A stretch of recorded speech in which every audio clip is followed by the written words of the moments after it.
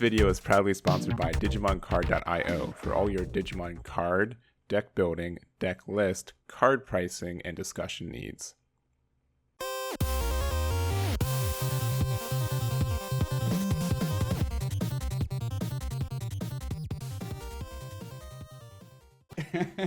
All right, we are back though. So we've got.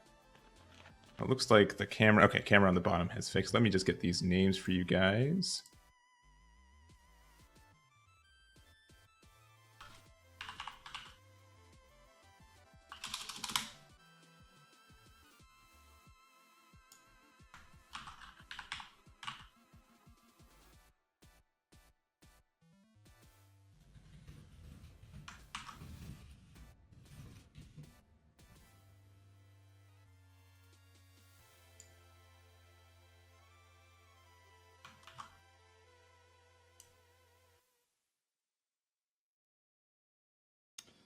All right, so it does look like they're kicking it off.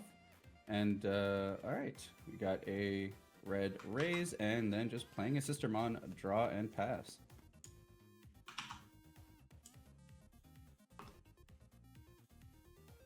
Starting very aggressively here, swing with the Greymon. Yep, hitting the first security. And that looks like it lives just barely with the inheritables that it has. Going down to 4 security. So it's looking like it's going to be Jesmon versus, I'm assuming, kind of like an Agubond variant on top for one. I would presume as much. So Jesmon, of course, being a deck that aims to go up the entirety of the Hollemon chain all the way to Jesmon, and along the way be able to play out Sistermons that will beef up the Jesmon to make him bigger, have piercing, and make him more of a threat, versus the Agubond deck, which aims to warp Digivolve into Agumon Bond of Bravery, which effectively will burn the opponent's security as well as clear out some of the board. Yeah, and it looks like we did just see the TIE Tamer be played, so that's kind of the crux for the entire combo for it. And just playing more Sistermons with it looks like they're not able to go up their chain and find the cards they're really needing for the Jesmon player. Yeah, this is a really tough position to be in. Just because, you know, the longer that Greymon lives, the more pressure it can put, the tighter you can put yourself to being in an OTK position. We see that Juan here has all the setup that he needs to be able to go. You know, you got the Agumon here, you got the Tamer, positioned to go into a Bond of Bravery. So, you know, another Greymon swing that you can't potentially deal with could very much put this in a very dangerous position here for Kevin. Yeah, and drawing again with the Coromon there. So it is I believe a 7k swing on security, and looking like living again. That Greymon does not want to die. Yeah, this is an incredibly good position here for Juan, sitting very comfortably, especially if he can go out and memory choke Kevin here. You can put him in the tight position. And playing a Machinedramon too. That is a obnoxious card for the deck. It pretty much just means that you can't swing with anything less than a 6k. So doing that work dual protection wise, and this could be it depending if we see a Bond here. Yeah, so passing on 2, and now we're in very dangerous territory. This very much could close out game if Juan has the cards he needs. We're gonna bring up that Agu, gain our memory, draw a card. Yeah, and passing once again 2-3, yeah, lets you go into your Bond and do everything else. Though the Machinedramon can't swing, so that is something defensive for you. And we do pretty much see an entire Jesmon stack in the raising as well. So if you give 3 memory right back, you can be just in trouble and getting blown out yourself. Yep. So we'll have to see what decisions are being made here.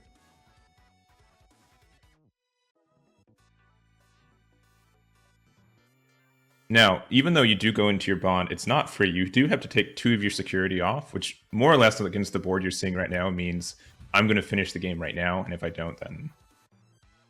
But looking like... It's effectively the call you have to make. And this is this is a national event. This is, you know, the first round. You got to be a little bit nervous, also being on stream for the first time for this round too. So a lot of individual decisions that can cause win or loss. And there he is. There is the boy. Yep, this is going to be an incredibly good tempo turn here. Gonna cost the loss of a Sistermon. Gonna pretty much get both of them down to 2 and 1 respectively. Yep, there's a delicate. And finally, this is where the Greymon finally goes down. Yeah. Oh, and there it is. Oh, the Gravity Crush for the Aguni for game. Wow. Nasty. Normally red doesn't have that much energy extension, but having exactly enough to go into that and swing for game is really, really nasty. Yeah, that is super hot. I know that a lot of players have opted out of Gravity in favor of the memory boost cards, but here, you know, shifting back to it's kind of like a give and take, right? Because Gravity, of course, you're losing out on the security ability, and it's a bit tighter on when you can use it, but it's not telegraphed to your opponent. So you can put your opponent in a position where they think they're safe, and in reality, you can give yourself enough memory to be able to close out the game, like we just saw here. Yeah, and these hybrid cards have always been such a good finisher for so many. Tamers are almost impossible to get rid of in this game, and so being able to do a cheap evolve on top of your Tamer to get that last swing for game is fantastic. Even if there was like a Gaia Force or something to pop any Digimon on the board, the Tamer would be safe to do that play. Yep, the hybrids have completely changed the game, right? Because now, not only does your combat math have to change to account not only for what's in your opponent's breeding area and what's already on their board, but now, you know, every tamer is potentially another hit. And like you're saying, you can sequence your turns in a way where no matter what your opponent ends up hitting in security, whether it's a Gaia Force or whatnot, you can guarantee yourself the additional attack by being able to just go into your hybrid once you've made your attacks with the Digimon that are already on board. For sure. So doing some, I mean, you can take your time for shuffling because we've got 40 minutes left in this round. That was a very quick 10-minute, you know, run and gun. So we'll see how that goes. Yeah. So, you know, of course, there's the natural saying of, you know, if Jesmon can find a rookie earlier, probably lines up better. Mm-hmm. But I do think Jesmon here can definitely put up a matchup against Agubond. You know, you can establish yourself a line of a couple of blockers with the Sistermons, and then put yourself in a position to be pretty okay, I think. So I definitely anyone's game here, but they are going to be very quick matches. I think both red decks here run at max velocity and definitely try to take out their opponent quickly. Jesmon trying to line up OTKs, Agubond trying to poke a couple of times, and then letting the Agumon Bond be able to take out the rest of it. So yeah, and very quick games here for sure. And it really kind of depends on who goes first, right? And if I remember correctly, Agubond went first. And when you're such an aggressive, you know, deck, you really want that extra damage. And honestly, part of the luck was just that Greymon living every swing. I think that did 2 or 3 damage all by itself, which is crazy. Yeah, that effectively is what lined up for the lethal turn to be what it was, just because you got the additional attacks that typically don't end up actually clearing out. You know, you bank for the best, but it's never guaranteed on that front. All right, but seeing that tie in turn 1 feels pretty good, meaning that, you know, you get all that extra memory and stuff. It does help out a whole lot. Yep, you're guaranteed to go into your ultimates. You're guaranteed to go into your megas and being able to use them tempo-wise to actually swing in with them, which makes a huge difference. Yeah. And of course, once again, could represent a hybrid if we see the Jesmon player running it. And we are seeing the EX1 Agumon there. A pretty nice card for the list in general. Able to look for your Tamers or your big boy Agumon, or even just a rookie Agumon as well. It just helps a lot of consistency. So playing a tie Tamer right back. All right, so everything's set up to go into a Bond Encourage. Now, what the Agumon player has to do here is just, again, with the Greymon, just kind of set up the life totals in a point where he's able to close out the game. Because there is the fact, of course, that, you know, there is a cost, like you were saying. It does cost yourself 2 security to be able to go into the play, so you want to make sure that you're doing it in a position where you don't just lose to the cracked app. Yeah. There we go, fixing the lineup there as well. And there's another Agunimon there.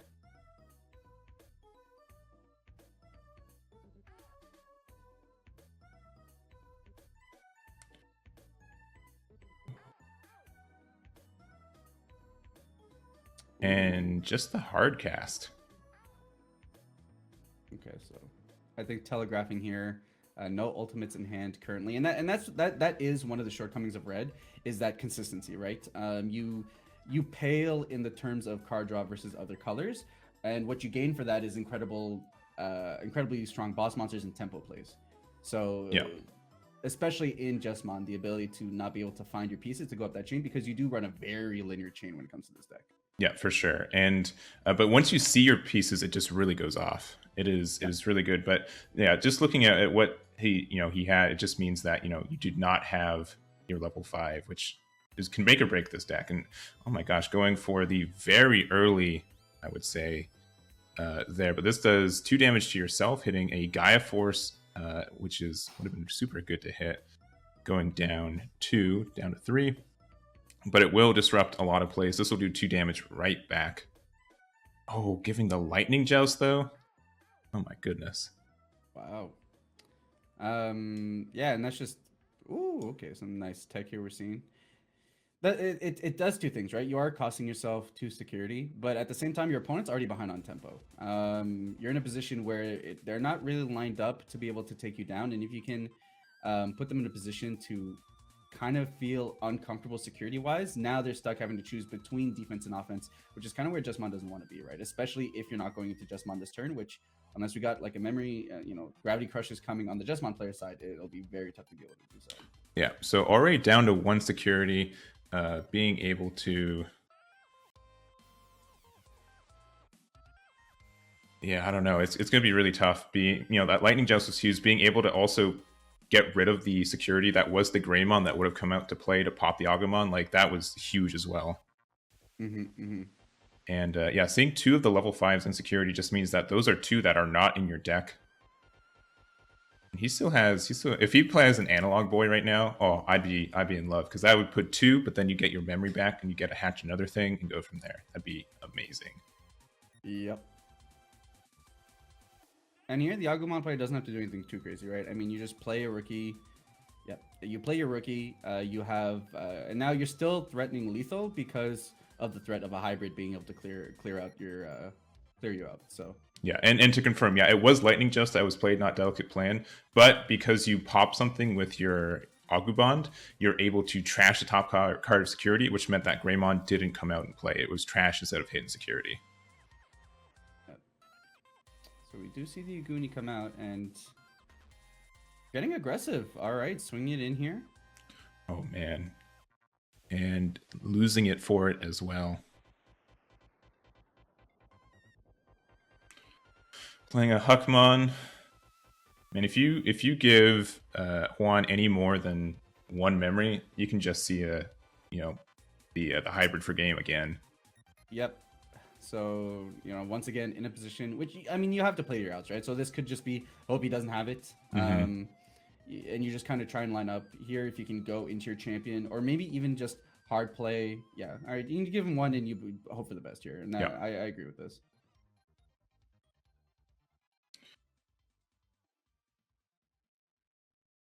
Man, if he's got like another... What Gravity Crush? Gravity Crush would do? I don't think it would win it, but I mean, Gravity Crush into a hybrid would for Gravity sure. Crush into a hybrid, yeah. Does look like okay. Ooh, and a hard pass for 3. Oof. We're gonna clear board. Yeah, this is a very threatening position here. The breeding area, basically representing lethal. I do not believe there's anything that the Jesmon player here can do. I mean, you could hardcast something to be able to maybe gain some security. All right. Well, that does do something. So you do have a blocker because you do have a Royal Knight out. So that is something. But if there's if there's a hybrid, or if you can go into your big boy, that kind of ends it. So I think here we're representing the hybrid. Yeah, and there we go. Aguni for game, and that's it. Juan Rodriguez taking the match 2-0.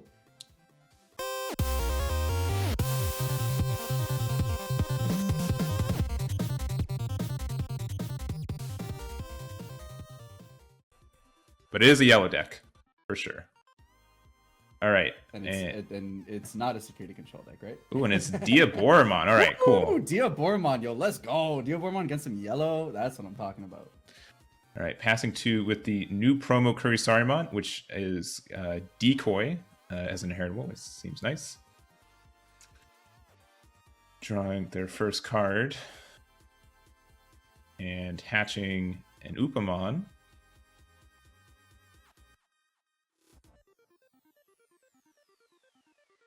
Going into Bushy. See, now this is one of those matchups where I think yellow can do very well because yellow is a great tempo / board control deck. Yeah. So whereas Diaboromon will try to get up to its Diaboromon and spam out the tokens and do everything it has to do, yellow can put you in a position where not only are you going to feel pressed because your security is low, but also because consistently yellow can put themselves in positions to start clearing out your board. It has great, it's got Bushiagi to be able to close out the game if you give it too much memory. So there's a lot of potential angles at which yellow can attack from. Yeah, and we do see the TK probably still one of the best tamers in the game, being able to look at all of your security, choose one yellow card and recover. Or choose any card. If it's yellow, you get to recover. But honestly, just being able to play this turn one is probably one of the best turn one plays still in the game. Yeah, it does so many things. First, fixes your memory. Every deck that has an opportunity to be able to do so will obviously love it. Second off, it's a selective draw. You're able to look at top 5 and take anything you want, even if it's not even on your color, right? Which in its own right could have some benefits if it sets up your life to 3, where you get a lot of your yellow effects. Finally, you have nearly perfect knowledge of security, which means you can make the most optimal defensive plays possible to be able to line up what your opponent may or may not do, which is extremely powerful. You don't have to, out of the, in an early turn like this, out of the 5 cards you're seeing, you're going to take one, and out of 4 of them, you understand, okay, am I rookie heavy? Am I top end heavy? Is my opponent's stuff going to die when he swings in? And those are important decision factors that definitely help out. All right, just playing the rookie there, looking at top 5. Not seeing an errata. You do get any of the unidentified pieces in your chain. But yeah, having that tamer would have been huge, especially since you played it for 3 and now you're passing 3 to your opponent because of the TK. Yeah, errata is one of those things that kind of helps this deck be able to get to a point where it's hard for your opponent to deal with, because it has a multiplicative effect on the board. So the earlier you can see it, the more it benefits you going into your Diaboromons, because it just makes them that much harder to deal with. Yeah. But yeah, obviously getting the Infirmon just means to me that they're missing the 5 chain and they want to be able to go into the Diaboromon afterwards. But we'll see what Charles does. Does he raise up to get more Digivolve or more chances to Digivolve next turn? But it looks like he's just keeping the Bushy Agumon there.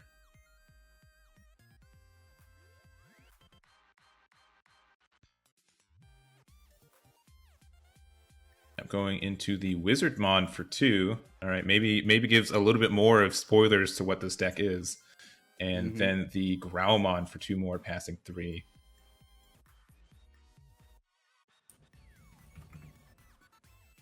And that Growlmon is really good against the list itself, hitting the first damage here. Into a Mastemon. All right, spoilers gone. We know what it is. Yeah, I love Mastemon. I think it attacks at such an interesting angle, and you can set it up to be single-sided as well with its effects, which is incredibly powerful. And so, obviously they were pressured to swing at the Caramon because they know it could have been popped next turn with the Growlmon. But yeah, now you just, I don't know, now Growlmon doesn't have anything to do besides just turn to a level 6. And additionally, there's nothing to play from your trash, but we'll see how it goes. Yeah, very smart decision here from Alexander to just kind of recognize the board state that would be represented. And just, if my thing's going to die, I might as well get a security out of it. Yeah, for sure.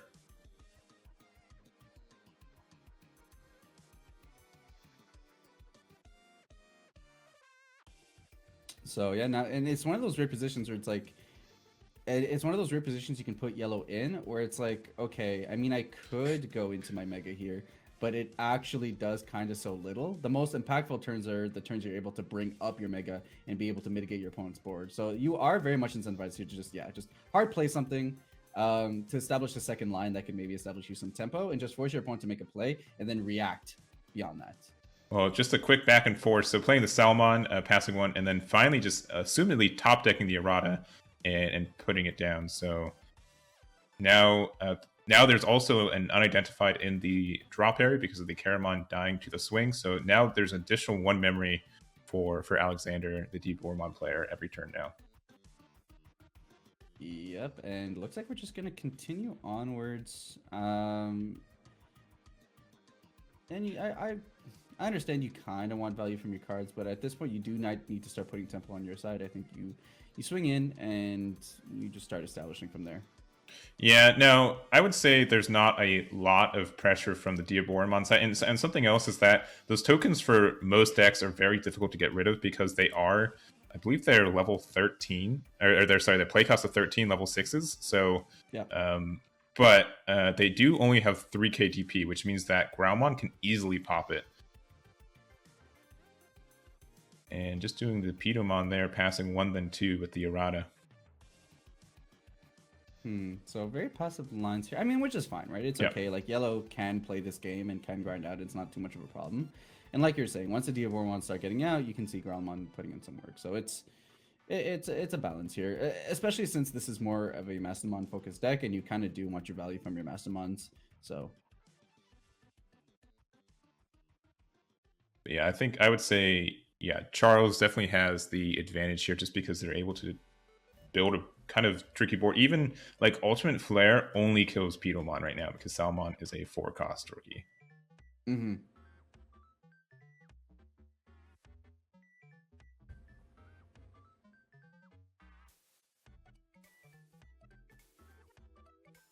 And just hard casting a Caramon, passing 3 back. At the same time, you know, maybe we're just digging for another Mega, and maybe just Growl sits there, right? Because Diaboromon's putting so, and maybe just because they're digging for Diaboromon, it probably is, but they're in a position right now where they're putting so little pressure that you might as well just start forcing the game to progress. And this could be also bait because, you know, you do have that that Caramon that you can pop now, right? And then also you can Digiburst, which puts a rookie into your drop area or into your trash, which means that you're able to play it if you play into Mastemon. So I think there are some kind of good plays here. So it looks like that is what is happening. Yep, and Bushiagu being one of them is very nice.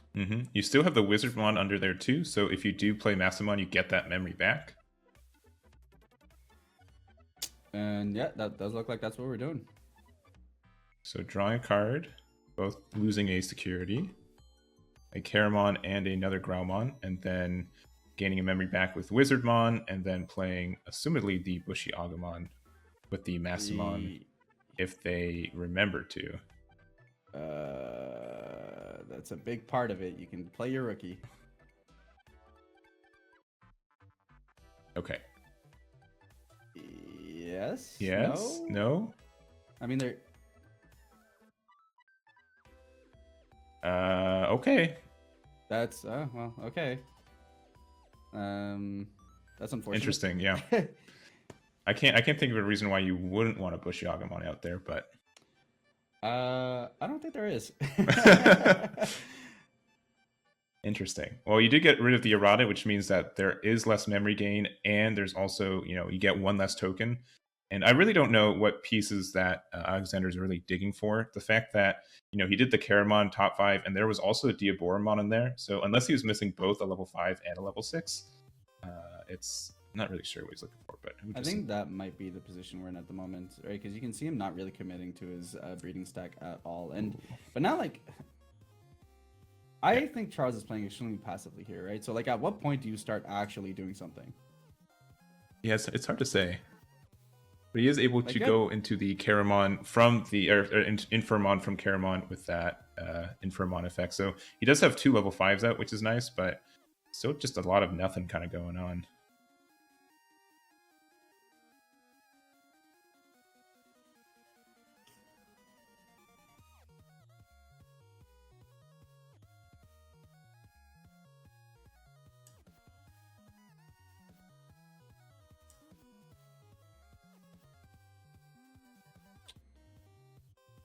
Going to Tapermon.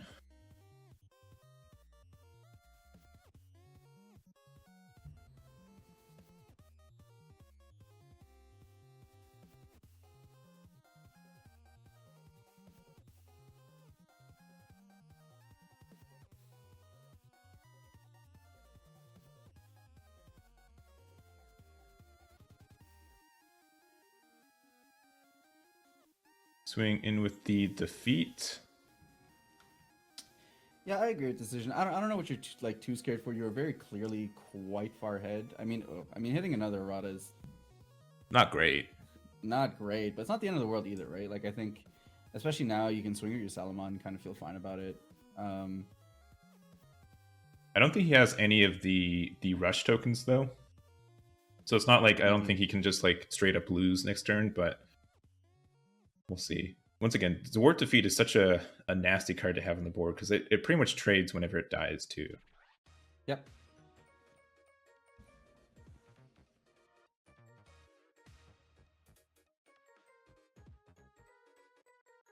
And I feel like we're gonna line up just for another passive play here. Just try and play something and pass and hope our opponent can't do anything. Yeah, so if I was in this spot, I would have swung with Salmon first, right? Because I want Salmon to die, because we are at 3 at less. Yep. But if I would have done that, I would have gone Aandroidd. So, like, I don't know what it is. Salmon is so brave, and it lives so much more than it really should. I mean, we're seeing the board spam here, so which is great. He's getting the pop. Oh my goodness.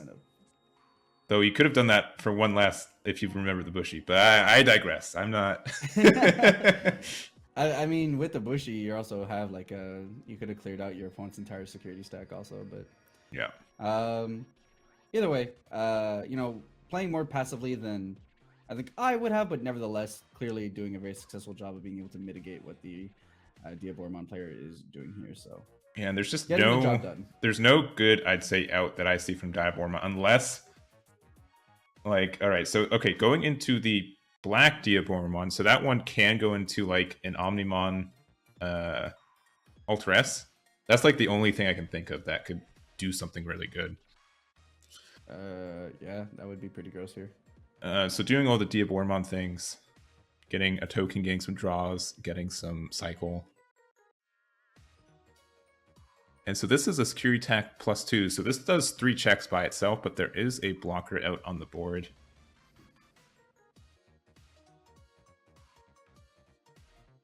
This is the most elusive card for me. I've opened 30 of these tournament packs. I haven't pulled one. There's like an 8-card set. I opened a dozen, and I don't think I opened one either. Yeah.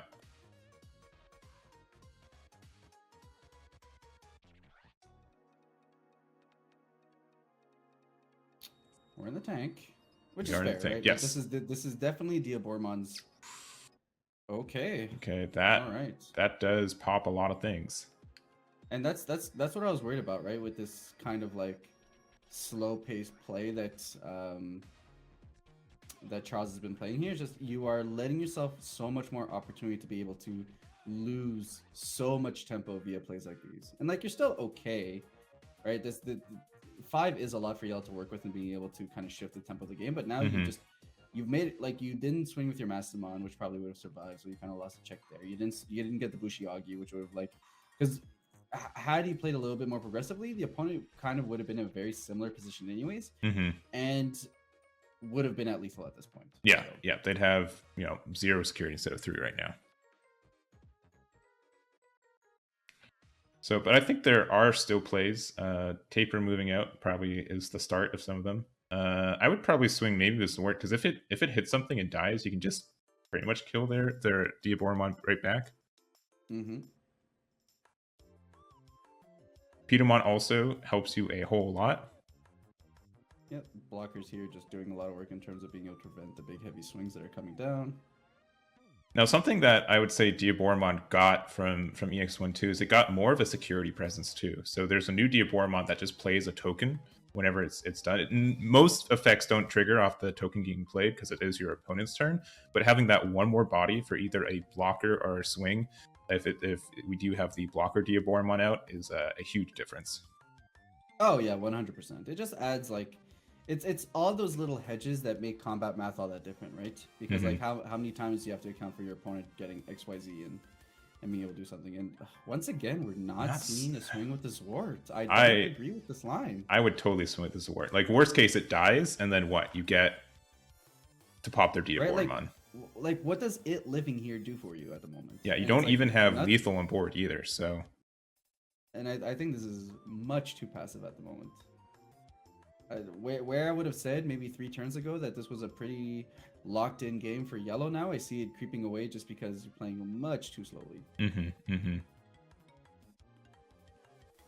And I understand that Mastemon is more of a control your style deck, right? You do kind of want to, win via kind of grinding out your opponent and getting guaranteed wins, but this is one of those where trying to go for the guaranteed win as opposed to a win that's very likely will end up punishing you in the long run. For sure. And going into the Infermon, just passing through again.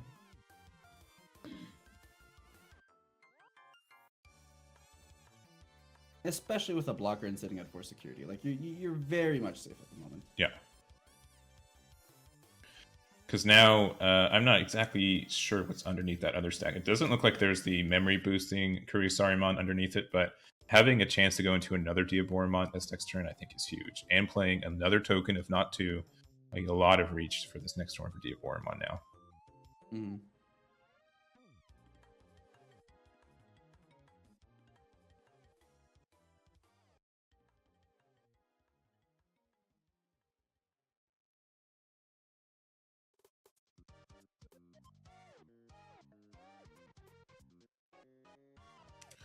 Oh, that's a good point too. There is the decoy Kurisarimon underneath that stack, so if you try to pop the big Diaboromon, you can pop the other one. Ooh, not great.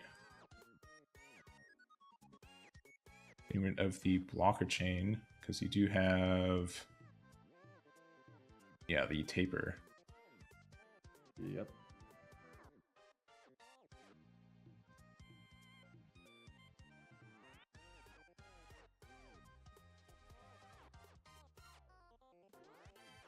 Which I understand being afraid of swinging into these kind of things, but like it's there, right? Like you're gonna have to deal with it eventually, so you might as well do it on a turn where your opponent has less things going on, so that they can't mount a comeback. And that's just kind of the give and take. Like it's yes, tough securities like those are are a tough time, and you kind of have to account for them. But if you don't have a line that deals with it without being it, like if you don't have a Mastemon coming down to be able to clear those kinds of things, then like you just kind of have to force it and try to go for the win regardless. It looks like they're out of rookies in hand too, otherwise we would see one right there.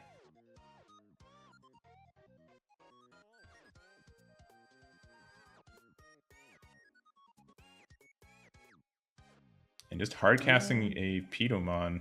Well, I don't disagree with this, right? Yeah, you kind of need a blocker, but you do need a blocker in this position. Something that now that I recall that it has decoy underneath it, you can swing in with your big Diaboromon, and even if it hits something that would die, you can just pop a token instead.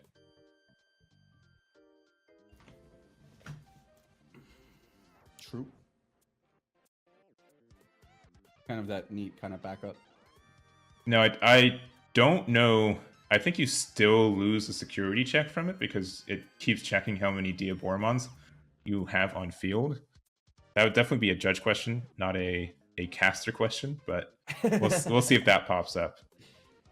Ooh, yeah, and this is something that you should be pretty scared of. So we do have the new Diaboromon come out.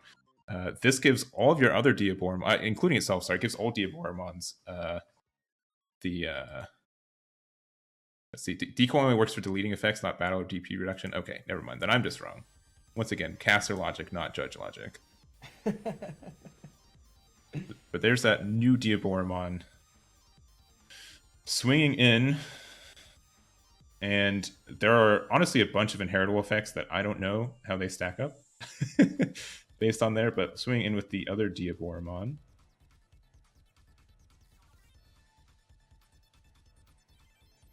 Yep. Looks like it's just popping itself. So those don't have blocker anymore.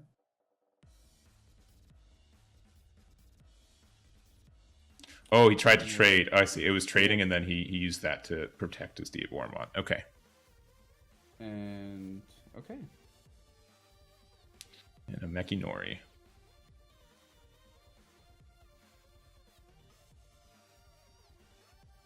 Yeah, now just yellow having lost all tempo here almost. I mean, you still have beefy 10k, which is not nothing, but it is just 10k, right? It doesn't do anything else. You don't look like we're stuck on rookies now. But if you can think of like all those times when he missed out on 2 or 3 damage throughout the game, you would be in game 2 right now. You would Yeah, finish this one. 100%. 100%. A couple of missed triggers, couple of missed swings definitely made all the difference here.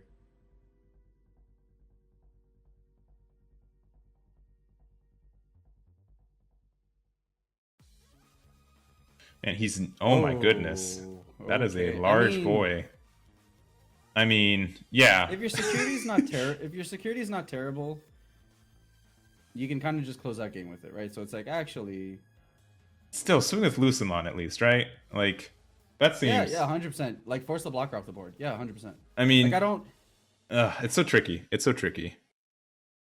I think you just do it, right? Because it's one like Lucemon's doing nothing at the moment, so either it clears the security, it clears the blocker, and then at least if you clear the blocker, it's one less body to be able to take you out. I think he's just too busy respecting security, right? Because if he hits another Diaboromon, you get another token, and maybe that's like one more damage for swing, but I don't know.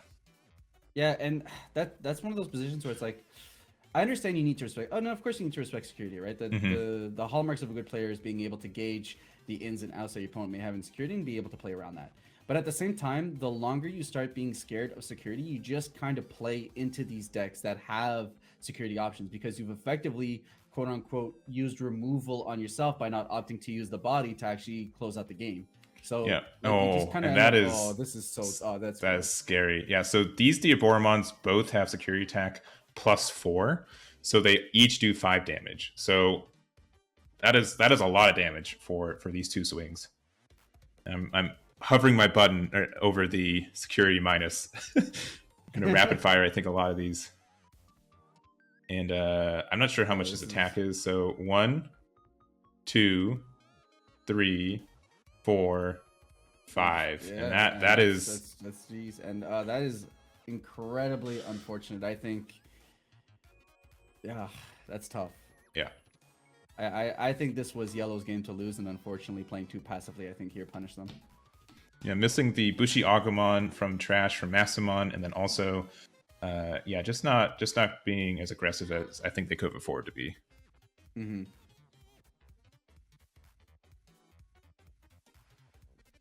Yeah, so how much damage was actually on board? 11. So each one of those could do 5. They both swing for 5, and then the additional token. Yeah. The other token had summoning. Was just played. So. Yeah, we are going to game 2, and that was a 25-minute game 1. So they're gonna have to. Charles at least has to speed up his pace if he wants to be able to get a W off this. Yep, 100%. Charles definitely needs to put on a little bit of the gas here, which you can do, right? Like I think within the first 10 minutes of the game, he had a board state that could contest for lethal. So, yeah, if his playstyle doesn't lean himself to playing a bit more aggressively, then at least the time should kind of push him along that direction. I mean, if this goes to time, that just means we don't have to keep jumping around matches, and I'm okay with that. That's less work for me. That's less work for you guys to keep up. So I'm okay with that. We'll see how this goes.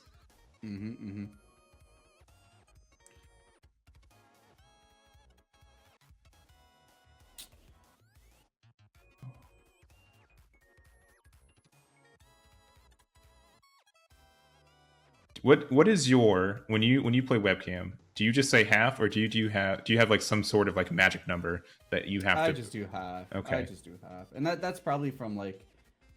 I will say a lot of other card games I play are less lenient on chains like Digimon is, whereas Digimon is very much like I play a lot of decks that very much rely on going from rookie all the way to mega. So I can recognize that like making sure there's a proper shuffle is a bigger deal in this game, but nevertheless, I'm not like I don't mind it. Just cut half. And like if I don't, if I feel like my opponent didn't shuffle sufficiently enough, I'll just ask him to keep shuffling his deck. Like that. I'm not against that. But I've had some opponents where like, top 20 cards of your deck and then make the other 2 do a backflip, and then maybe make a small prayer and then I'll let you draw your first 5. So all right, normally say half, but I would say something that's unique about this card game compared to others is that once you shuffle, that is it. That is the order of your deck for the entire game, right? Like most other games have a lot of effects that shuffle after you do them, like you search through deck. This is literally just look top 5, put it bottom. You cannot change the order of your deck once it's shown. Yeah. And This is what you get. yeah, it looks like that Alexander went first, so Charles is saying he's more comfortable playing second. Doing Bushi Agumon into Pidomon, which I think is how last game started. And we do see the double Karamon from Alexander as well, but this time he was able to hit an errata. But yeah, once again, the exact same almost starting as it was last time. Yeah. Just minus that TK, which is a little important, I would say. Makes all the difference, right? I mean, every single play, every mega play available in the deck needs at least 3. Mastemon requires the 4 if you don't have Wizardmon, so you do definitely want to make those bigger plays. I mean, it's like going into a mega in stack is not in breeding is not the worst for these decks, especially if you go into a War Gray. But no, we're gonna take the tempo here, so I'm not sure if he's just playing fast or he just didn't want to keep it, but I'm surprised that he just didn't swing in with the Karamon just to potentially, do some damage before it would eventually die anyways. Ooh, right. And the Dynasmon, all right. Very spicy. All right, so takes the security, hits into a Pidomon, and then I believe, let me see if I like this card, but I wasn't sure if anyone else would be playing it, so let's see if I thought. Sure. When Digivolving, you may trash the top card of your security stack to reveal the top 6 card of your deck. Out of 2 level 6 or lower Digimon cards, 1 into your hand, trash the rest, and then all turns, once per turn. When a card is removed from your security stack, if you have 3 or fewer security, trigger recovery +1. That's super spicy. Yeah, and so, if this stays around, it has a lot of just passive, recovery throughout the game itself. So we'll see if, I mean, it is susceptible to Digivolving, but now that you kind of WarGreymon it out, there's not as much chance for that. So, and it just sends the rest of the trash, which just means that your Lucemons are easier to be played for just 5. Yep.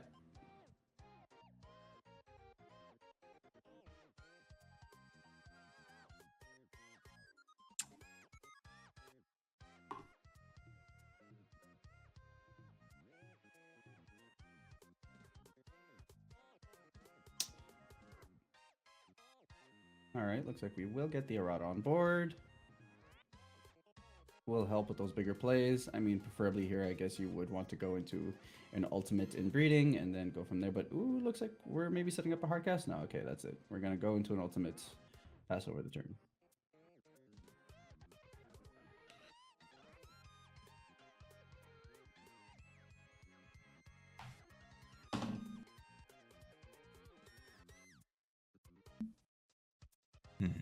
Yeah, I don't know, this is just like a lot of awkward in between turns, I would say. Like there are like a lot of plays you can make, but nothing seems obvious for me. Like even swing with Dynasmon, do you want to risk it dying and then you don't get your passive recovery? But it also doesn't have a lot of protection either, so it's really tricky. Yeah, like it's not as clear cut as we saw in game 2, where like you can kind of swing for tempo because both decks are kind of in a position to quote unquote pop off. So this is one of those positions where you might have to be a little bit more careful, just because tempo isn't inherently on one side over the other.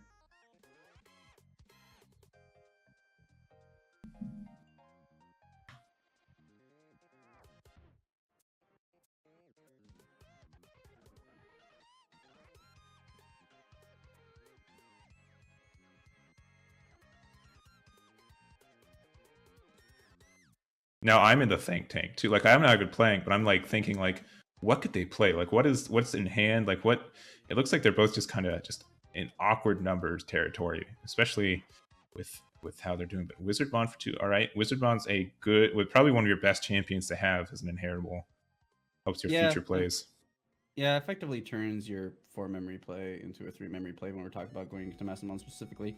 Finding a tamer here I think is super important for Charles at the moment, just because it lines up his plays so much easier than typical. But at the same time, it's like, does Alexander have the Diaboromons, right? And if he does, like how much it can be very explosive if he does. So you just kind of need to weigh the options. I still think you need to start trying to get ahead in the game space, but it's not a given.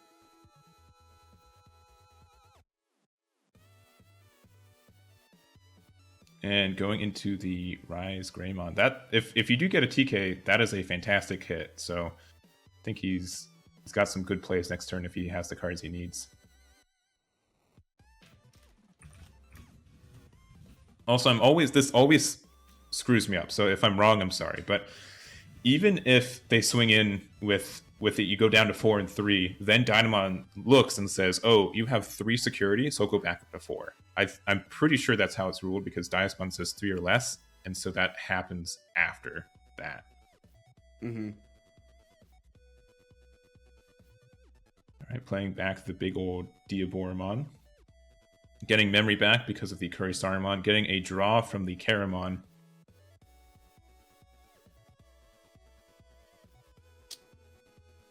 Now we're in pretty good territory here, I think. And if he can swing. Once again though, like I don't know, if you swing, nothing really happens. Like you do a damage, but you get the security right back. If Diaboromon dies, the inheritable Infirmon says that you get another token, but that doesn't really mean a lot either. Yeah, I don't know. It's not a given either way. I mean, and there are so many potential tempo swings in security available on both sides right now. Yeah.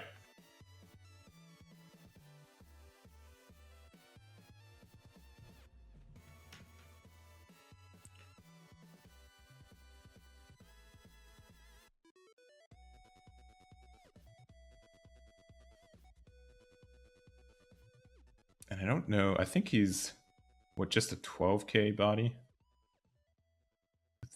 I think only the egg inheritable lets him get any additional DP. I'm just hard casting the Karamon from there. And passing over 2.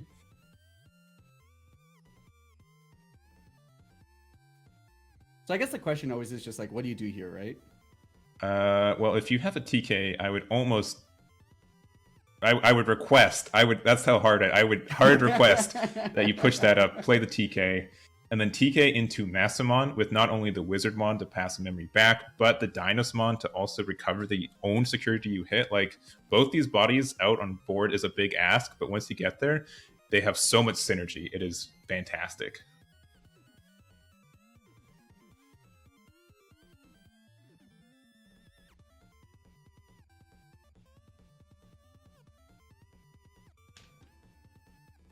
And even without the TK, I still think Mastemon is the play if you have it. Once again, Mastemon with Dinosmon just feels good. Yeah, 100%. I mean, it's a tempo swing, it's a burn, it gets you closer to your opponent. It does a lot for not too much commitment, especially when like you have your entire deck that kind of mitigates the fact that you end up costing yourself. Blinding Ray, which Dinosmon should be able to proc and get you your memory back.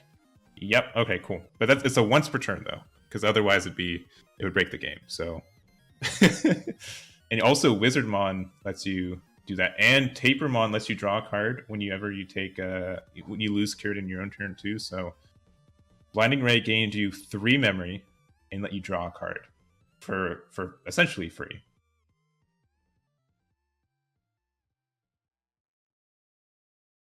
All right, so it does look like we're going to go off and get the Tamer here, which I think is fantastic. I think that makes for a great tempo swing.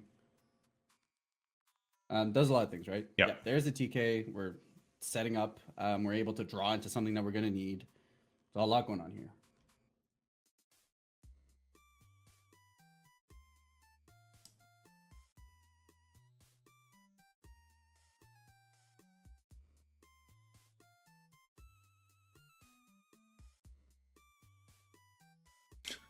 Getting another TK.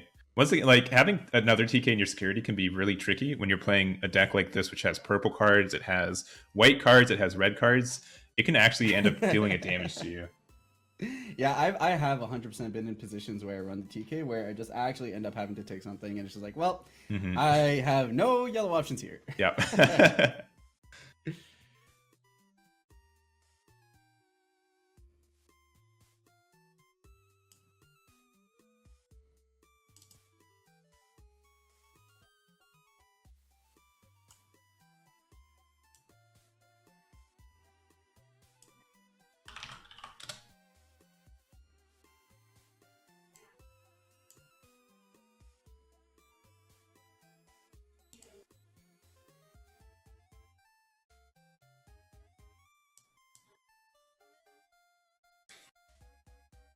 Man, that is a lot of thinking to just digivolve into Mastemon. I gotta say, like, maybe he's got like an all art one and a regular art one. And he's like, which one do I want to show on stream? I don't know, like, but yeah, more actually though, my guess is that he just isn't seeing the card that he needs to, which is quite unfortunate because there was a lot of cycle and everything else. But no, okay. With my eagle eyes, I did see the Mastemon, so I'd have to think he'd want to play it, right? Like, yeah, well, we're once again in this position where you have to make something happen, right? Like, I think at the moment we're looking at Charles just trying to let his opponent outplay himself, but at this level, at this skill gap, you're just not going to see that, right? You're going to see the Diaboromon player wait until he actually has enough advantage to start pressing. You know, he's up in security. He's coasting in terms of board presence at the moment. So. Oh, okay. I mean, all right. And that's good. You be proactive, right? You need these kinds of plays to make something happen, just because you are on the back foot. All right. So I see now. So the big thought was, do I go into my War Gray or do I go into my Mastemon, right? And he decided to go into there. So he gets to draw the card, restand, popping. So you can pop two things here. BlackWarGreymon can pop something, and also the inheritable off the gray. So it's minus 6k, and then he uses the -2, which is also not once per turn. So he gets a reswing, he gets a minus, another minus. All right, here we go. All right, and it lives. Okay, that's fine. And then I guess here, if you're actually going to neg the Diaboromon, maybe we're indicating like a Valdarm or something. Perhaps, because you can maybe a Starboy, something like that. Yeah, because you get to do another -2 here too. Maybe like a Spiral Masquerade. Could be, yeah. All right, so that is a strong card there. It doesn't kill anything, but it does get rid of. Oh yeah, actually it does. It does kill something because of the Digi-Egg there. So, all right. And I don't know the inheritables on that. I don't think there's any pluses. So that Diaboromon is simply a 8, 11 minus 8, a 3k. So Starboy would have popped it if it lived, but yeah. Oh, but Spiral Masquerade will also pop it. So yeah, all right, there you go. Yeah, so that's what you're expecting. The powerful Masquerade takes the whole memory gauge with it. And now you're feeling pretty comfortable, right? Like you're back. These are the type of tempo swings that this deck needs to make and needs to be pressing, right? Like now, the biggest mistake Charles could be making for himself here is feeling like he needs to slow down the pace of the game. You want to give your opponent as little opportunity to be able to make a comeback, and you want to be able to press your advantage, especially given that there are 11 minutes left on the clock, and we're still in game 2. He needs the time in game 3 to be able to close this out. Yeah. That's right, and he did forget to get the additional token from his Diaboromon from the Infernmon inheritable, but there's a Mastemon popping that one right there. And Ultimate Flare, which does get rid of the stack again. Okay, well, now the momentum has just swung over back to Diaboromon. Now he should have recovery options, right? Yeah, a whole lot of memory. Yeah. Yeah, you know, if we can find a rookie, we can go up our chain. You have recovery options. And you can line up a Mastemon play for potential lethal, so.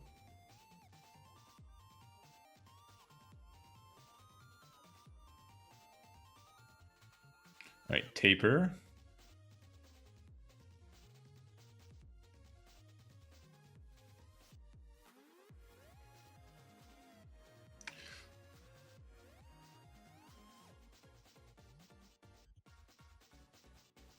Yeah, Pito here, just a cheap way to get into a champion. I would imagine we try to set up like ultimate rookie here. I think is kind of what you lined up for. Or yeah, just flat out just go give our opponent nothing to work with, recover one. That seems fine too, right? You definitely need to be in this position where now like a Mastemon into a Bushi Augie could represent lethal. So yeah, so Kurisarimon for 2, and then probably just an Infernmon in raising if it exists. Yeah, it sure do. All right.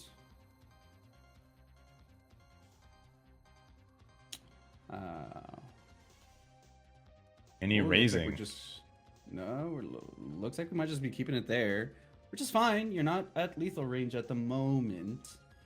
So you could just start doing some work with your Lusmon here. Maybe play another one. Oh yeah, another one would be gross. Yeah. So I agree with this. Just swing in, see what happens. All right, you're coasting, and now you're representing lethal potentially next turn, depending on what you play. Yeah. Without potentially your opponent having actually something to deal with, especially if you just end up giving him, 2. So here's the thing, that Infirmon does reduce the memory cost of the next card you play by 1. True. Going up the chain, but I don't think he has the Curry Saruman that gains memory back. So if you pass exactly 1 memory, they won't be able to go up the chain and keep it their turn.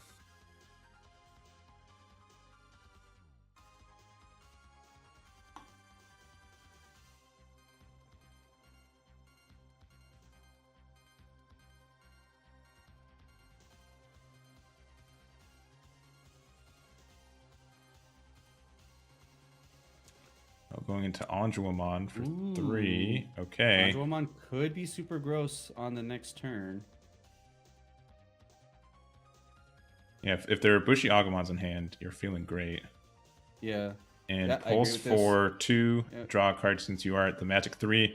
Gains an extra memory from the errata though, and we'll see how that goes. Man, if he remembered his token, it would be, I think he'd be a lot more afraid. Yeah, we'd be in like actual danger territory at that point. Yeah, because if he had the other Diaboromon, you would be able to like have security attack plus like 3 and potentially finish game. Yep. So now we got blocker.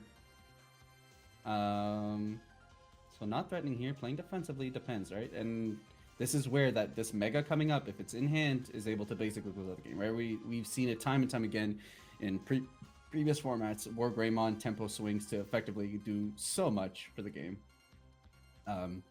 You can play something for free. You can be a Bushiagi. You can be something else to get you tempo. You get 2-year swings. So this is the dangerous board states that yellow is so incredibly good at establishing. Yeah, and so to me, the question comes down to, all right, my Diaboromon can pop the Lucemon, right? But then I lose out on a blocker next turn. And then also, if my Diaboromon dies, then my token also doesn't have blocker anymore. Mm-hmm.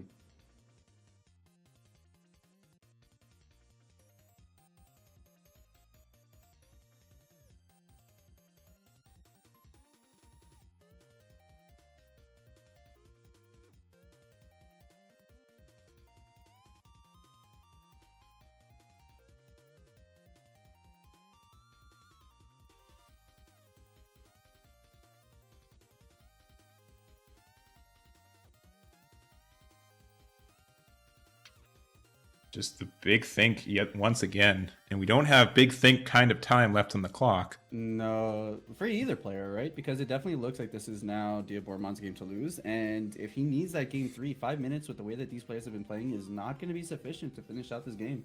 Yeah, I mean, if there's a way to, all right, just Caramon.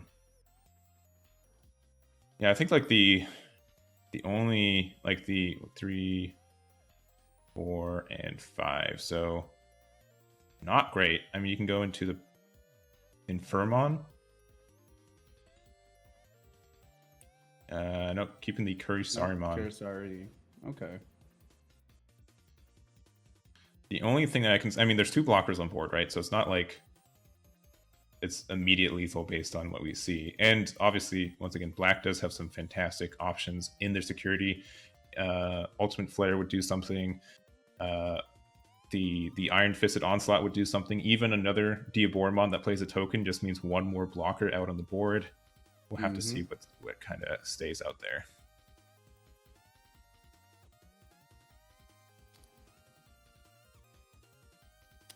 So in terms of proceeding to day 2, how do draws tie into that? Right, because we're going to see players with 1 undefeated, 1 draw.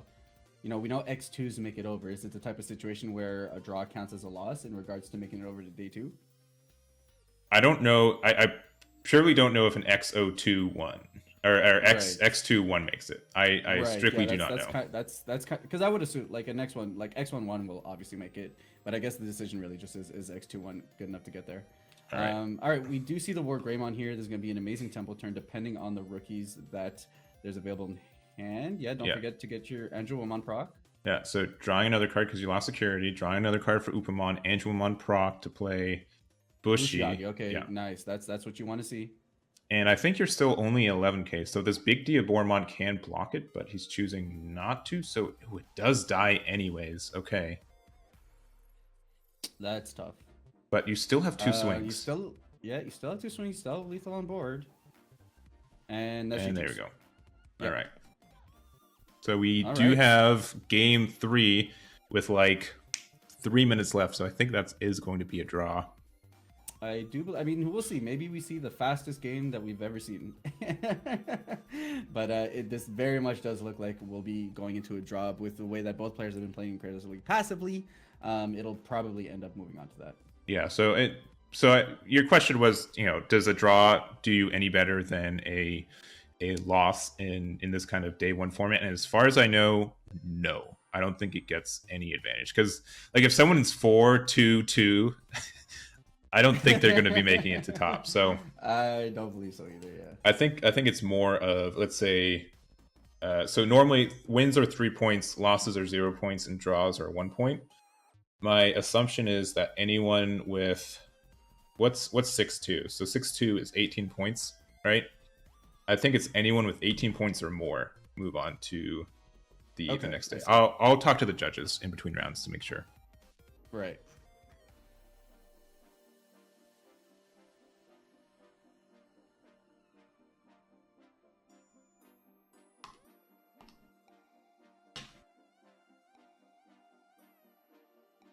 All right, speed mode. Let's go. Yep, fastest game in the West. Let's see. Now our clock is not exact. It is within, I'd say, 2 minutes of accuracy. So probably on the fast side. So they could have maybe up to 4 minutes, which that's double the time. That's double the time left. That is true. That is true. Okay, so starting off with the TK is a great start. It means that he's going to be able to go right all the way up to a Mega if he wants next turn. Or very close to it. There's the Maste. We are not going to recover for this, but I think that's fine because you are just trying to be as quick and aggressive as possible. Okay, and that is assuming too that I don't know. Assuming that draw in this is that if there's no clear winner, then it's just a draw. It doesn't check by security.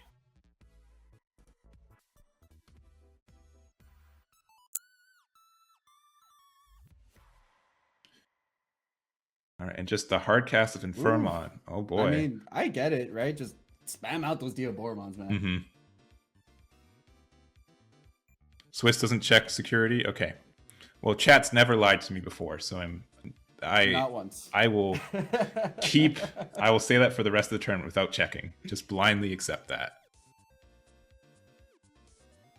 All right, and that's it. This is the lines that we're talking about, right? Just going right in there, maybe setting up like a WarGreymon. Unfortunately, in these kind of tempo situations, you 100% would rather the Agubond just because you can get so much more tempo here. But I think he needs to play that token too, right? Right? You want to play your token off Diaboromon, maybe? I guess he's just gonna pop the token that would have existed anyway, so that's fine. We're just playing super fast. Mastemon here isn't. Oh no, they're okay. Why did he not play? Maybe am I missing something? Dio does. Oh yeah, that's right. The Diaboromon doesn't make a token. This one specifically doesn't. The other one does, and there's no rot out. I'm also bad. That is the answer. Wow. Okay, so just what? I mean, I get you're setting up your rookie for your Mastemon next turn, but then,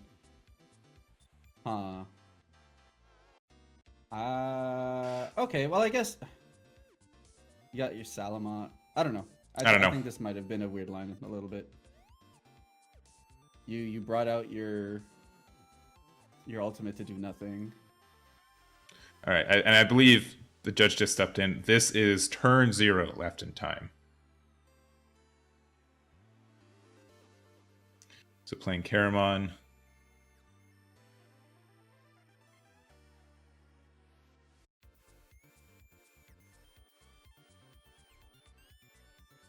Yeah, I'm really surprised they didn't go Mastemon, just because you would be able to get the Bush Eat back out for free and just do damage, and yeah, I don't know.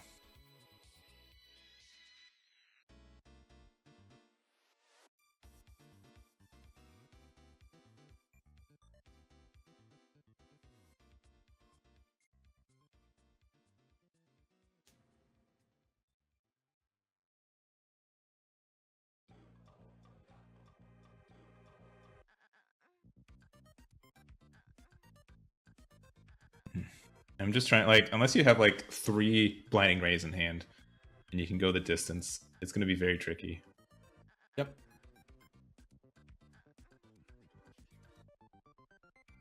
Because there's not even a Pulsemon in security to... Yeah, well, there's the Masty. So there's the Mastic, but that's just turn. And you're not... Ooh, Starmons, though. Yeah, it's a good hit, so pop the Caramon. Yeah. Still don't have lethal, though. Nope. And, I mean, that'll be the end of turns before he gets an opportunity to do so, right? He'll get one more turn after this, but... without, like... I mean, maybe his opponent gives him 10 and he Alright, whoa. Yeah, Blinding Ray Bushy Agumon is game. Yeah, that is an out. That is true. Well, I mean, assuming he doesn't block. Yeah. Well, yes, because Diaboromon has blocker still. Yeah. So you actually need 6 wings, you know?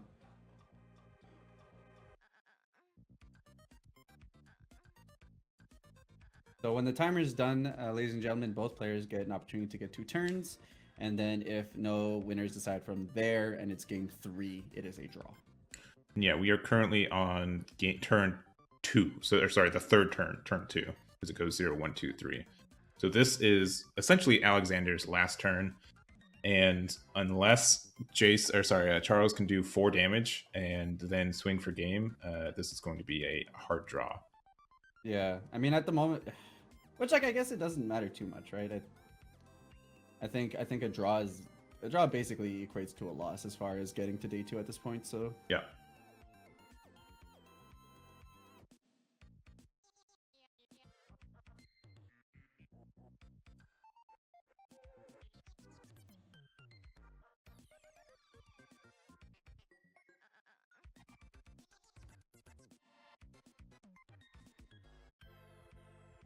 All right. Well, gave him 3, which is fine, but wasn't able to go into a Diaboromon. So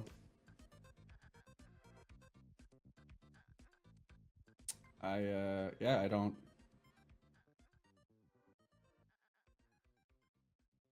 Yeah, I think this is going to be a draw. I would say if we had more turns, exist, but like it's a very high roll. Yeah, it is. Yeah. And yellow's not known for having security attack +1. Yeah, and I agree with you. I think you were gonna say like if there were more turns, I think this is probably yellow's game, but yeah, and they're just scooping it up. That's it. That's just the scoop. Let's not try and draw this out.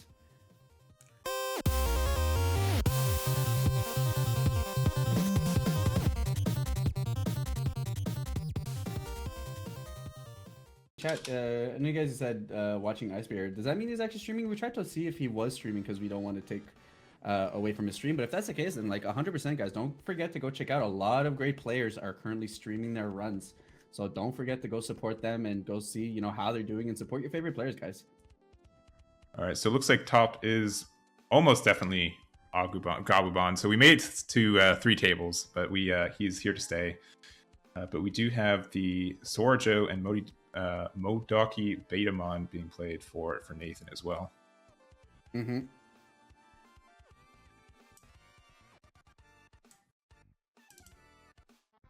So, you know, like we were talking about for going into this tournament, how a lot of players kind of have their hallmark decks or the things that they're known for and the things that they're saying, like, this is my stage to be able. And for a long time, Source Control has been one of Ice Barrier's favorites. Nathan has consistently format after format been representing this deck. And it's one of those decks where a lot of people just may not know, you know, precisely how it rolls, what it can do to you, how it can do. And we have gotten so many good cards in the form of things like Hexblaumon and that from set to set to just be able to supplement that strategy even more. Yeah, and it's a really weird spot because something like Gabubond just loves hard casting rookies and passing. And with the Sora Joe out on the board, you're really punished for that. Mm-hmm. The memory boost here is definitely going to help, and not when that Betamon's out there though. Not with the Betamon, that is true. Oh, and his twin brother.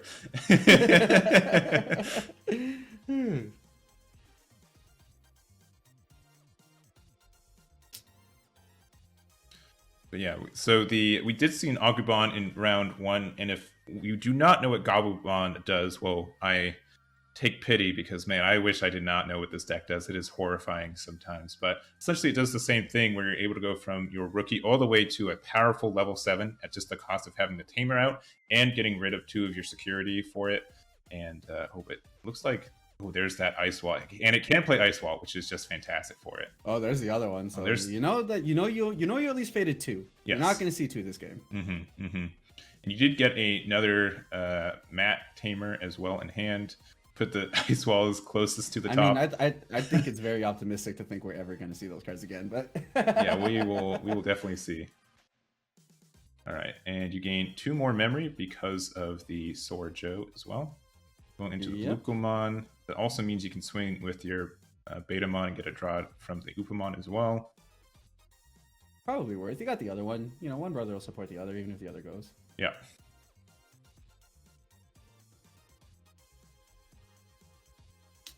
Will. So here's the other thing too, like you kind of got to be a little bit afraid of. Oh, it lives Whoa, too. Oh it man, lives. Wow, that's clutch. Wow, those are some good hits for Nathan.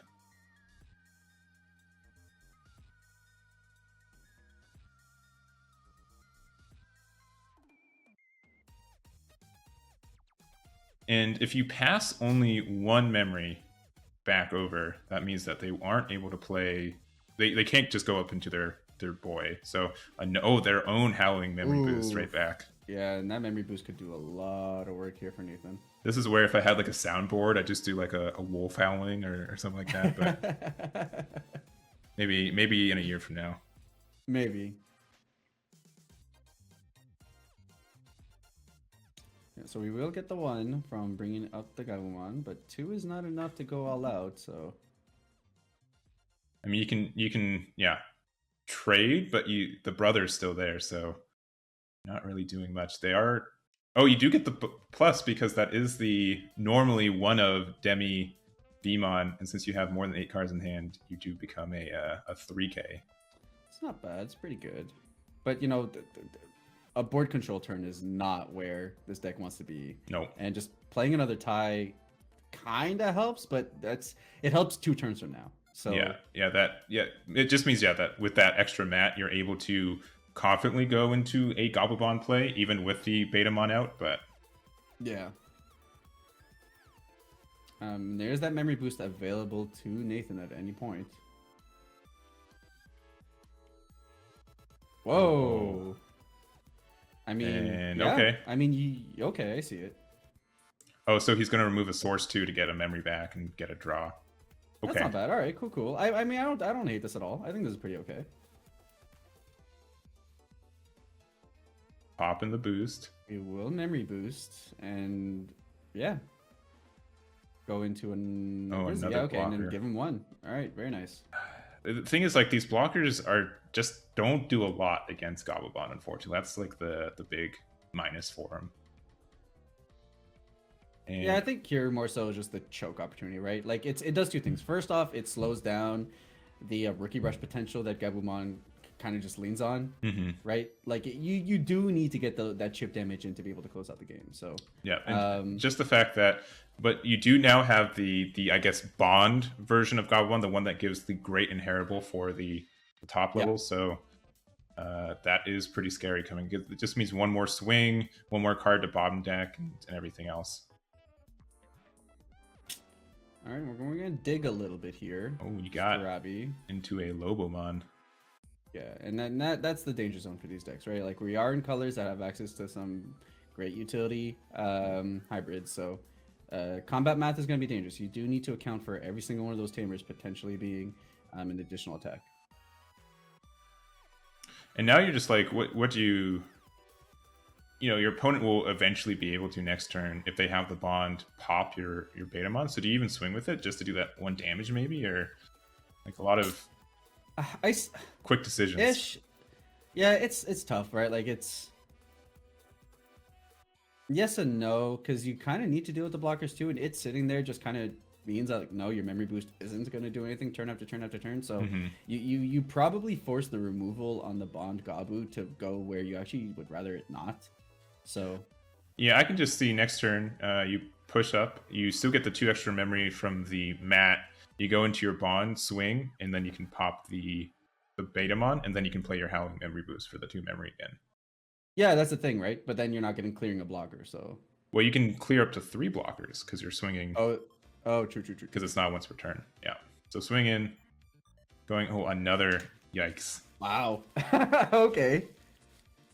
Okay, at this point, I think you just actually swing with the rookie. I don't think it makes a difference anymore. Yeah, you kind of just have to go with everything.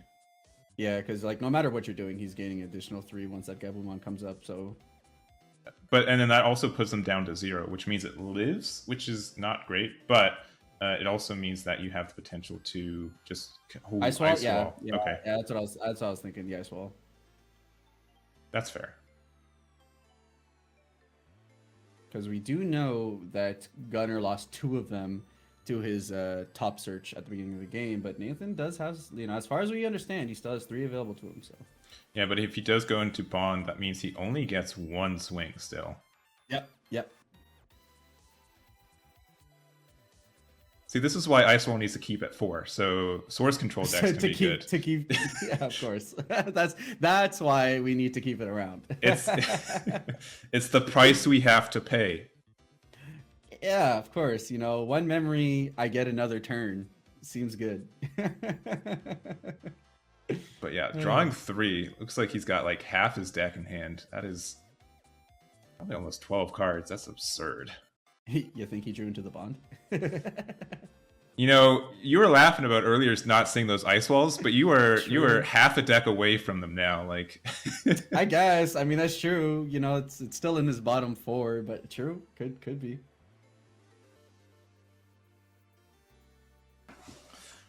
Also, this is a global posture check because I noticed myself just craning over this match. So if you guys are in as bad posture as I challenge you to sit up correctly, at least for another 5 minutes before you unconsciously forget about it again.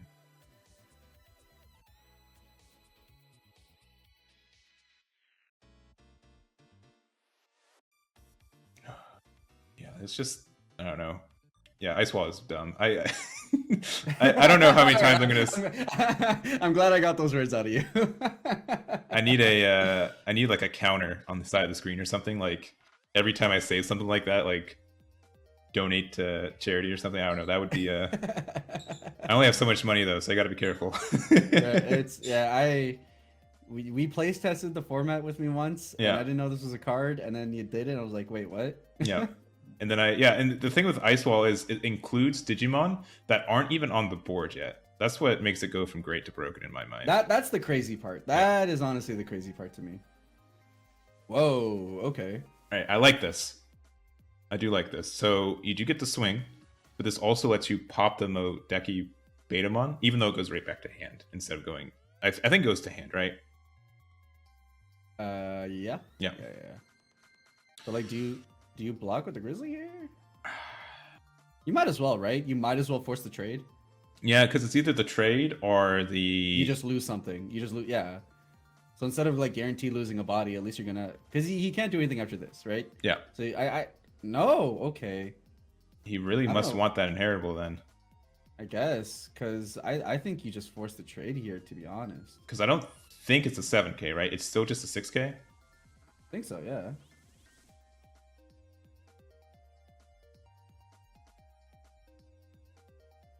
Okay, well, are we swing with Grizzly to try and get the source stuff? I assume so. Yeah, okay. So we've seen this play a lot, and here's the thing: like the source control definitely plays a lot more control-y. So I'm not as shocked. And here's the beta again, and now it's a pretty good turn to do that. First off, you're kind of mitigating the board, and at the same time, you're not gonna have to deal with the triple mat turn of being enough to go into a Gabubond. So if there was a turn to try and mitigate, it'd probably be this one. But we are getting to a point where there could be a very explosive Gabubond turn coming from Gunnar. But at the same time, maybe Nathan's got the Ice Wall, and this was the turn to do this, and the next turn Ice Wall, and now we're back in the same situation where Gunnar doesn't really have any plays. Now he does have, I would say, the worst Gabubond. He gets one less swing with that, but it's you definitely want the other one if you want to try to go in, but So far, I have not seen any evidence that either deck plays ultimates. It is strictly No. strictly rookies and champions.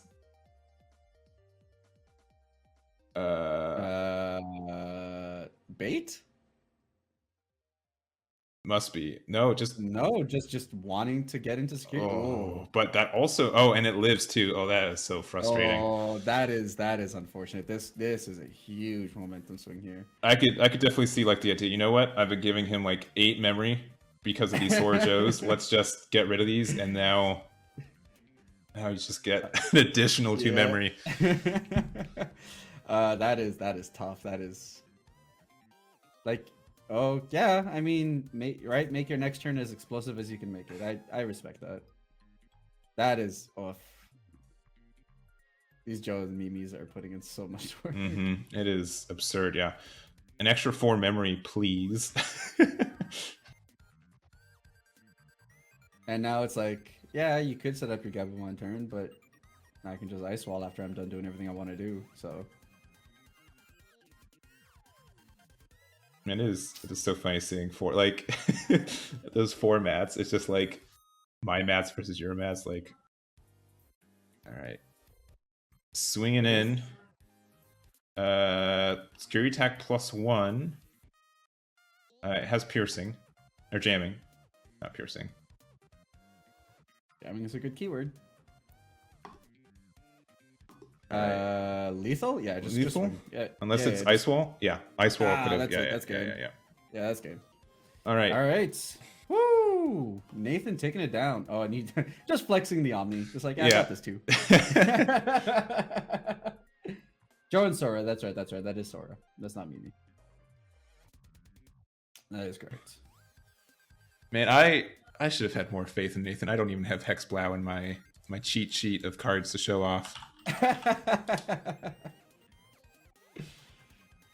I wasn't betting against him. I just wasn't betting on him. All right, is that a difference? Like,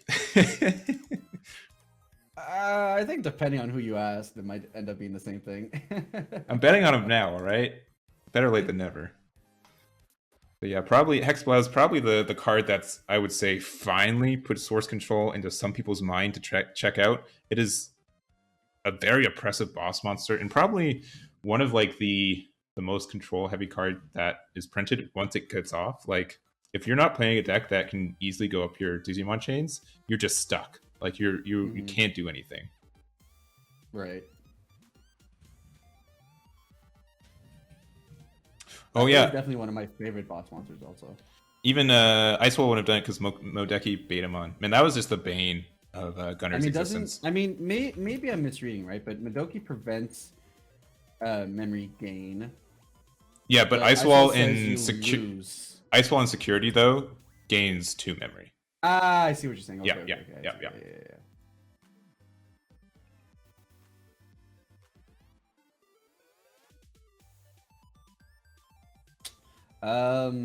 So what do you think players have to do? Right. So what does Gunnar have to do here? Well, I mean, I guess going first is a big deal for this deck, right? I would think so too. I think being able to set up your chain, and both decks really depend on having their tamer out because it gains a lot of momentum the longer it's out, right? Mm-hmm. But I would assume Gabubond would want to go first. I would assume so as well, yeah. I mean, just because you have a way easier time of being able to get those potential turn 1, turn 2 pokes, right? Like we saw Gunnar go and sacrifice. Oh, well, that you got the start you wanted, I would say. I don't know if I agree with wanting to go second here. As Gabubond, no. I almost generically wanted to go first. Just because it just, like, Gabubond into a sword or into a tamer just feels good, yeah. Maybe you just wanted the extra card? Because I feel like being able to go first here, you're able to get those... Like, we've seen Gunnar sacrifice his board presence to be able to get in security. Mm-hmm. So being able to do that without doing so, I feel like would have been really powerful for him, especially like if he was able to set up this kind of a board turn 1, he would have been able to get in for 2 pokes right off the bat, which would have been really powerful. Yeah, and that Stravimon was super costly. Not only did it not find you anything, but now it gives your opponent 2 more memory. Like, that Sorjo has already half paid for itself. Yep.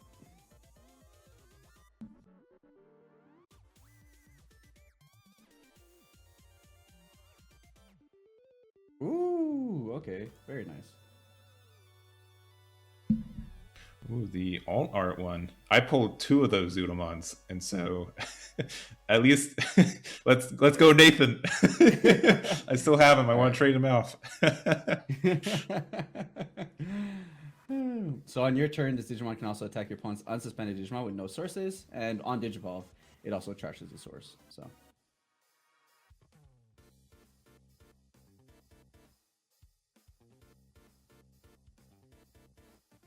Another Strawbymon. All right, you got a hit this time. But once again, passing 2 additional memory for your opponent. Mm-hmm. Just a reminder to chat, there are multiple dozens of undefeated players at the moment. So whether we stream Table 1 or Table 5 or Table 10, they all have the same records. And effectively are representing the same top tables. And I'm pretty sure Table 1 is a Gabubond mirror. And I would argue, I would stake my professional casting career that this is a little bit more interesting than something we're probably going to see half a dozen more times for these 2 days. Whoa, okay, yeah. That all is the memory boost. That is not just that is a super roar. Like, it is a I'd play that sound bite twice, like. Just click the button twice, they'll overlap each other. Yeah. Okay. So we are going into it. Yeah, that was some really good security too. This is probably worth. Is it worth it? I don't know. Like, you're kind of clearing.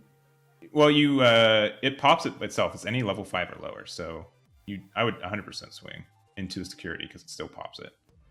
Yeah, but that's what I'm saying, right? Like, this is probably worth losing the 2 security over. Cause oh yeah, sure. I would think so too. It's tough though. You lost 2 security for doing that, and you're not in a position to win at the moment. But yeah. All right, see what's in that security. All right, you are fine. Go for the other swing, and now passes over, right? Yes. Once he plays something else.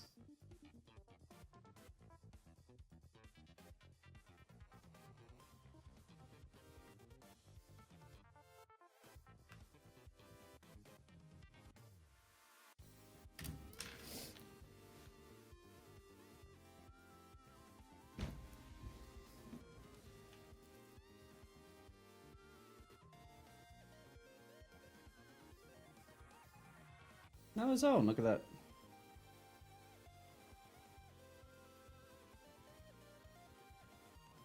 So you are preventing the howlings, but nevertheless, you did turn on the tamer, so. Alright, we do go into Ikakumon. Can attack unsuspended that have no sources, so doing a really good job of clearing board here. And now you can spend your turn. I mean, you could use the howlings. I don't think this is what's going on here.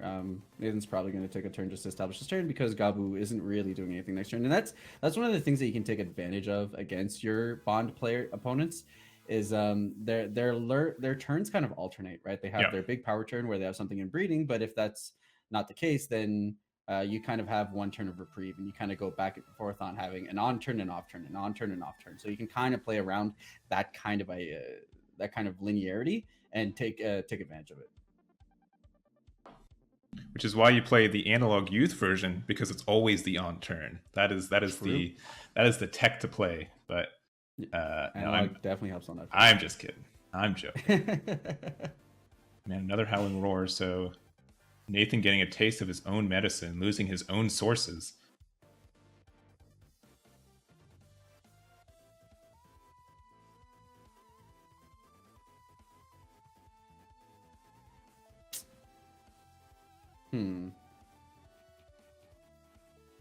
Yeah, I think you just beat down here at the moment. It lives. Awesome. I mean, Nathan's been incredibly lucky with these. I think both times just hitting Gabumons to just keep it barely alive. I mean, granted, most of the deck is Gabumons, but nevertheless. Mm-hmm.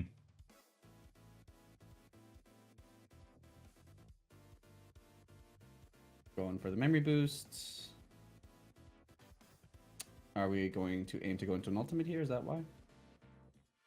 I guess so. You do have some. I don't know. yeah, going to Zero, just passing the 1. So is there a reason to not attack with the Ikaku here? I think the idea is just to not give them anything fantastic, right? Like giving them another tamer could help them out. I think it's just like one of the most obnoxious things about Gabubond is not only is it very aggressive, but it has such fantastic security options sometimes. And it's probably just the idea that, oh, actually it can't attack because of the Howl. That's why. Oh, right. Yeah. Okay, there we go. True. That is the real reason. The big brain reason is because you don't want to give. Right. And that's what we're going to see as we keep sticking to these higher tables throughout the tournament, and especially once we go into day 2. It's that mitigation factor, right? You know, what are my opponent's options in the security, and can I beat them out if I proc them? And you just kind of have to do that. You know, after every swing, you have to reevaluate your current board state and decide on that. So, like, you can go into the Gabu right now, but that won't... Oh, Hammer Spark, all right. Use him while you got him. True.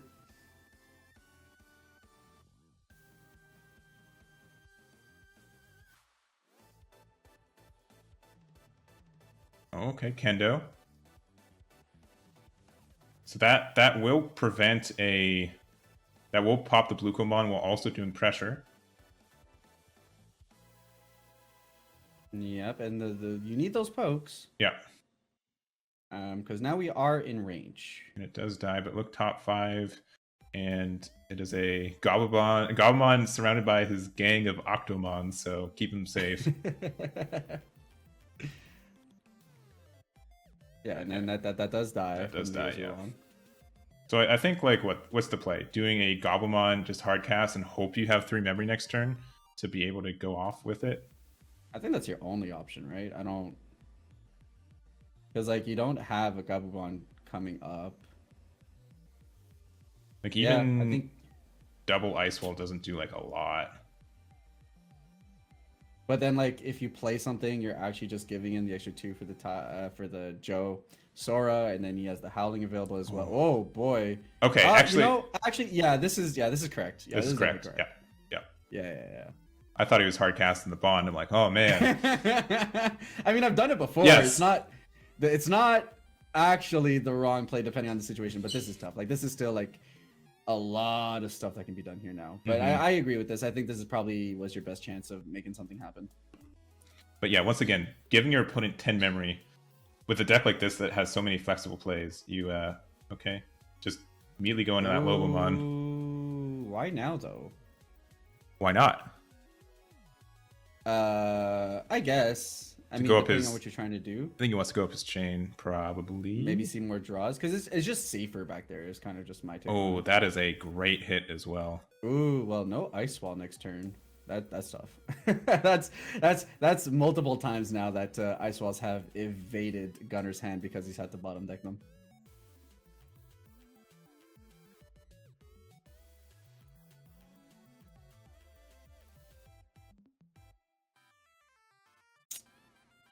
Yeah.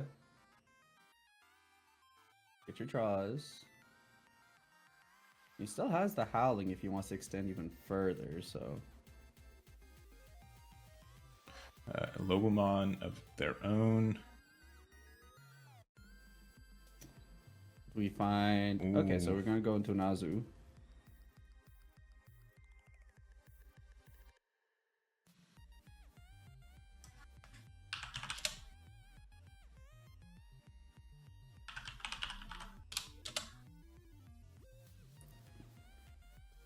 So it does gain security attack +1, but it will die on the swing. Oh, that is super unfortunate. All right, and we'll just set you back. This is more or less where he started, so... Yep. Yeah, now we're back to that decision point of, like, what do I do here? But at least this time you're threatening a Gabubond on the next turn. So, like, this could be another turn where if you just end up gaining some more security again, if you have it again, potentially being able to protect yourself. But we do know that we run Omnimons in this list, so the combat math does get a little bit trickier. But there's no more Tamers, so you're not going to die to a hybrid. Exactly. And also that means that Sorjo will not gain 2 more memories. So if there is like a good ice wall and pass turn, that could be it for that could stall enough to get to that 1 more turn you need. Yep. Play a Gabu Ice Wall. Your opponent's, Nathan sitting at 1, and then we'll see what can happen from there. No, okay. Wow, okay. We're Kaida's just Breath. gonna send that right back to hand. Okay.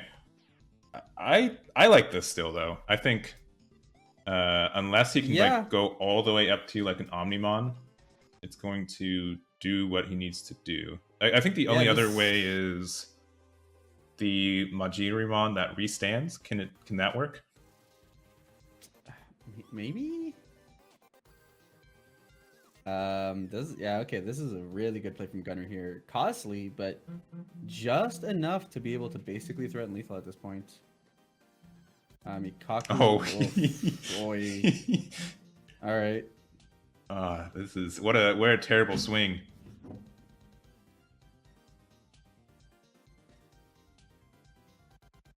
I guess an ice wall of your own. No ice wall. No. All right. Well, at this point, I think he's drawn into a bond. So yeah, we'll see. This is very scary. He does have 3 swings with that Gabumon too. So there has to be some kind of stun in ice walls or in Nathan's. I saw it. Ice wall, but there has to be some kind of stun in that security to win him. It's gonna pretty much come down to this. Oh, he doesn't have it. Oh my goodness. Whoa, that's unfortunate. Oh, and the ice wall. Oh. Well, I hope you were only planning on using 2. That is tough. After seeing so many cards not being able to get into the bond, incredible here. Yeah. So maybe the idea was, you know what? Instead of putting all my eggs in one basket, let's instead have 2 hybrids and have those end the game. That's probably like the safer choice, right? True. Ice wall still stinks. That's not an option anymore. That is tough. Those are bad beats. All right, your own ice wall. Okay. You need to do no. You got another Magna. Yeah, you do. Let's go. Let's go. Hey, wow. Okay. Just slapping that down on the table. All right, so Magna. Okay, I don't know if it's enough though, right? Because if he's got the Mega to go into to give him the extra security. Yeah. Yeah. Yeah, you're gonna lose the 1. And that's GG's. Yeah, it's the game. Whew. That was a close one though. Oh, Nathan taking it down 2-0 versus Gabubond with source control. Absolutely wonderfully executed.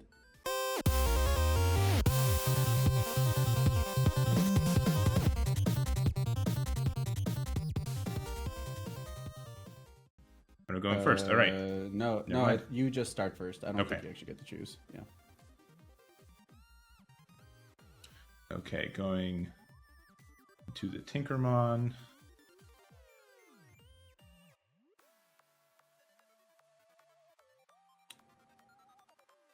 And then there she is, the Manoa. Manoa Bellucci. I think that's Italian. I believe if you have so. 2 memory or less, you get to set your memory to 3. On your turn, when you play an Eosmon, you may suspend this tamer to reveal the top 2 cards of the deck. Add 1 tamer card or 1 Digimon with Eosmon among them to your hand. So making the deck pretty consistent in its own right. And then on the opponent's turn, if you have an Eosmon in play, your opponent's tamers don't unsuspend. Which can be pretty debilitating depending on the deck.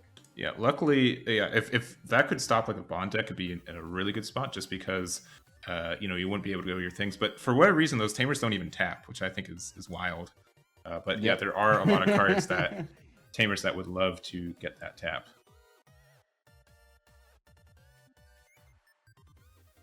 And just playing up his chain and getting the Izzy right back, so no memory choking for this.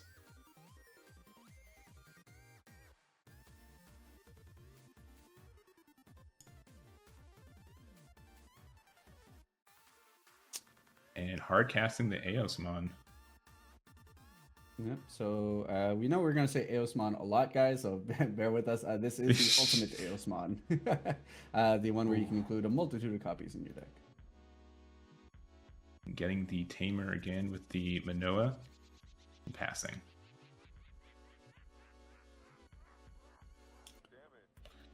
All right, doing the Digiburst. Then going into the Metal Garurumon, doing the other Digiburst.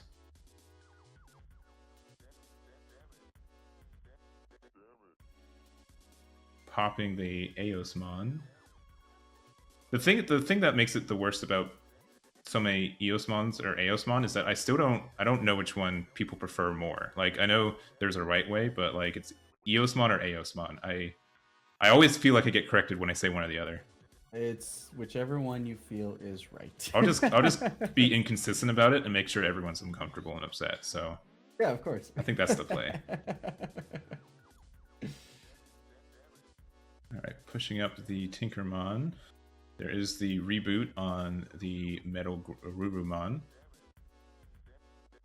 Yep, lends itself to being a good attacker that you can't then just answer by having a bigger number on your board, so can be very annoying on that front. Swinging in, playing another Izzy.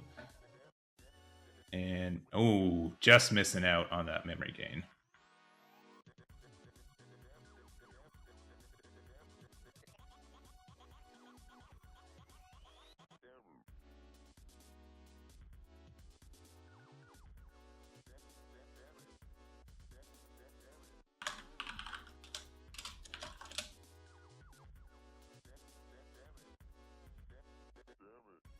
And another Eosmon.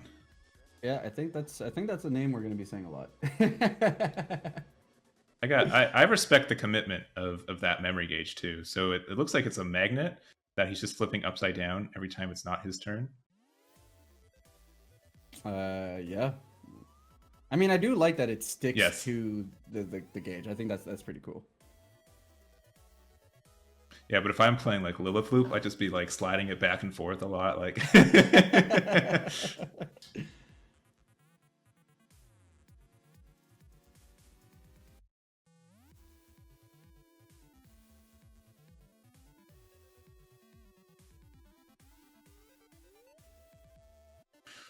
all right, gonna memory boost. Yep. Go back to 4.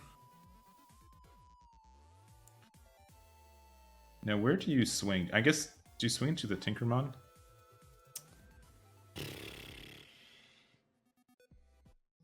That's probably a decision here. I almost feel like you don't care about it, but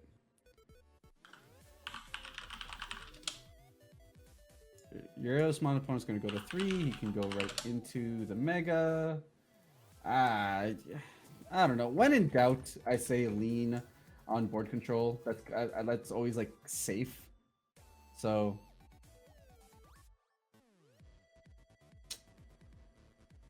yeah, I'd say it's just safer to do so. If you're kind of in a spot which we are now, it's just like, well, what do I do, right? Because it's the balance between, well, security could be anything. Mm-hmm. Whereas Tinkermon is guaranteed slowing down their board presence. Yeah. So. And it's the next turn too. So if you pop it this turn, it still has security attack -1 during the rest of your next turn too. Mm-hmm. Okay. We have no confirmation they play anything but Eosmon, Tinkermon, and Manoa at this point. Like,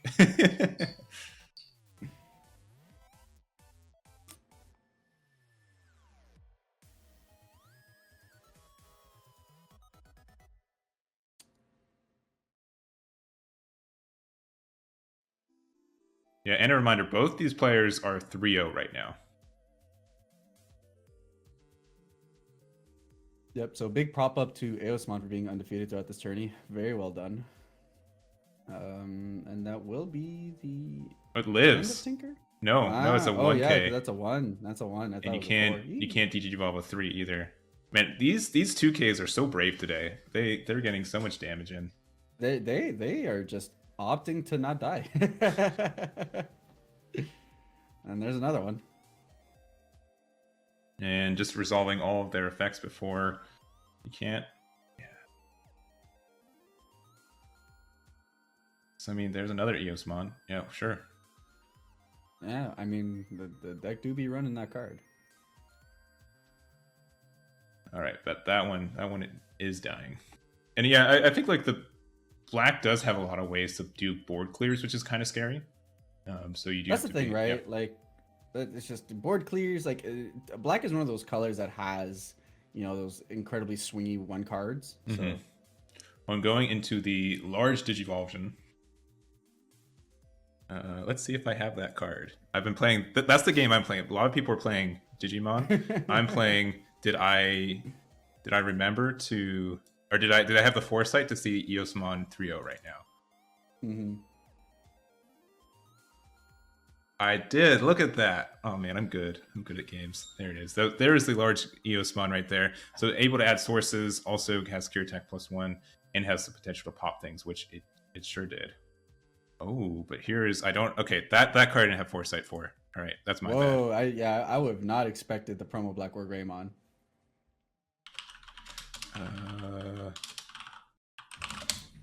As we furiously type. Well, for those that don't know, it has VG Burst 2, where you get to unsuspend this Digimon. So the big combos that generally you can give, you can make Greymon just kind of clear out entire securities and go out for game all by himself. So he's a battle cruiser in that sense. Yeah, and I'm furiously putting it on the screen right now. But yeah, it does have that extra swing. Spiral Masquerade was able to pop the Chumon. And you're able to do it again for game. And you just go for game. And that's what it does, right? Like, it's not only can it do it alone, you can combo it with if you can get it to be up a certain power DP threshold, you can give it the Zubagond punch treatment. The deck is super cute, like super cool in the sense that you really are building like a one-man army, and the deck lends itself incredibly well to just saying, if you don't expect it, I'm going to just clear you out. Yeah, what you saw here. Yeah, and that was pretty like. I think, yeah, the Spiral Masquerade was able to do -4 to the Chumon to pop it and then made it a 7k. So, you know, if there was... Eosmons aren't big enough, right? So you kind of... Like, that's like your staple, right? That's how your baseline DP is, right? Based on those. And you do have some additional, you know, inheritable memory gain, but, you know, you pop those kind of last. And seeing only, like, rookies in security kind of hurt as well. Yeah, I mean, that's kind of what we've been seeing all day, right? For a good chunk of security, it's just been low-cost rookies day to day to day. We haven't seen kind of like the huge tempo swings from hitting security that can definitely define whether you win or lose a game. Yeah. So I don't know. I don't have a 50-card deck of what Jeff... I do, but I haven't looked through it. And so I'm not sure if he's more of just like a mid-range or if he is more of a like security version of the deck. So... I'd have to... I got time right now. Let me see. I don't want to dox him, but like...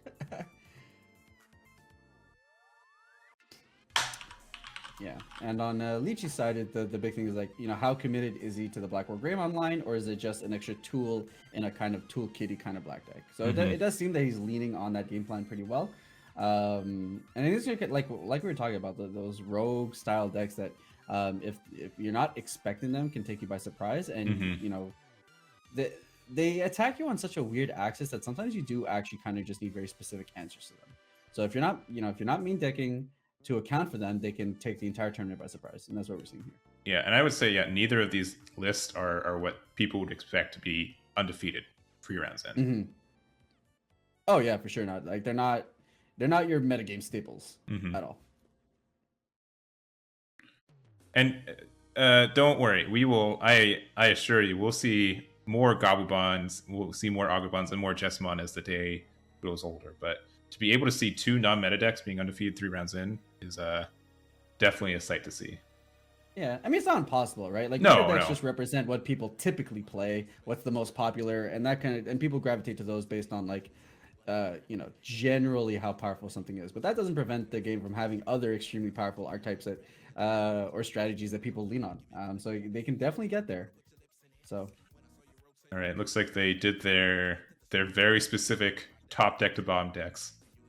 Maybe that's what's keeping me from having a breakthrough performance in this game. I just say always cut in half, and because, you know, I just want to play the game. But maybe if I said 17 every time, I would be in a good spot. I think I need to do some research.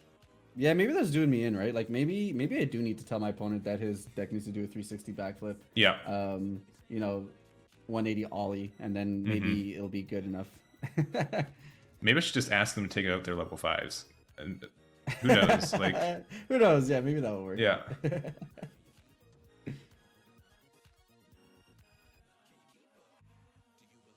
Okay, so we are passing 2.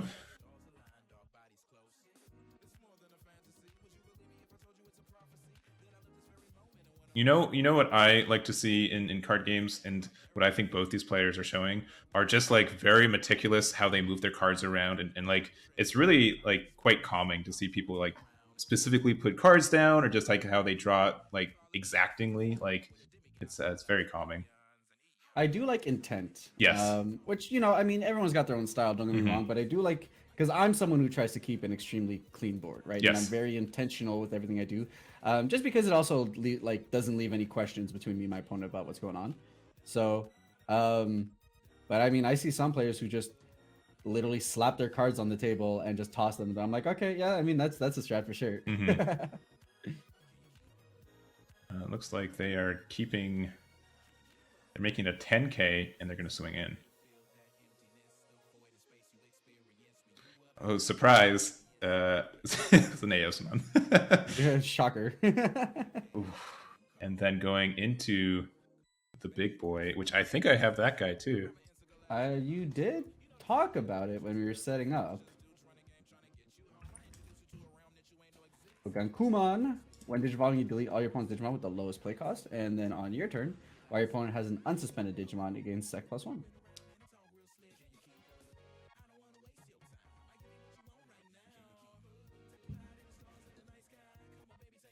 So here's a Tinker.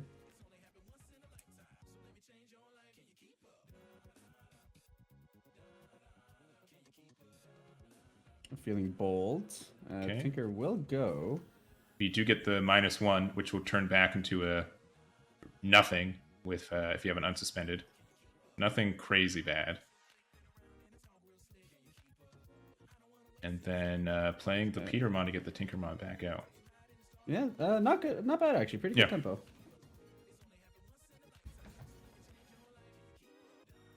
You will still get the Sec +1, which kind of cancels out the Sec minus, but yeah. Nevertheless, I think, you know, ooh, very nice. I'll take that trade. Yep. Ooh. All right, that is a. Oh, that's the defeat. Oh well, never mind. Trade. That do be the defeat. Trade offer. You get nothing. I get a Zort defeat.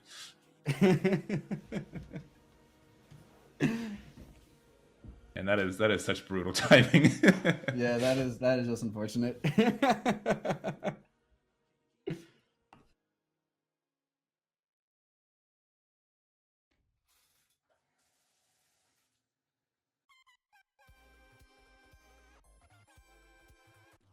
But I will say you do lose the chance to do security attack -1s. Oh, but that's a Wyvern's Breath. Yeah, I'm surprised. Yeah, I don't know what's in the hand, but it seems like a rough. I mean, obviously Lychee doesn't have any rookies, right? He doesn't have any follow up from there, but interesting. I mean, I would. I mean, I get they have strong security, but I think you just swing in, right? Like, if you're gonna be the rookie rush, if you're gonna be on that beatdown rookie rush game plan, you may as well slow your opponent's clock. Mm-hmm. Yeah, I would have probably swung in with. Yeah, I don't know. Like even the Zwart doesn't do too much besides be a beat stick, and if the Tinkermon dies, then it just does nothing for that first turn or two, right? Yeah, yeah, exactly.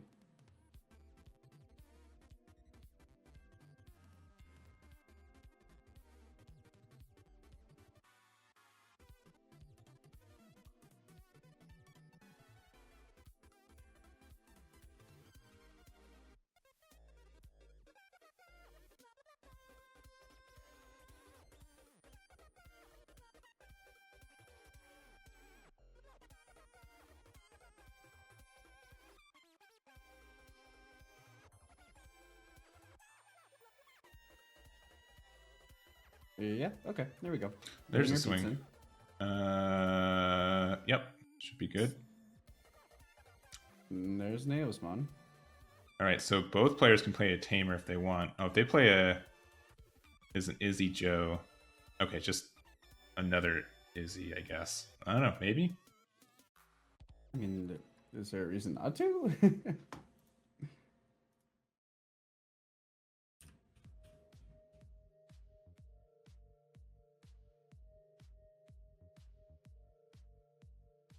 I Okay. guess so. I don't. Why not? Let me make sure I read Eosmon correct, because it may be if they don't have a tamer in.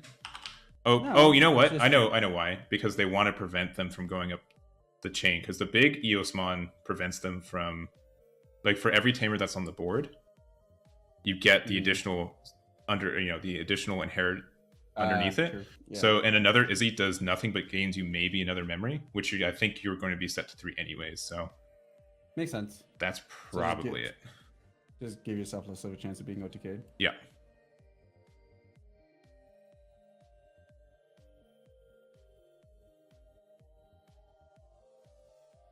Oh, there's the lad. There's the boy. Let's pray. All right. Nothing. There's the first 2 checks. Ooh, Wyvern breath though. Ooh, Oh, that is a. oh, the clutch Wyvern breath. Wow. That is what you need to see. That's the thing with this matchup, right? Like, you are hedging a lot on this Greymon actually getting all the way in, and that can 100% set you back. Now this Machinori is good. It will help you out, but it's you're still a little sad. Don't get me wrong. Oh, you are extremely sad. And you are giving enough for them to have some fun in terms of Eosmon being able to make some plays here now.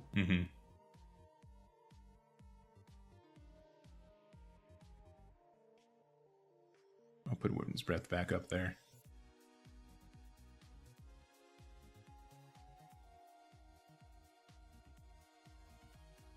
All right, going into level 5.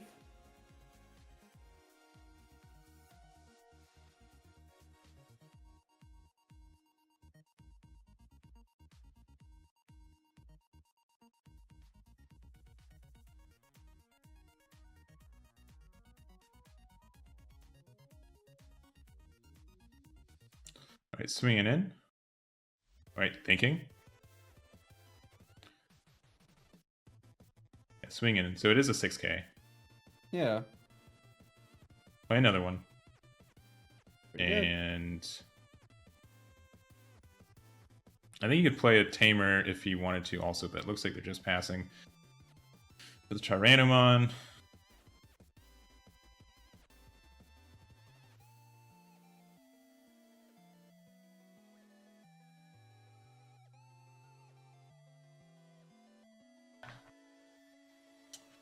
There we go. Spiral Masquerade. Yeah, no, that makes sense to me. Yep. And now you're just set back again. And now this is very well played out here for Jeffrey. Yeah. Lining himself up, setting back the tempo completely for James. And just, setting himself into a great position to be able to close out in the next turn. Ooh, but that is like one of the mean cards for the deck, because that gets rid of all of your Eosmon since they all have the same name, and we'll have to see what kind of way to, like, once again, you're set up to do another BlackWarGreymon next turn. You've got a whole stack right there. There's no way to interact with it either, so you need blockers, you need recovery, you need something. Yeah, you need a way to mitigate 2 attacks here.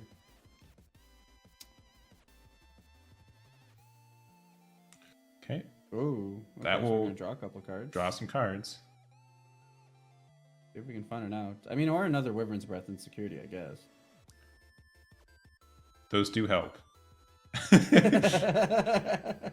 I've seen them work wonders. I have been told they do okay.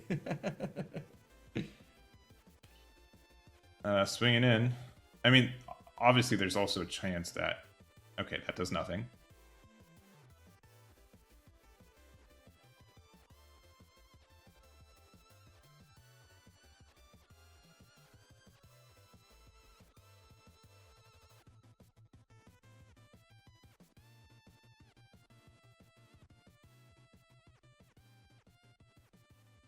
Another Eosmon.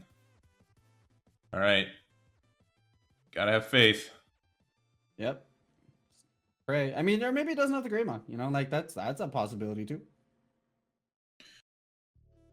Yeah. I don't know why. I don't know why that wasn't gonna be the case, but. All right, here it is. YOLO. That's it. That's it. That's it. So, the game. Oh.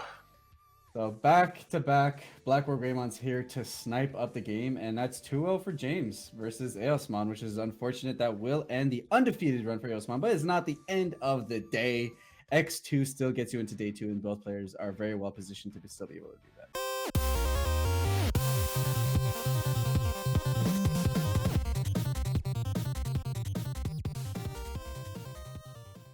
And we can't be heard. All right, sorry, I had a panic attack. I was making fun about unmuting myself, and like, and then accidentally might have maybe done something. Yeah. All right, so awesome. Looks like we're seeing some Agubond over at the top table potentially, so that's awesome. A deck that is extremely good, but does not see the same limelight as Gabubond, but still extremely powerful, can still definitely take out some games, rapid hit. You just don't get the powerful toolkit that Blue has access to, but nevertheless can still definitely swipe up game after game after game. Yeah, I would say that Gabubond is more consistent at what it does, but man, if Greymon swings and does 2 damage and lives, like you feel like you lost already. It is so devastating. Yep. And he does have the setup for it, though I don't think he gets any DP boost, so it's just a 5k, but he does have an Agumon underneath it, and I believe the Koromon that lets him draw 1. Mm-hmm. And I will flip this Huge correctly. Shoutouts to Anthony, by the way. His table is massive. Yeah. Yeah, I wish I had that much desk space. Like, as a content creator too, like you have to, like, you know, you want to be able to have something that's really presentable, but man, that is like mega desk over there. Yep. And that Machinedramon, very obnoxious, especially since he's just a 5k. So we'll see how it goes. Oh, Lightning Joust though, making it a 7k plus 1. So it gets 3 checks. I would almost.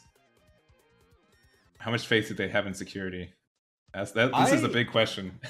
I almost, yeah, like I was like, maybe you just block this, right? Like seven gets through over half your deck, right? Yeah. Oh man. Okay, it's good. All right. We're just gonna YOLO it. Yo, let's see. Oh, that just goes to hand. Yeah. A second check. Yeah, that's it. That's what I'm saying. That's it. Chumon, like over One more half your check. deck. And that's it. That's fine. 7. Yeah, that's. It dies, but half your damage is just gone. Yeah, that is scary. I would have just blocked. I think the odds are not in your favor on that one. Oh, and that is quite. I mean, but the same thing. If the Mamemon was on top, there's only do 1 damage, right? Like it's just an even trade, but. Yeah, but you know you gotta play your statistics here, right? Yeah, and I think like the idea is like, you know what, I have a better chance that this Machinedramon is gonna block more than 3 damage passively throughout the game than just blocking 3 right now. But I don't think that gamble worked out as they wanted. Not really. Especially since now you are 100% in bond range, right? Mm-hmm. Now, at least it did pop it, but still, it's not great. Whoa. So we do have the new card from the classic set. Being able to discard a card, draw a card, and gain 2 memory. So it costs 1 memory to do, so technically you only gain 1 memory, but still, Black will take what it can get in this game because it has very few card draw cards and very few memory gain cards, so... It makes all the difference. Yeah, and both these players are currently 4-0. Yes, and this is table 2 right now. And we have 8 or 9 rounds. All right, so I mean, if you have the tamer, I feel like you just slam it down here. So probably does not currently have it. Mm-hmm.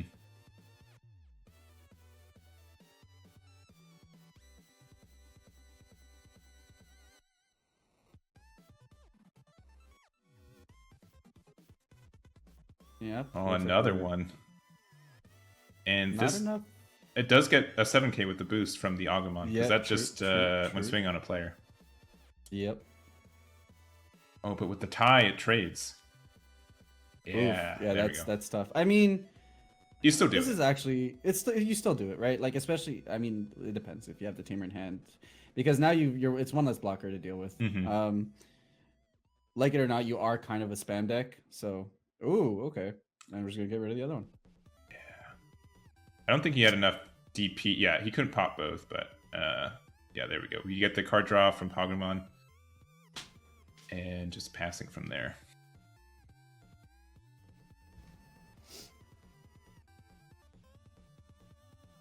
Yeah, I think this made sense. You know, you are a rush deck. You are gonna have to put yourself in a position to be able to attack in. So, all right, the Hagugurumon. I can. This is the one I fumble on, even though it's like one of my favorite ones. It's the being able to discard a card and draw two. Specifically, I think it's a machine or cyborg. A lot of these cards from the new set are specific to one or the other. Or cyborg. But this one's both. Yeah. Agurumon.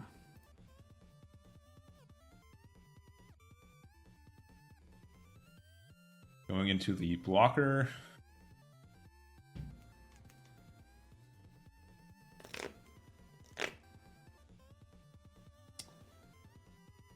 Keep forgetting that me shuffling cards can be heard. Yep. It makes it sound like you're really there, though, right? It really puts you in the atmosphere of hearing these cards. Maybe you should just every time like one gets hard played, you just like make the flick sound. Just flick it onto my table. Yeah. Yeah. That 4D experience. Yeah. I can't help it. I see cards in my hand. They just gotta go. I've meticulously cleaned my desk to make sure that there was nothing to play with while I was doing this. It was mostly I get post-it notes. Post-it notes are really, and then I just ruined the post-it notes too. So it's just terrible.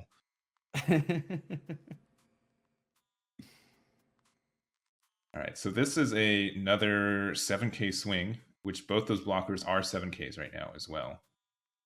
But is it worth the trade?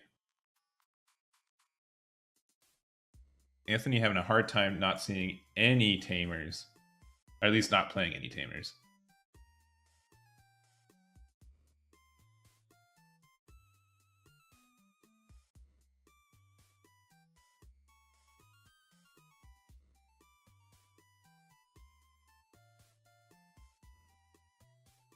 Now just in the big think tank. Like this is really tough. I really do think he is bricking a little bit.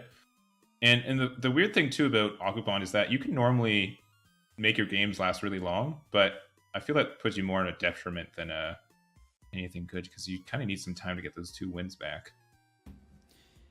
Yeah, it's tough because it's like with these blockers, you're kind of in a position where you can't stick to your regular game plan, and you're just kind of forced to try and hope that you top deck into, well, first off the tamer, and then not only the tamer, but hopefully into the bond pieces you need. So it's especially in a deck like this that's so heavy on blockers, the game will stray further and further away from you the more they can just kind of establish that wide defense. Yeah, and like sometimes I would say Agubond depends on you hitting their security once or twice just to get something good off of it. And if you don't do that, then they are also just as stalled. Yep. Oh, that is brutal. Starting at tough, every 5, right? Like. Yep. But you're also not that incredibly far behind, right? Like at the moment, the opponent hasn't done an intense amount, so another turn to be able to draw into an out. These are decks that lean themselves on being very explosive, so.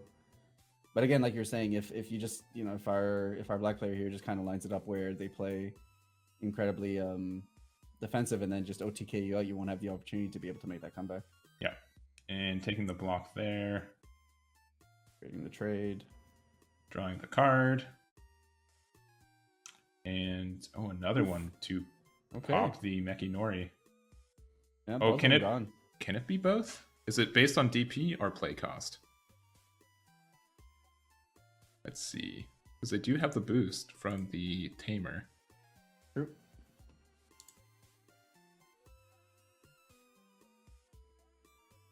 It is red, so it is DP, I would imagine.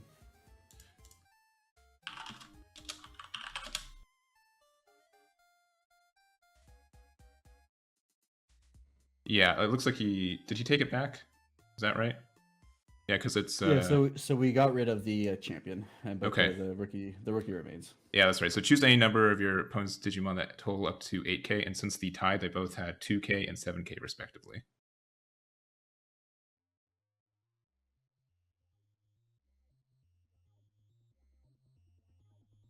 All right, pay the 1. Gonna get our pitch here, gain it back, and get our draws.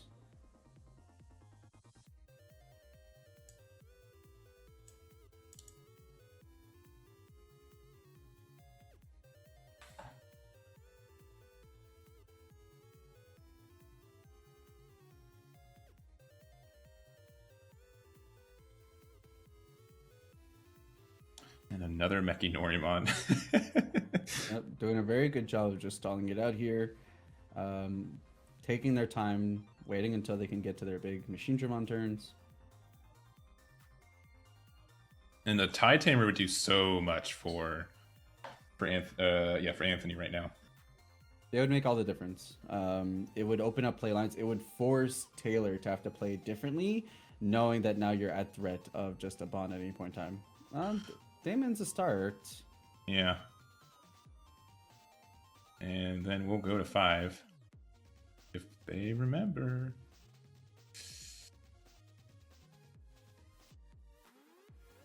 And I guess they don't. Yeah, they do. Oh, then they do. That is definitely, most people I play on Digimon are super duper chill, which doesn't mean you have to, but that is strictly at start of turn, and so his opponent could definitely just be like, no, you missed it. So Pagumon doing work though, getting the draw, because the Izzy Joe is only on your opponent's turn to get the draw.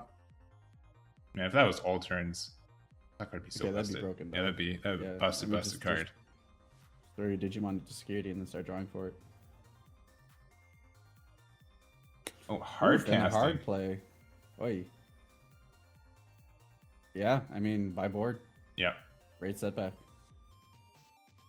And last egg. So looks like they're only running 4 eggs with the expectation that they always want to see Koromon and that they always will be able to finish the game by now, but it does not seem to be the case.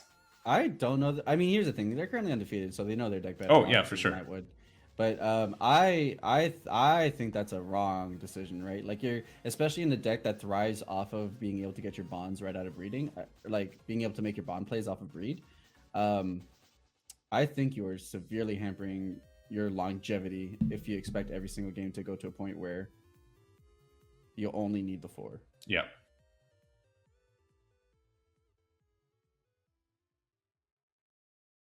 And playing the Agumon going to 0, then I presume a Greymon? Maybe. Because if you play another rookie... Oh, finally a tie. Hey, all right, we've seen it. We found it. Right, just in time, too, for the last rookie here. Yeah, he is in the deck. And you can... Okay. So if that Agumon lives, you can keep it around. And like, that one's just normally the better one for the bond plays anyways. So, we'll see.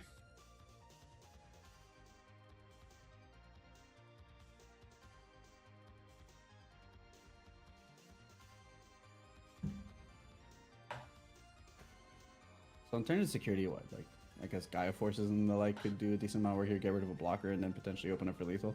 Well, I was getting way too comfortable, and I have not been doing my job. So it's 3-4 or 3-2 now, hitting a Greymon, but not the one you want because it doesn't play for free.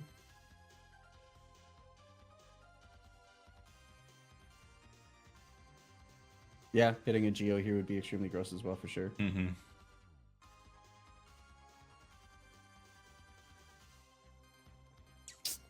Ooh. Oy. And there's the large Machinedramon. So this is from the new classic collection as well. And pretty much, spoilers, that is the deck we were seeing. It is Machinedramon. I think I can spoil it now. But it's mostly about playing all these ultimates and getting them underneath your Machinedramon and reduce its cost to play. Yep. And then on all turns, Digimon's DP can be reduced, and when he'd be deleted, you get to trash 2 level 5s that are under him instead. And I believe he has blocker. I believe he has the The Metal Greymon underneath is a really nice pick because it gets that additional DP on there too. And I don't necessarily know the rest of the inheritables under there, but as a blocker in itself is the big thing you really want. Yep.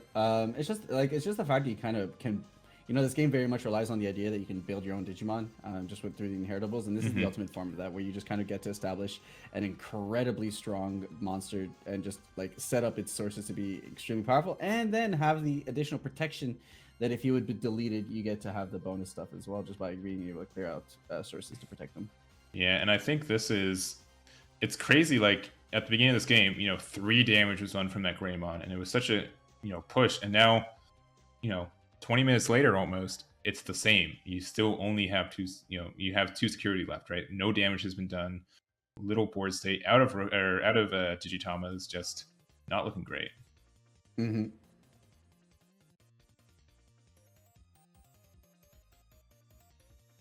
Because even the play for the Greymon doesn't do a lot, or the Agubond, sorry, does not do a lot.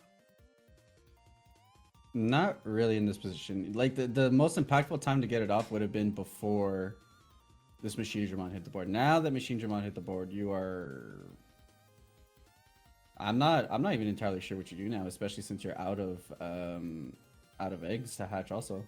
Yeah, I think that it's just too much pressure or too much defense, honestly, to get around, and you're just gonna have a hard time getting that last 3 points of damage. Which is a shame because the game started incredibly strong, right? The Greymon being able to clear out through security, but just those fumbles, and that's what Red struggles with so much, just being able to draw itself out of a tight situation.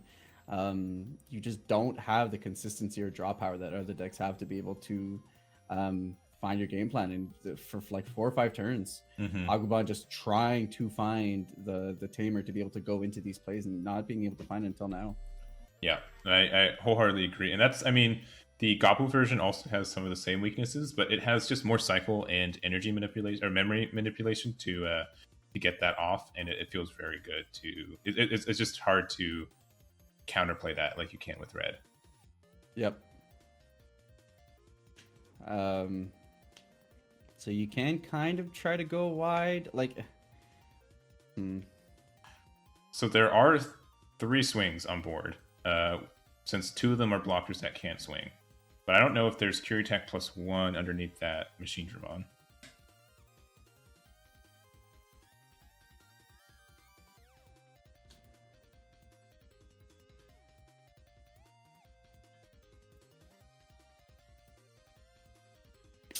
There are lines here, like it's not great, but there are lines where like you can kind of set up a wideish board, and while the Bond won't be able to get there by itself, it can create an opening where your little guys are able to get in. But it's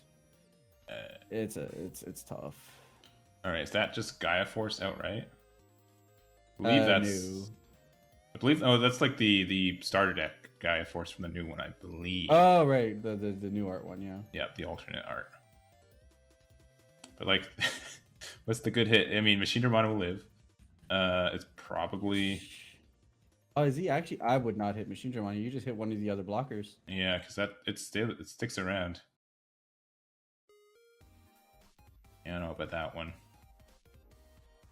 I don't agree with this decision, yeah. I think you clear a blocker, and then a Bond play is able to actually get you the turn after if your opponent's not able to. I just peeked an ultimate flare in hand. That's just a free board wipe. It's disgusting. Even if something bad happens, like, I think you're totally fine.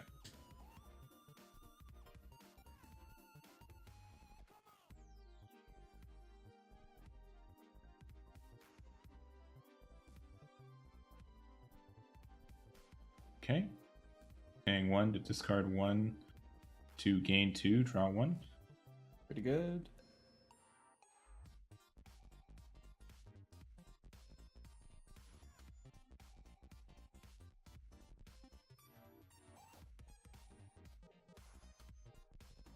Swing in with Machinedramon. I do not recall what all those inheritables do. And it's upside down for me, so... Swing. Alright. Marcus, you're fine. Marcus. And that's just all right. If that's you can just digivolve, game. you got it.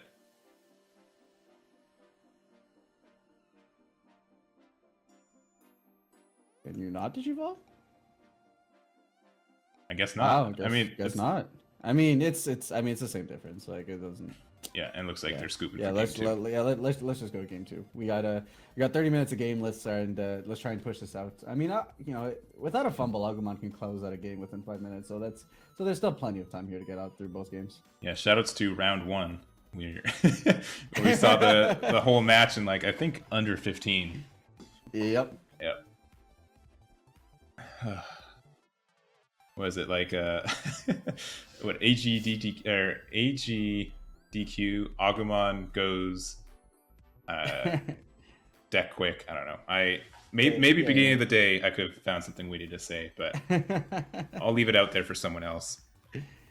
Agumon games done quick. Yeah. Okay. That's the easy way, but. All right, but we do have this game too. And I think who do you think has the advantage though? Who do you think has the better matchup? I think Agubond. Like I actually think Agubond does. I think Agumon is just too quick. Like we're just kind of position where Agumon is unfortunately unable to do anything for like 6 turns. So like yeah, obviously if we're gonna be in that kind of position, Machinedramon has all the day in the world to set up. Mm-hmm. But that's the thing, Machinedramon needs to set up, and I think Agubond can go quick enough that it doesn't actually have the time to set up. So it's and like sure, like the Machinedramon has the incidental blockers over and over again, but like if you can just get a quick bond, like that's not really an issue. So,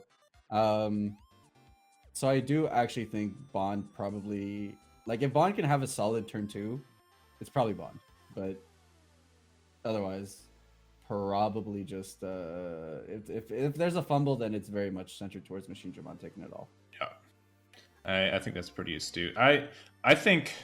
Based on the matchup itself, I think that Agubond wins, but it looks like the version that Taylor's playing is pretty teched against these Bond decks that are very popular right now. So I would probably give the edge to them, but we'll see. Mm-hmm. Like starting off with a Tamer here would be incredibly advantageous. Yeah, but nope, looks like we're just gonna start with Agumon and Pestilon. I don't know what it is with Agumon because I play that deck a lot, and I even play the top 5 Agumon. I still don't find those tamers. Like it works when I'm playing Gabubond. I don't know what the difference is. Like it's the crazy. red curse. It's the red curse. that's all it is. Yeah. I mean, seeing Machinedramon versus not seeing a single. Oh, that feels bad. I mean, what you go into Greymon maybe? Yeah, you could press. I mean, it worked out, you know, or no, just more Agus. And that is Glare Agumon because I could not see which one that one is, but yep.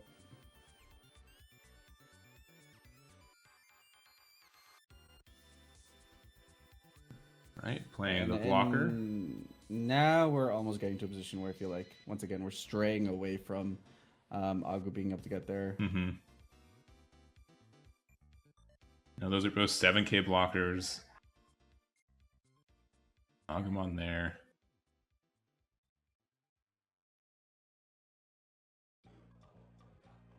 There's Tamer. Come on. Oh no, Lightning Joust. Or not Lightning Joust. I forgot the name of that guy. It looks like a Lightning Joust. I don't like the. It's like, oh, there's lightning coming out, and that's what my simple card game brain says it is, but it is actually called Atomic Blaster, which also makes sense. It do be atomic.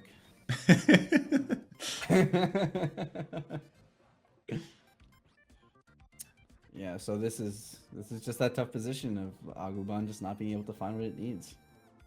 All right. Oh, okay. Like, this is fine. You can deal with this. That's the thing, but you just. I will say it's interesting he didn't go on his egg, but I'm guessing he's just saying, you know what, my blocker is more important for me right now. And I additionally, probably just letting him just go to 1 is probably the biggest thing too. I probably didn't have a good way to just pass 1 over, so. Well, put him to 1, and like the more Anthony commits to his board here, the more he's susceptible to just being board wiped out of this game. So yeah, it also means he can't like Digivolve on a Greymon for 2, which is probably your big thing you're playing around. Ooh, Another one. Another Atomic Blaster. Yeah, just clear out the Dark Tyranno. What a precarious situation we found ourselves in here. Mm-hmm. I mean, doing a good job mitigating blockers is what you need to do, because if you are able to line up your bond turn, then that's what you need. But another Machinedramon.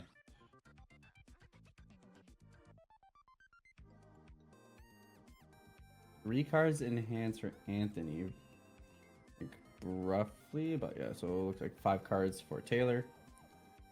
Sitting at 5 and 5, respectfully.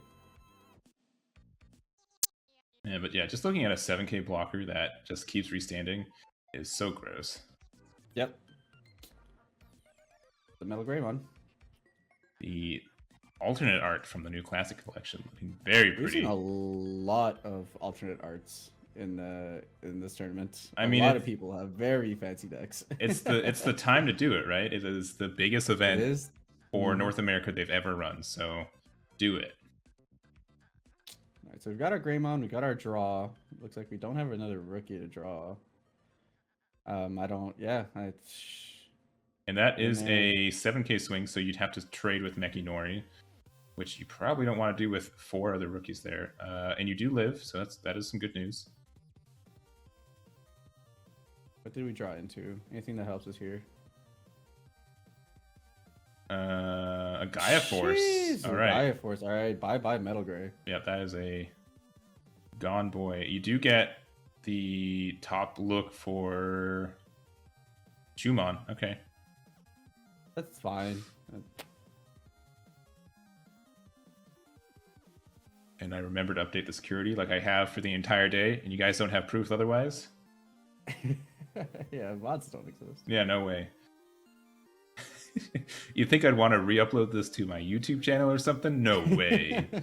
One time only. Ooh. Oh, fancy. Fancy. Oh, that. Oh. I think everything's full rarity in this deck. I mean, it looking like it's an Alter S, baby. All right, getting the level 5, which is interesting. I would normally think you'd want that in trash so you can help your Machinedramon plays. Probably, yeah, right? Because like you want to start generating cards into your trash to be able to start making your Machinedramon play. Because once Machinedramon's on deck, there's nothing this deck can really do against it except try to like attack past it. And at that point, you're just trying to see, do I have more attackers than you have blockers? Yeah, well, there's 2 Machinedramons. Powerful quick shuffling here. Taylor going through his options.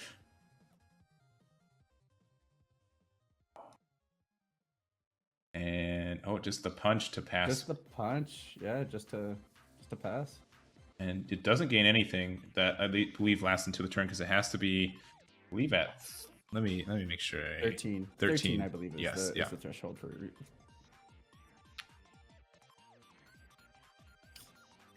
All right, so we got the Agu to draw into. We got a Tamer. All right. And now we can start swinging, gaining memory from the Greymon.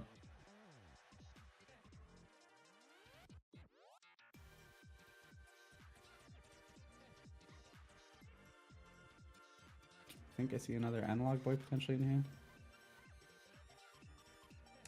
Nope. Where's the machine? Big old Machinedramon. Doesn't have that many great options if I remember though.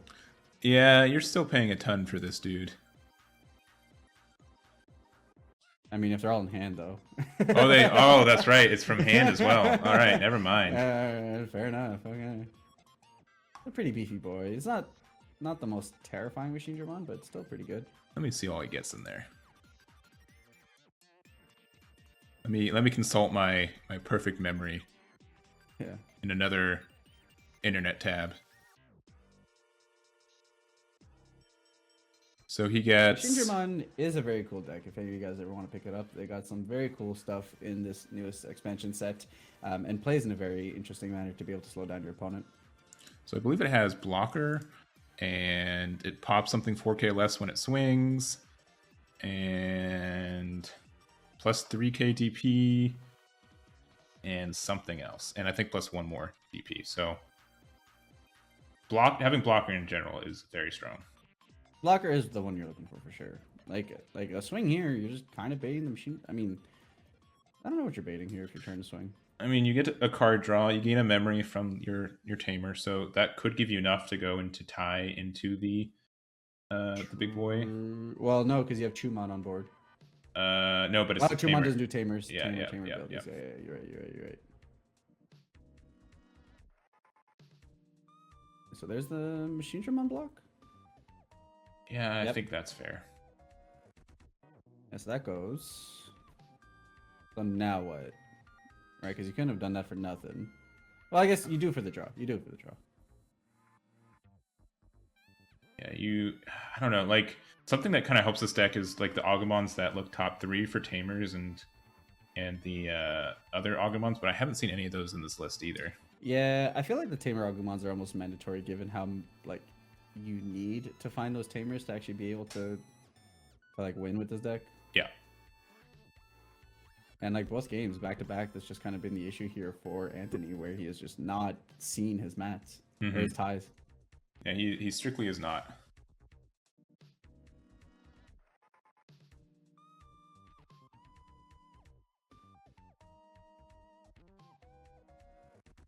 All right, there's a Greymon to pop the Chumon.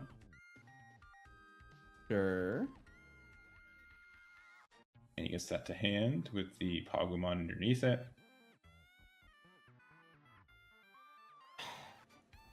I'm just so frightened for Anthony here. One board wipe and that's it. That's game over. Yeah, Ultimate Flare just ends this round for him.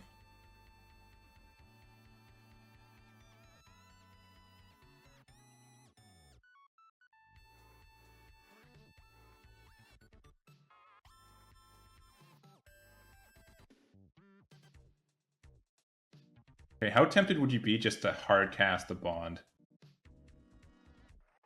How bad's that play? I would have done it a while ago. Yeah, I think that is strictly the play in this matchup. I would have done that 2 to 3 turns ago because, like, what are they going to do against it? They have little removal to it, and it has security attack +1. Sometimes, like, it just, yeah, it feels good. But, oh, you get the tie finally. You did get the tie, but yeah, I would have done that forever ago. Yeah. Yeah. Just because, like, this go wide plan is clearly not working. So I mean, clearly not working. Yes. He can put himself in a position where, like, it'll do something, but it's very, very tough. All right, the wrong Greymon in security once again. Yeah, and that's the thing. Like, sometimes you just find, like, you're just so hard routed into doing the regular play that, I mean, like, and it can bite you in the butt. Don't get me wrong, but oh, sure, yeah.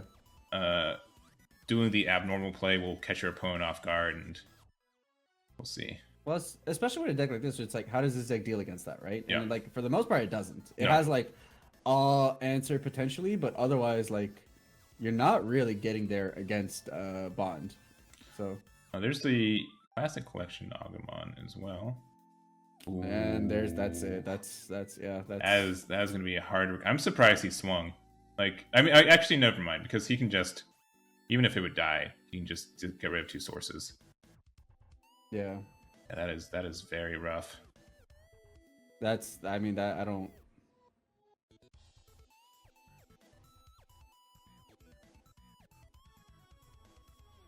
Not a game on board, but it's.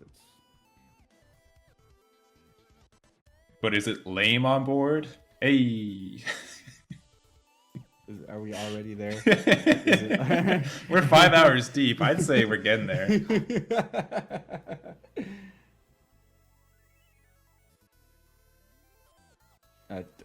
Is he just saying he doesn't have any plays? Is that it? Is he? You know, I would not be happy, but. I mean, that's fair, but, like, oh yeah, okay, that's just a scoop. Yeah. We're just gonna call it here.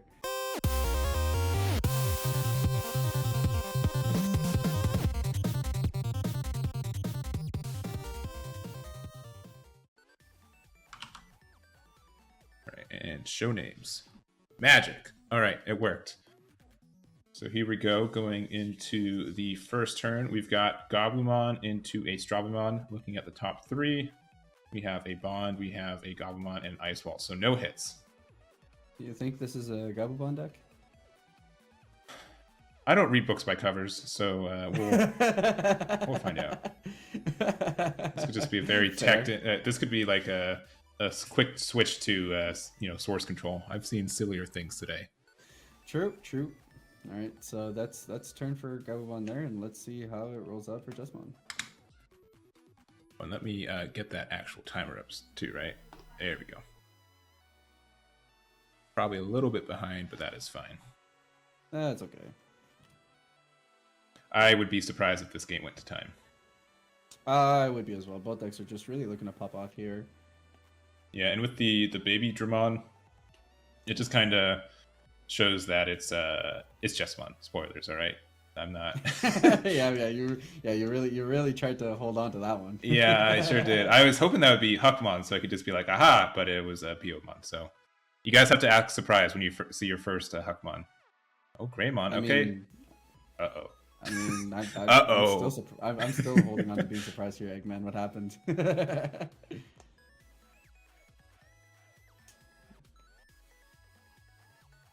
Okay, and Agumon. All right. Yeah, I'm really not sold on this being. Yeah, all right. You know what? It's just Tyrannomon. You caught me. Right, Hammer Spark up to 3. Probably. Oh, going into the Kendo Garurumon. Go to Kendo. I don't hate this. This is okay. Well, Chelsea might. No, I mean, yeah, I'm sure she's not a fan, but. Looking top 3 for either the Tamer or the Bond, going for the Bond, and then popping the back to hand, and then the check, which is a tie. Ooh, okay. That is a great hit. That's very, very good here. I mean, you're gonna need it if you want OTK, so.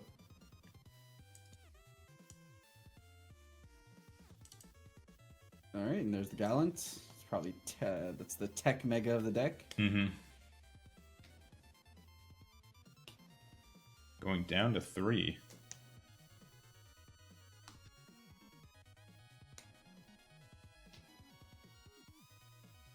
All right, pick up Octa there, and moving on. The hidden hybrid. Yep. The high hybrid. Okay, all right. We're feeling bold. Now, if you have like a Savior Huckmon to go over this, you can swing over the Kendo, you can play a Sistermon, and I think you get a draw from the Biomon too. So that's so like there's a Savior. Yeah, we'll draw. We'll play a Sister.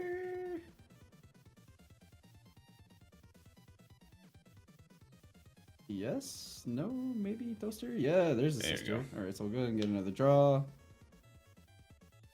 You could also give it Pierce, technically.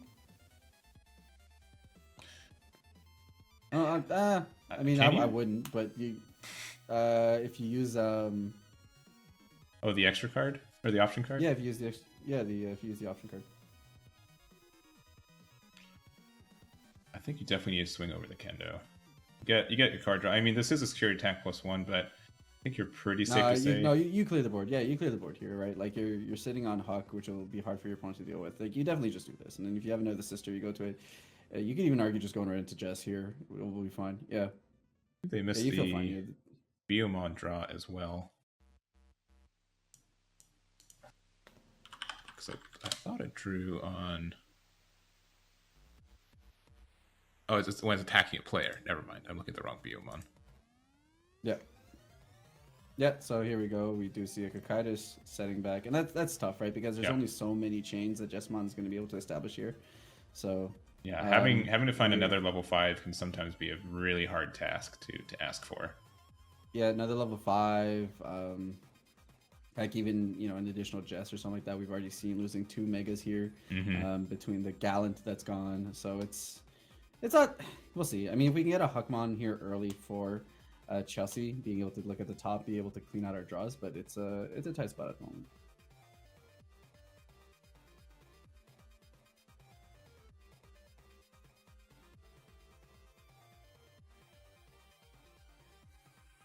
Alright, looks like Chelsea has found the light. Someone's found it. It's like she's like thinking like what to do, right? They're thinking like, what's my next play? And then aha! Like Yeah, that. I have figured it out.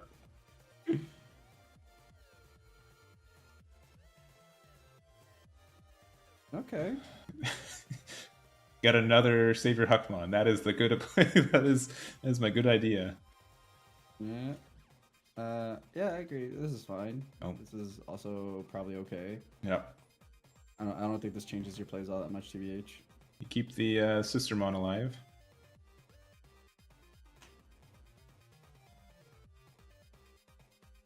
And Alright, we did find it. Yep. Okay. That easy. Question is just, can we find a Jess now? Yeah.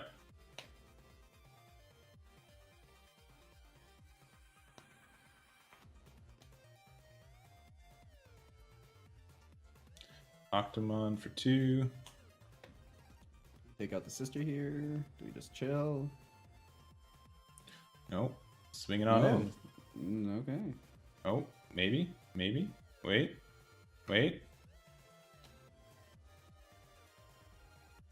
All right. Yeah, yep. There we go. In top 3, finding nothing. And then hitting something. Okay, that's just Sistermon, not big enough. No, but that could be a great to play a off target. drop. Yeah. Yeah, it's a target.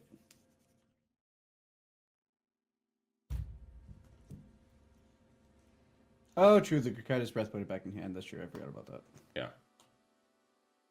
An Ice Wall. And Gabumon for 3. Gabu. Still means you can hit the Octomon. And get piercing. Yeah. And 2 checks. I think you just go for it, yeah. It's like you don't get the the Ice Wall almost feels wasted because like basically you're just preventing one Sistermon swing. Mm-hmm. And I guess the restand swing too, but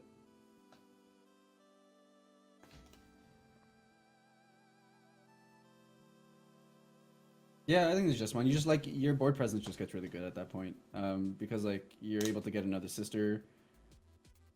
The sister that comes back can gain you the memory you lost, right? So, Ooh. I mean, or we just do that. I mean, that works too. That is very good.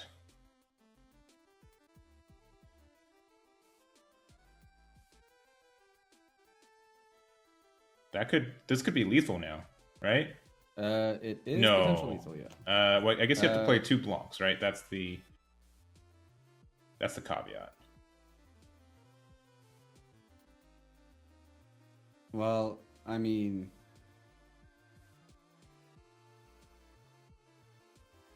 okay. I like it.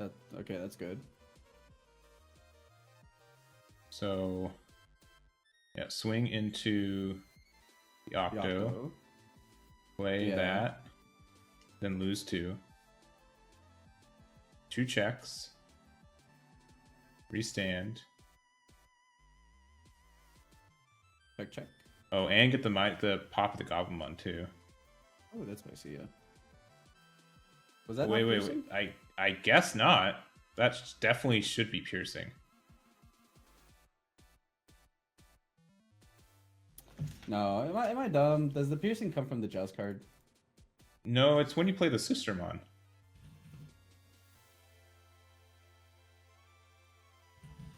Now I'm questioning my entire world. I am too. When you play another Digimon, this Digimon gets 3k DP and piercing. Yeah, so it definitely should have had piercing. That's a pretty important miss, actually. Yeah, that definitely should have had piercing. Really cool memory gauge, also. It's when you play Digimon in the field. Yeah, but they played the Sistermon, right? Off the swing? They did. So, shouldn't it have piercing? I'm okay with being the crazy one, but... No, it should have had piercing. Okay. Like, you're potentially still fine, but that's a big difference. Mm-hmm. Like, that's... I mean, that was basically lethal, actually. Or, yeah, okay, well, we'll see.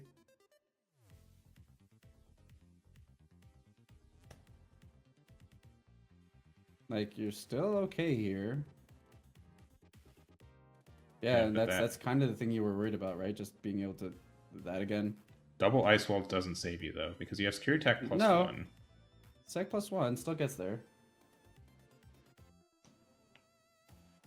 Okay, well, okay. that's, I mean, this is Potential? still game. No, I mean, if Jesmon dies, then it's not on the first swing. True. If it hits like a, it just I mean, depends. you just go for it. I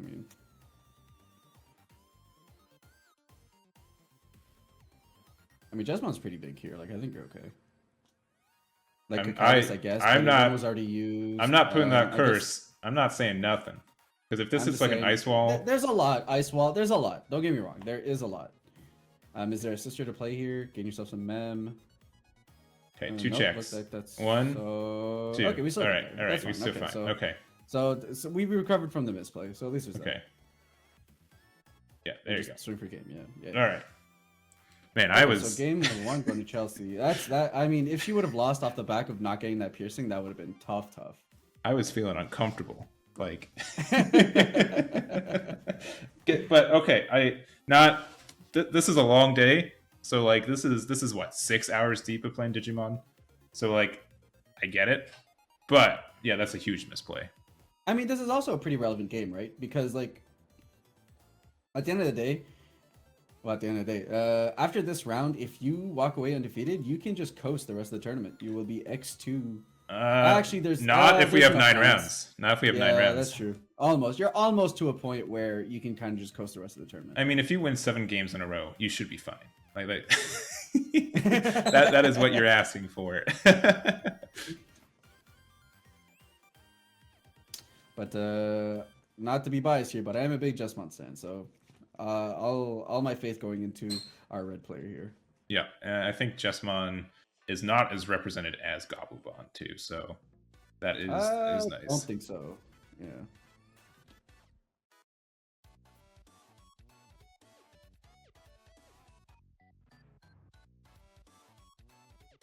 Doing the large shuffle. What do you think the Gabubond player was missing out on in that match? I mean, they eventually found their tamers, right? So I don't know, actually. Could have just been like being 1 turn behind, unfortunately. Yeah. You know, because that's the thing. Jesmon always threatens an OTK turn. So it could have just been maybe the 1 turn fumble that just didn't allow you to feel comfortable being able to go for it, while also not just kind of conceding. Because like if you don't win the game, those 2 securities are going to mean you're probably going to lose the next turn. Yeah. So. And the big thing for me is that hitting that tie off the first thing security just hurt you so much. That tie made all the difference. It was so disgusting. Not only giving you the 3 memory, but making all of your Jesmon swings security attack +1 is pretty huge. Yeah, so I guess on that front, I could just be like, don't hit ties in security, but... I don't know. It feels so good to hit your 4 tamer off the first security. Like, you just feel like, especially like when you have one in hand and you're like, nah, I don't want to play the memory to play it. And then boom, like a new one comes out. Like, it's so nice.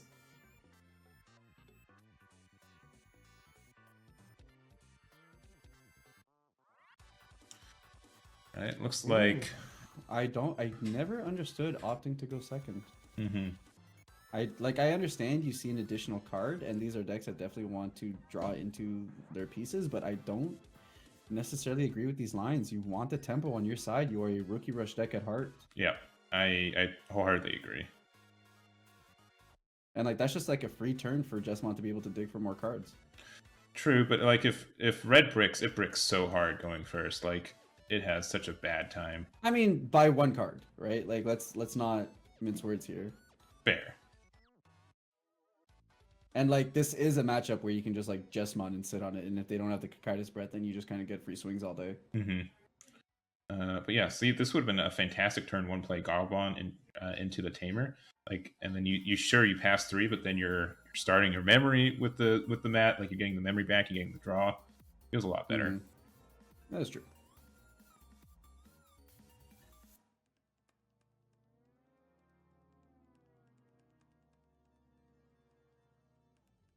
All right, and there's the savior.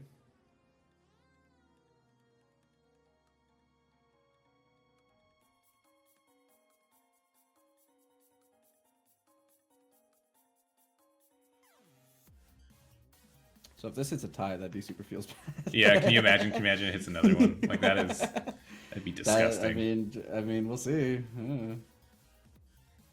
Okay. All right. Okay. No, it's just gone. And I believe what's underneath the chain is the other one. So like if you swing with anything, oh, another Ice Wall bottom deck. Oh, that is an unfortunate top 3.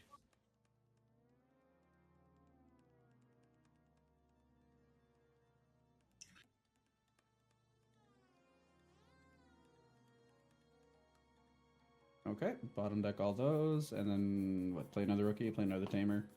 I would Digivolve into something for 2. Oh, Ice Wall. That's fine. As a fine card. I mean, I guess it's not like Jesmon. Okay. Well, it's not like Jesmon was really doing much this turn, anyways. You kind of just evo into just. Yeah, and I think that's the play too, because the Savior does have, I believe, the Baechler underneath it, which means you can pop the Strabi for free just by swinging. But I guess you need a Sistermon out as well for that. So yeah, that's the thing. Like I don't think you're swinging while you're not Jesmon in this situation. Well, I mean, you could. Most of the deck is rookies. Mm-hmm. Okay, that is the good Gabumon you want there. And Hammer Sparking up to 3. Swing there. Yep, get your poke. Oh. Good guy Ty, always there when you need him. That is so painful. Well, I mean, oh my god, you're not punished for your triple mat though, but you still feel bad. So remembering the piercing here is going to be huge. Yep. This remembering the piercing is going to make or break this turn right here, and potentially say whether you're going to win or lose this game. Yeah, and it just depends on seeing the Sistermon too. Yeah, like your Jesmon's gonna probably die next turn, or get bought back to hand or whatever. Like that, you don't care about that. You want to get as many Sistermons on board as you can. I mean, you're still hoping Chelsea saw them, but you need, if she has, you definitely need to swing into the Strabi, get your piercing, get your 2 checks, and go from there. Well, you don't even need the piercing because guess what? You play a Sistermon, you pop with effect, and you just swing into security. True. So 2 checks. But you do want the additional 3k. So yeah. And you didn't play Ice Wall this turn, is that correct? Did not. So 1 check, 2 check. Nothing great. Now it's a pretty good position. I mean, you swing with your Jess again before you do anything else. Yeah. And the other thing too, if you get another, I mean, one you can play another Sistermon, but oh, okay. I don't hate this. I don't hate this. No. Yeah. And they did just get another draw, so I'm guessing that was the top deck off this Sistermon. Kind of bold. Oh, maybe they drew into it. That's why I was gonna say kind of bold to not do it on the first Jesmon swing, but yeah, probably just drew into it. Let's see if this delicate plan will pay off. Do we have another play? If you don't have another play, I almost always argue for swinging with the sister first. Yeah, true. But like you can go Agunimon to finish the game right now too. All right, so Tamer. That's something good. Yeah. Getting Octomon, baby. Let's go. Hybrid of the sea. And oh, that's so many hybrids gone though. You kind of need those to win the game. Yeah. Well, that could also be what Tanner's trying to line up here, right? Like just like the double, triple. No, they just played that Sistermon this turn, right? Yeah. Okay. Cool. Yes. Awesome. All right. Good. They're paying attention. I don't have to be. I mean, as much as I would love my channel to be clipped, I would. No, thank you. Okay. So, I mean, a bond play's probably coming here. You're kind of just. So a Gunimon into Omni wins the game. True. But if there's a Hammer Spark or Ice Wall, then you probably lose. All right, if there's Omni. Like, is this play even worth going for, though, if you don't have the Omni? Because your opponent's going to go down to 0 anyways this next turn. Yeah, I don't think so. I feel like I'd rather have the tie to have the guaranteed 3 next turn if I don't have it.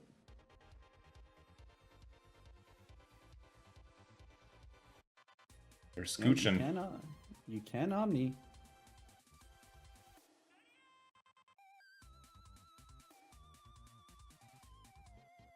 Yeah? Omni for game? Yeah. And that is yeah, it. And that's Omni for game. All right, just making sure, going through her plays, making sure there's nothing that she's forgetting about. And that's the thing, guys. At these high tables, you just run through your plays.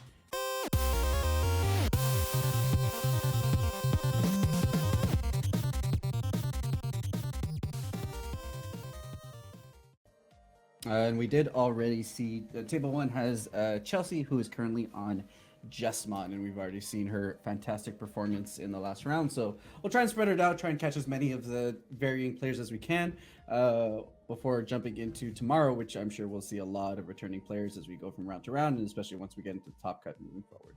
Yeah, because like right now we are on round 7, so pretty much if you win one more, you're good. But it looks like we are starting, so let me get those names. Playing the Salmon and then playing the Izzy Joe and the Greymon being able to pop the Lobomon. Pretty solid first set of turn here. I mean, here's the thing. Set control doesn't have to win by like coasting, right? Like if you can't deal with the stuff it gets out on board, it can just get there sometimes. So and this is a very tough position for the player here, just going into a kendo now, just not having a reasonable hand. Ooh, but the hammer spec to close out, which is fine, but if you can't find your gas, okay, it does look like we're going to raise, so we are going to finally find a rookie.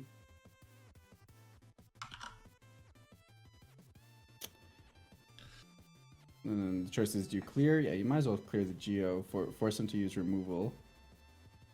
And there's the mat. Okay, so we are almost live now, so we've got our setup. Now it's just being able to find a Gabubond, potentially a Bond if it's on hand already, and then go from there. Here, let me try to flip the bottom player. That might help you guys out a little bit more. Yeah, I think that looks better. Cool. Another Izzy Joe, my goodness. Full raise. Go seeing all the Lobos this game. Hybrid deck. Oh, going into yep, the large boy. This variant is one of those decks that I've seen a lot of mixed feelings on about how people feel about it. You know, they feel like it's just a more inconsistent variation, but what you don't gain in consistency, you do kind of gain in being able to attack people at an angle that they might not be used to, and just being able to get your advantages from there. Oh, that's a huge hit too, because you are able to restand your hybrid and get another swing. This is doing 4 damage. Yeah, this is pretty impactful, and like this isn't a Bond turn, right? Like there's still, like this did a lot of work, and you still have the Bond play available. Yeah, just already down to 1. Now you do have Salmon in raising to help you out there, but that's very good. If you can play like another hybrid off this Ancient Dying, then you're in a really good spot.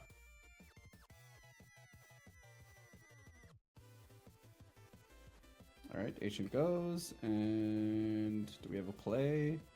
Does look like we have a play, so nice. Stravimon. Ooh, just getting that advantage, right, is so incredibly good.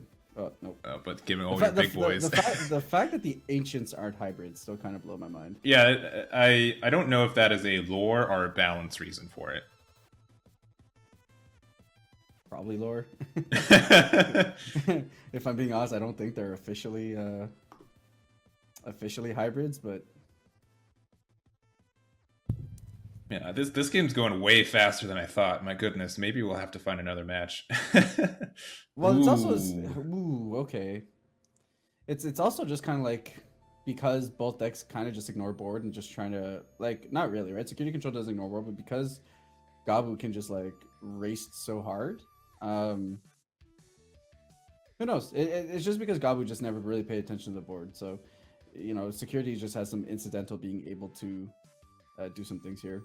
Yeah, and so here's the scary thing too. Okay, oh, that Geo Greymon is good. You don't have any yellow sources anymore. So if you wanted to play like a reinforcing memory boost or something, you'd be out of luck. Well, I mean, we have security representing lethal here, so. And these guys making sure that I know my security plus and minus buttons. They're all over the place. And then Ice Wall saves you here.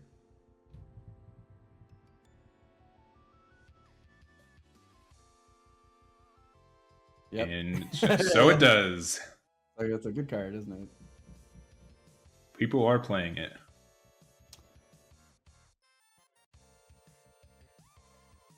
So, like, what do you even do? Do you even take the swing? Because you know that probably next turn they're going to go into their Gabubond and go off. So that is more risk of, like, you know, additional memory swing back to you or something else. How bold are you feeling, right? How confident are you that you're going to be able to get through the security? And nope, looks like we would just decide to Holy Wave and just pass it along. And yeah, I like that play. I think it's good. I think it's fine. Yeah, I mean you're more likely than not to have your security be able to deal with your opponent's board. So why bother? And neither of those are the additional swing Gabumon. So you do have, all right, swinging in. You also know that the second to last, if not last one, is the Greymon. Holy Wave. Less work for me. Yep, drew into another Ice Wall. So if you choke out your opponent, you can get there. Yeah, and I think lists will be public at the end of the weekend. Maybe. Nope. George guarantees it on his reputation. Yeah. Yeah. That's what I'm doing. All right, so going into Lobo here. Very aggressive. I mean, I guess just opting to say that Bond is not going to be what gets us there. Does that do anything? That just pops all your Gabumons, which means there's no Joe Izzy. What, can you even pop these two dudes? Well, I mean, he has a nice wall in hand, so if you can bring him to 1, it's over. Oh my goodness! If you have all the hybrids, but this is really risky. I don't like you're doing this, but then what? I mean, yeah, we knew that was there. What, Hammer Spark, Gabumon, and Ice Wall. But then what? Yeah, no, just analog Ice Wall, I guess. I mean, Strabi, I guess. A lot of guessing. Yeah. It's just like, but like, who cares, right? They can just swing Geo into your Lobo and then pass.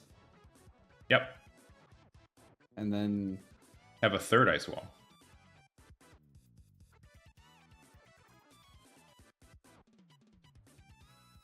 Oh yeah, it goes to trash. Yeah. Oh yeah.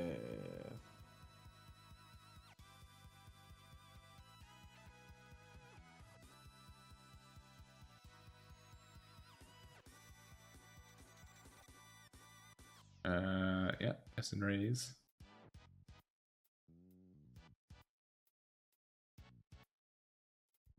You could just swing Sala, hope it dies, and then I mean you're still not dead. There's no current way that you're dealing 2 here. Yeah, and just doing the 1 to. And now you're down to 1 because you don't have a tamer, and that's just game. I understand you got your opponent down to 1, but this was not the line to win, if you ask me. If you got another Ice Wall, I guess there's potentiality there, but what? Yeah, like a 2-cost rookie Ice Wall. Okay.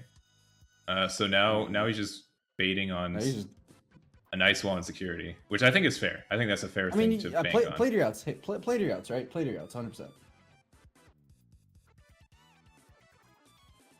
Well, you're still not winning next turn because you can't go into a bond. But you could go hybrid up to ancient. True. All right, this game. All right. Does the hybrid not require a blue tamer though, or it's just any tamer? Maybe it needs a blue tamer. You always assume there's so many blue tamers out that. All right, let's see a Lobo.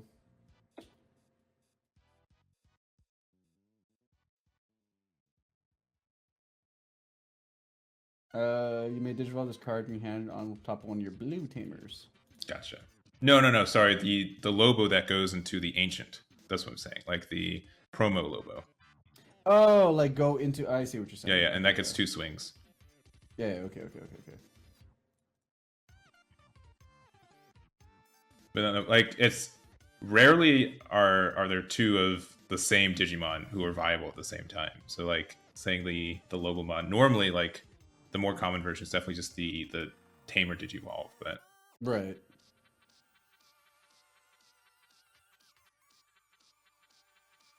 I remember someone asked me like, all right, what if I do like the hybrid, like, you know, Lobomon Digivolve on Sora and Joe?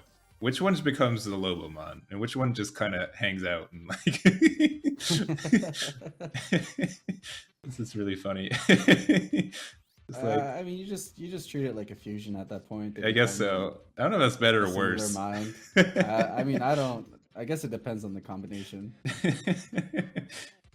Yeah, DNA hybrid Digivolve, like. That's very much in the realm of possibility when we're talking about Digimon. Yeah, I don't know. I still think it's funny just to like. Oh well, I guess Joe turned into Lobomon. I'll catch you later. Good luck. Mm-hmm.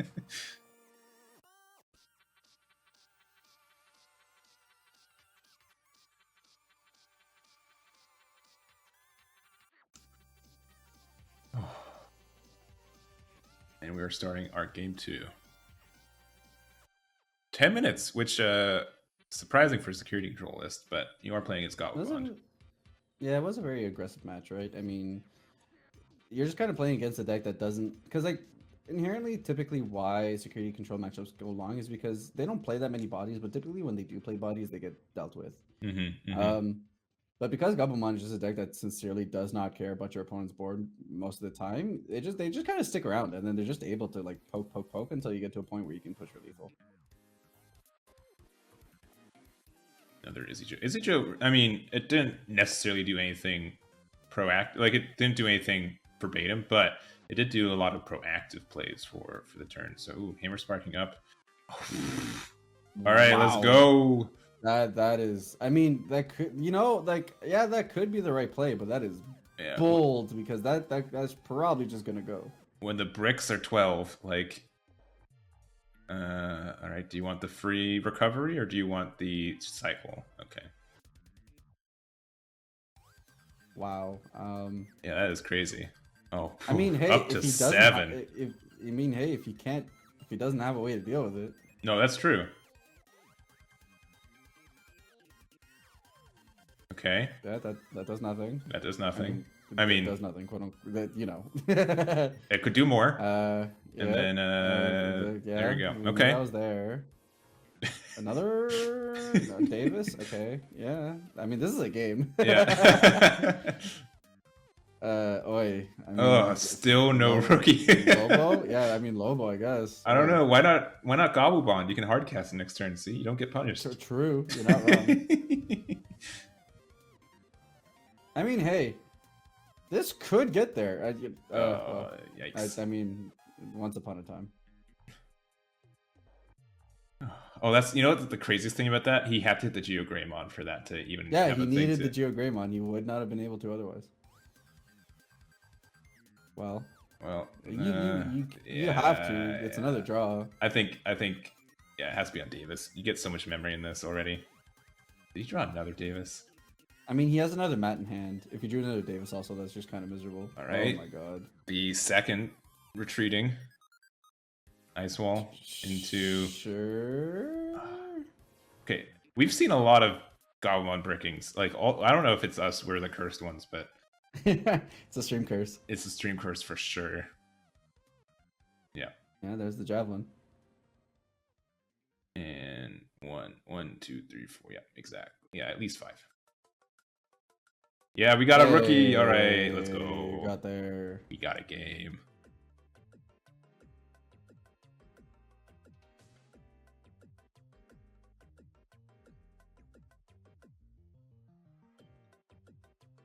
Yes. I mean, hey, he did it.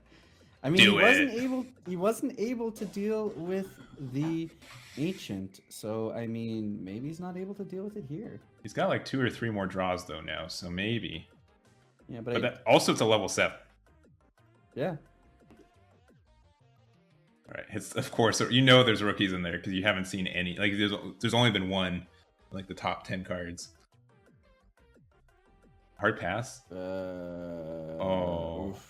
Dang. No, wait. Is it just highest DP? Let me see. We have that card. Let me make sure. I think it's highest DP. That one's like the least played of the 3. Oh, what a mistake. I didn't add it. I swear I did.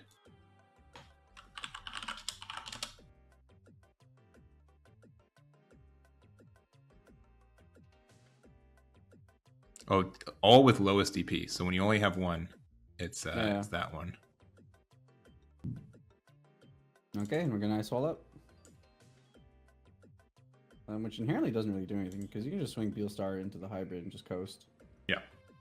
Why? Okay, so we're gonna memory boost. Oh, okay, well, I guess that explains it.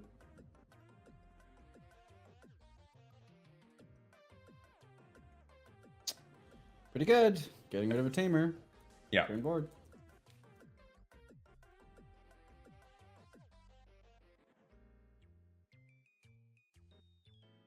Strabi. Let's see what we can find. Copy of itself. I believe that's 2 ancients at the bottom of the deck, so I don't know if we're going to be able to go for that line all that much more, especially considering we also hard played one. Yeah. And we have one less of the Digivolve dude.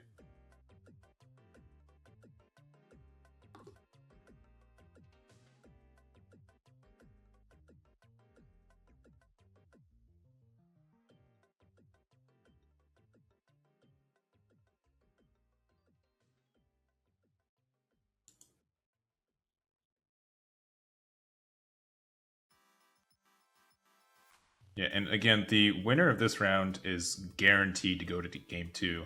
The loser is all but guaranteed.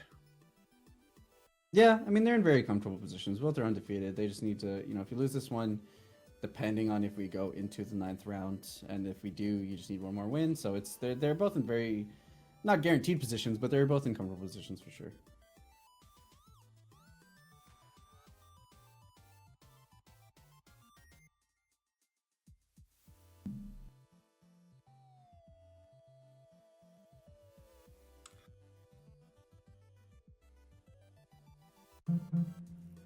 All right. I mean, do you even... I guess not. You just do not bond. Oh. Pretty good. That is very good. Okay, we bond here. I mean, that's I guess the idea, because you can pop the Cordramon now. Yeah. This swings 3 times. Schwarmer to hand, so you're fine. Swing 2. Hitting,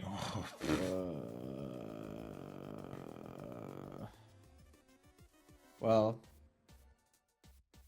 Yeah. Well.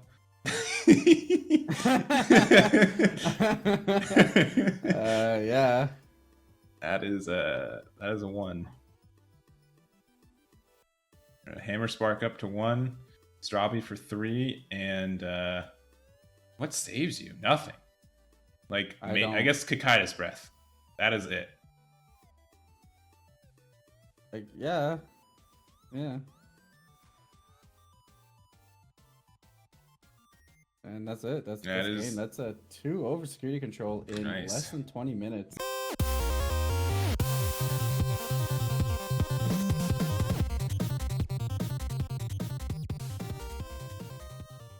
Table 2. We have Lychee on the bottom here. He is undefeated, and he took game 1. So if Lychee wins this one more game, we are going to round 9 to end the day. Yep. We don't actually know why there was a game 1 loss, but never fear for both Chelsea. For both of our players at table 1, they will be making it into day 2. So,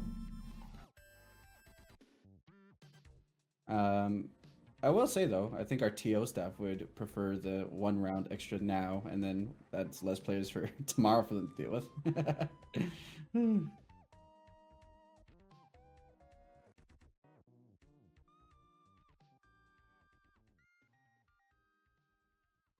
Are you with me, Egg?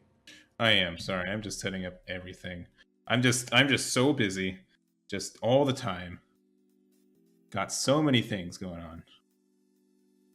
Security Control ended up winning the match at table 1. Yeah. So if Lychee wins at Security Control versus BlackWarGreymon, which I would think BlackWarGreymon may have a hard time in those multiple swings, but we'll find that out if we get there.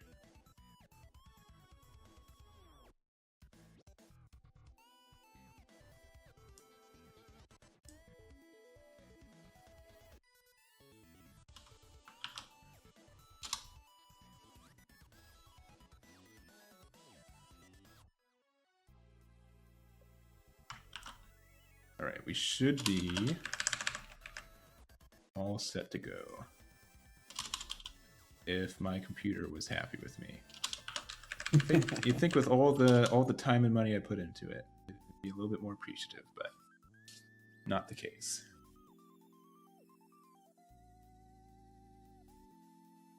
All right, so playing the Analog Youth, picking up something purple.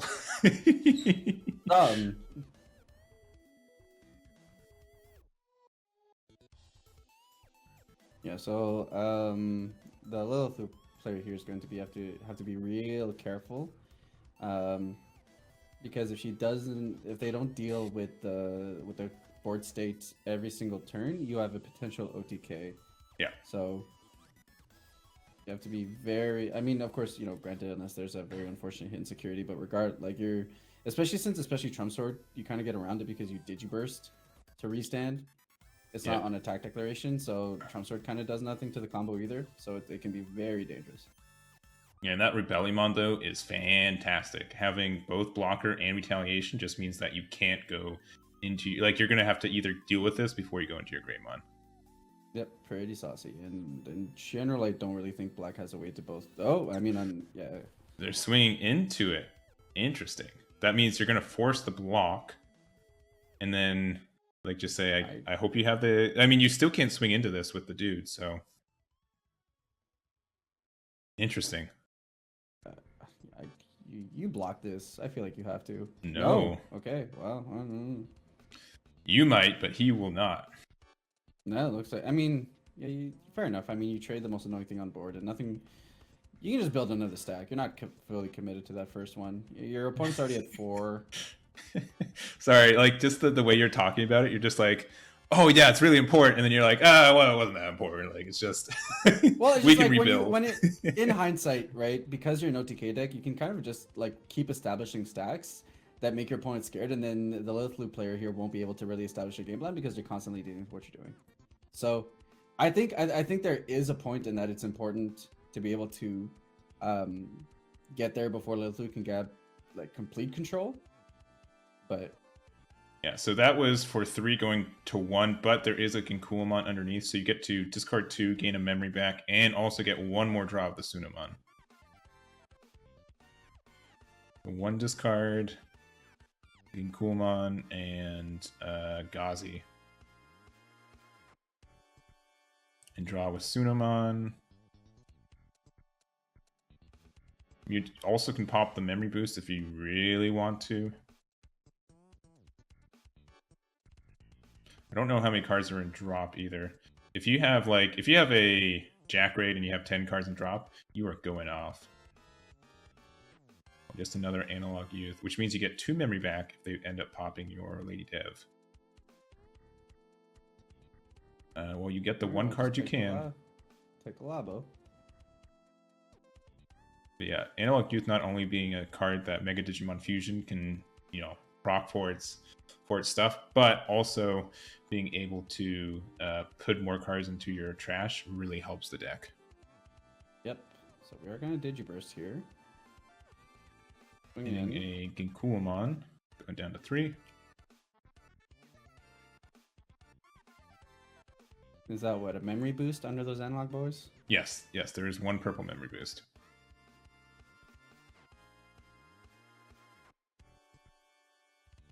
An analog boy. Alright, let's see.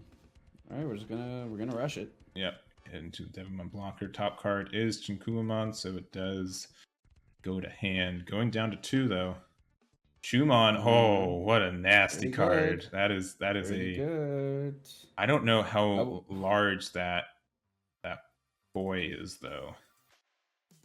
Does the Digiburst stick until your opponent's turn? Yes. Okay. Let's get that card up for you guys.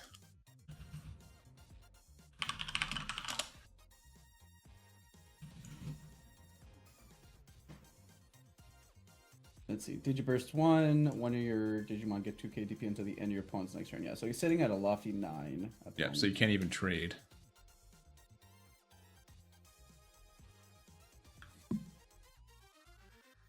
Man, if that Chumon didn't exist, oh, it's such a different story. Now, he doesn't have... No, he doesn't. Yeah, it was underneath the other one. If he had the King Kuamon, that when on attacking you can discard to pop a rookie. Okay. Oh, okay, so we're on Titamon. Interesting. It's a good card. I've been saying. Okay, and yet here you are behind the caster's table with me without an invite. Okay. All right. Hey, that last part. Last was implied, not a definite. What a rude dude. Yeah, I'm breaking all stereotypes today. Don't get that Titamon out. I love that card. I thought he was bad, and then I started playing him, and then I realized he was the way. Queen. Alright, we're gonna Digiburst again. Go make him big beefy 9k. You gonna block? Oh, he's he's just like I saw the thing, because if Diego loses this, he's like on the double bubble, because if he wins this, he's guaranteed to game or to day 2. Ooh, that onslaught. Ooh, yeah, bye. That also means that you don't. Ooh, but you get your 2 more memory though. That could be huge. You get your analog boys. So you could potentially go into your another Lady Dev, Digivolve again, and then start playing your option cards to pop the Chumon with the Lady Dev effect. Yep. There are plays.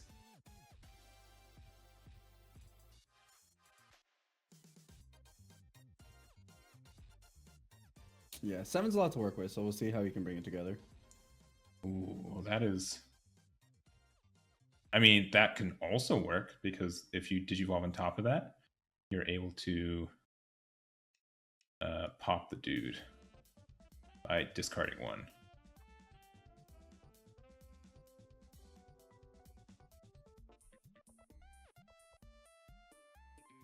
We got tap math. Yes, we do. Alright, chat. It's time to take out our calculators. All right, Rebellumon, he does have... So you could swing the Rebellumon into the champion and again, just clear the board. Gets 1 extra draw off the Sunomon if they remember. Where are they swinging into? I mean, I imagine it has to be security. Yeah, but you got retaliation, so you can... Oh, yeah, I guess you can trade. You can trade. You're definitely popping the Chumon.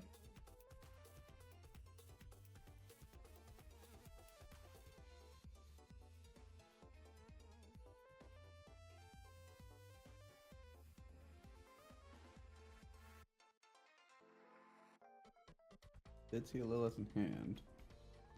So we got the trade. Those analog boys gonna do their thing.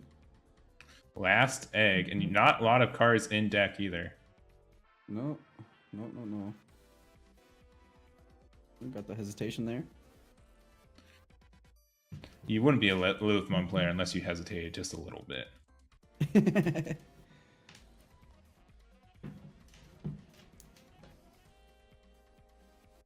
Oh man, that Lady Dab's gonna make it go so close to decking out. Yeah, I mean, we're what, 3-4 cards in deck now?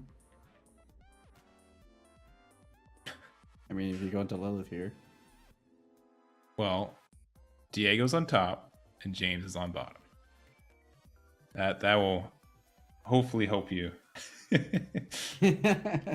put the pieces together. Oh man, there's like 20, almost 30 cards in drop probably.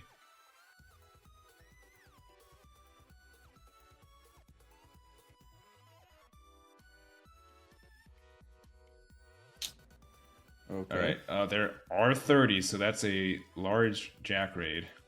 Sure. Okay, so there's a Lilith draw. You pretty much have to go Mega Digimon Fusion just to not deck out next turn.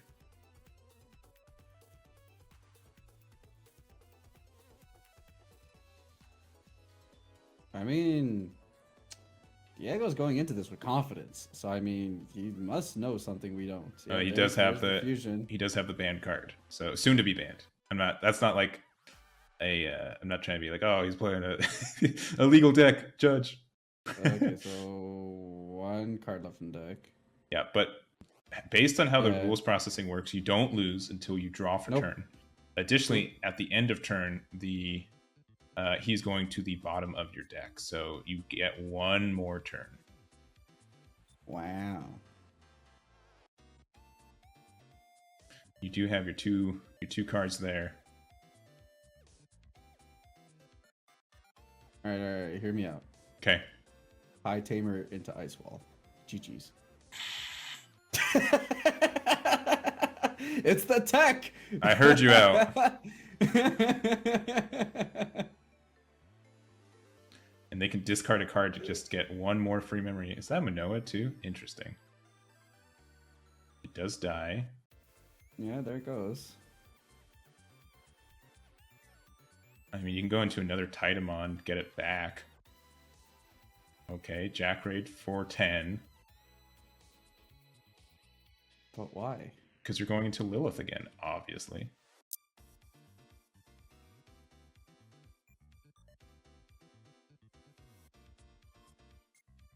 Yeah, sure. Oh yeah, if they hit Shinkurimon also, and Digivolve the Zwart, you lose.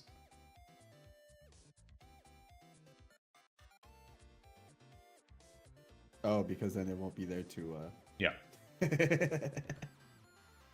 Oh, okay. All right. I'm digging it. Yeah, you picking up what he's throwing down? All right. I think so. Yeah. Yeah. Oh, oh, you have to do something to get your maximum memory. So 4, and then you gain 2 back, and then you get 1 more back. Those again. Yeah.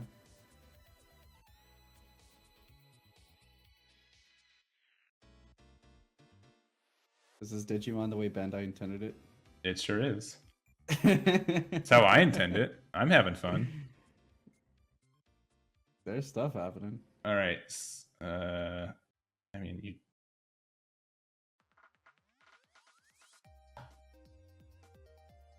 you swing because you get another free memory off the promote, and then if it dies, you can just play it again off that other Omni that we know is in hand. Hey, bro, but that one can't swing. We're at like almost 30 memory worth of usage at this point. They're getting the card away. They're banning it. I don't know. and we're still on their turn with 9 memory. It's 10 memory now. Check yourself. 10 now, yeah. Now we're at 10. Yeah, okay. Before I wreck myself, true. All right. Zwart number 2 for 6. Going to 4. Milling nothing. Drawing nothing. I would assume they have another full stack.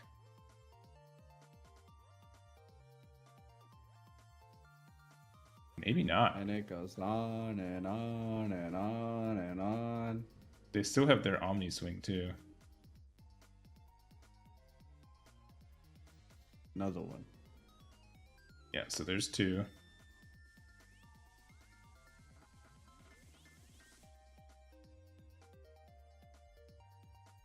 Yes, the one Omni can't swing, but the other one can.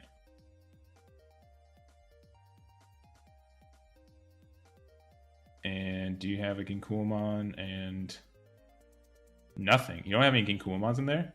Wild. You have a Ginkuamon. Ow. No, okay, there we go. All right, I was about to say like that. Yeah. Sure. Oh, you can go into another Lilith still. Yeah, you can. Yeah, we got some solar flare going on over here. Yep. Going Sure, down to okay. 2. Okay, you're Yeah, fine.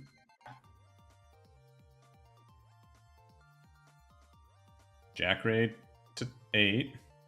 Oh my god. Hey, for the record, if we tie, the day's over too. So, True. getting You're not wrong. probably a Jack Raid and the Rush. Yep. Seems Yeah. good. Yeah, stuff. Yeah. We're on like our 40th usage of memory. Okay, never mind. Now, oh my lord, bro, what is this? This is peak loop play. Chat needs to see. Do they?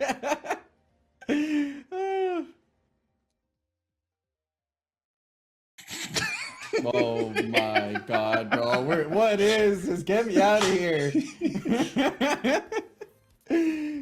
All right. Oh. Yeah, What sure. the heck? Sure. All Yeah, right. sure. Why not? All right, swing. You can swing, discard to gain a memory. And what are the... I can't think of anything. You're winning this turn. You don't even need next turn. All right. Yeah. Swing 2. All right. And we got there. Somehow. We got there. What the heck did I just witness? There we go. What a mad lad. What the heck just happened? I mean, don't get me wrong, it was cool, but what the heck? This man's just used like 50 memory on his turn, and he still had 5 available. Yeah, for 1 more damage in case one of his guys died. Bro, what the heck? His turn took longer than our first game 1 round 1 match. Not game, match. Bro, this man by himself made more plays than most matches take. Yeah. With both players combined. He played more megas than my decks run. Like Security controls give him the eye.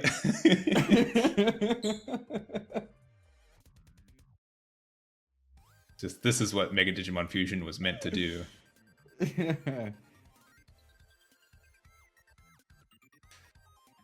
Oh. All right, and for the record, if there is a tie, the tournament's also over. Which we may get into because we have about 13 minutes left. And that means that both these players will get into day 2. Yep.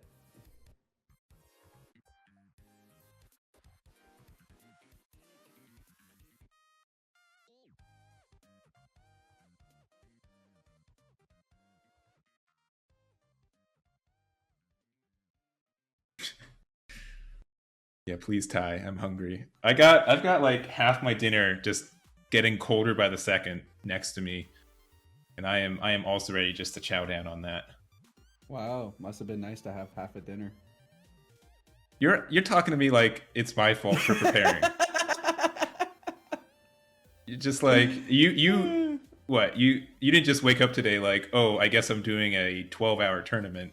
You were like, "Okay, 12-hour tournament day, opens fridge, empty." Like I guess coffee. Okay, that's fair. I did not have a coffee. I had my adult nutrition.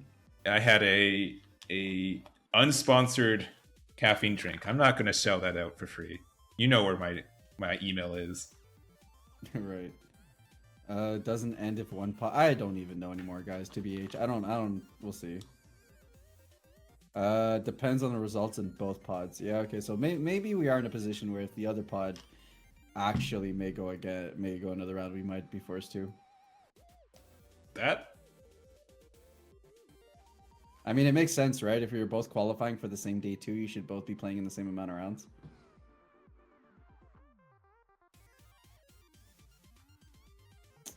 I also thought about having breakfast, and then I woke up past the times when restaurants keep having breakfast, so I was like, eh.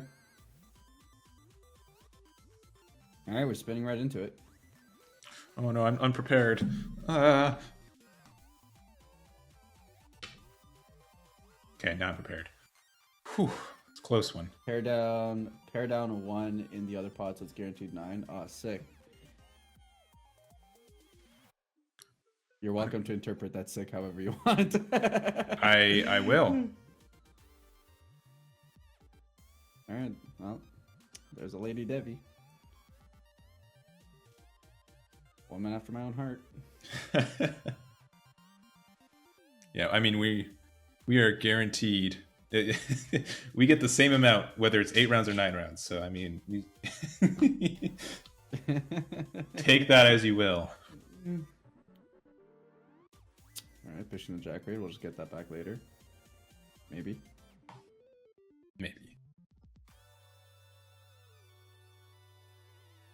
James here threatening his opponent with a 2-fingered claw.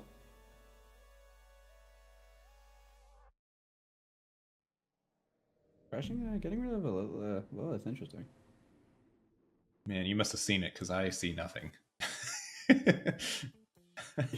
I am one with the solar flare. That can't be the sun, right? Like, have we looped back around already? Like, does his turns take so long that we just getting the Devimon back, I'm assuming? Yeah, okay. Alright, no, cool. Hey, look at that. The Titamon was already on screen. Go figure. Yep. I knew it was coming back. Right.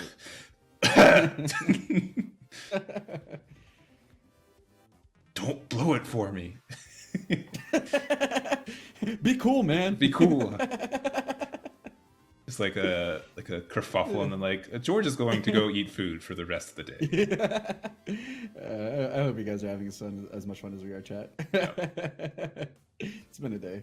Yeah, and once again, Lychee is guaranteed to go to next day. Oh yeah, he's just trying hard right here. Yeah.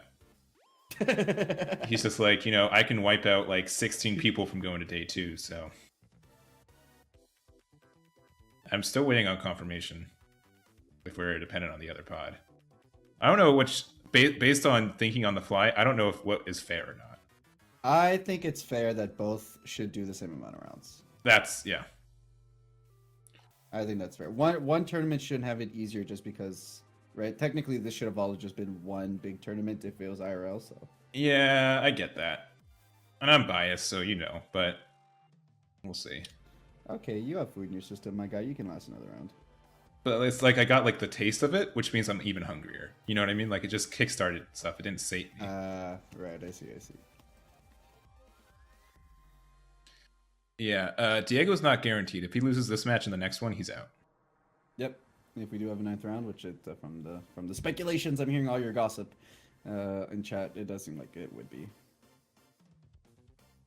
All right, couple checks. Nothing too discriminate. Well, actually, it does de-digivolve that Titamon. That is true. Which I actually think might actually be a good thing here. I'm not gonna lie. Yeah, being able to just go into Lilith again, or maybe like another Titamon. Yeah. I actually don't inherently think this is a bad thing, especially since since Lady Devi is she's an AK, she's so good. Mm-hmm. Okay. Nope, just passing with Manoa. So you do have a white tamer out for your plays. Spicy. Yep. Okay, so could Digiburst here to clear the lady we want to. Oh, well, I got 2 of them now. Oh, are you keeping the same record the next day? I thought it was a Swiss reset.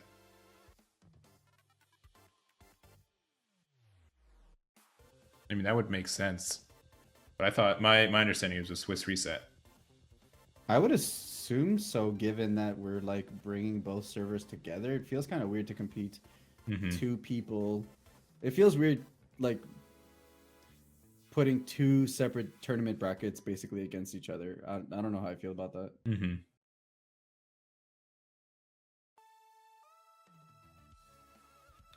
All right, swinging in though. Hitting. Ooh, that is a card you want. Get out a. Oh, if you have the pieces to gain like an extra memory. Oh man, you are too good. You are too good at this game. So you gain the memory back, and then it is now your turn. So gross. That is very gross. I mean, if there was an additional security check. Okay, yeah.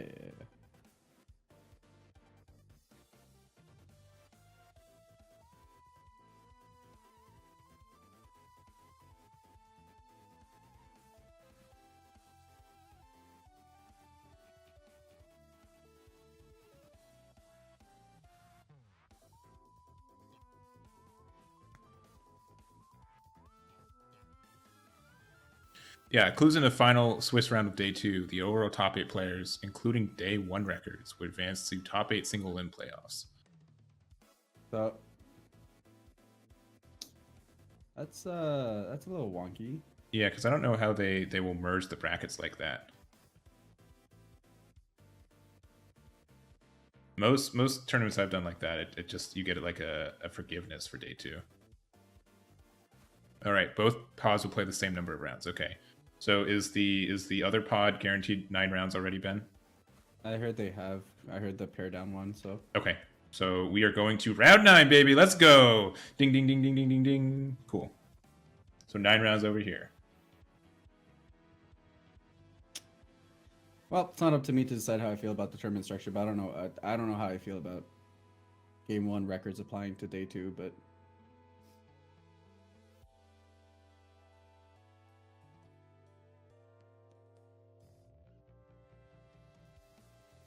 You want food? I mean, you got 5 minutes plus like the 5 to 10 minutes in between rounds. You can scarf down some food. Not sponsored, but you know, Pizza Pockets do take all of 3 minutes in the microwave. Big fan. You're the generic ones, right? Yeah. George is starting to sound like Orlando Eggman. That is true. Oh, okay, that is cap. That is cap. Orlando Eggman is a different Eggman. There's no way. I don't know about that.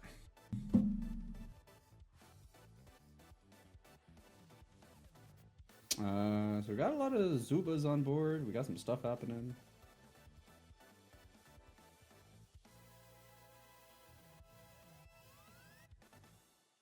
All right, punch. Oh no, going to the trash so I can just play it again.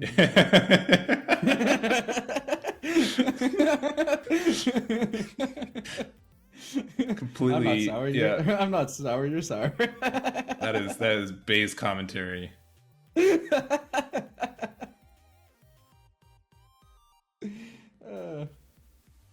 Yeah, we're guaranteed another round, so it does not matter who wins this, and then it doesn't matter if Lychee wins or loses. He will be going to day 2. Yeah, so this is Diego's game to win, because if he wins, he does clutch himself a position for day 2.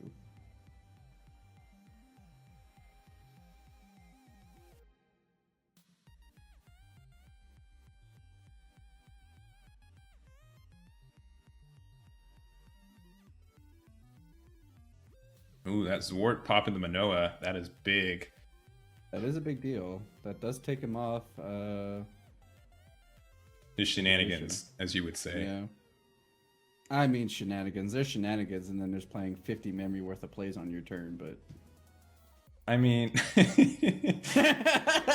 what are time rules if you're advancing game state, right? You're still. I mean, don't get me wrong. The game state was being advanced. Yeah. You're not incorrect. It was very advanced gameplay.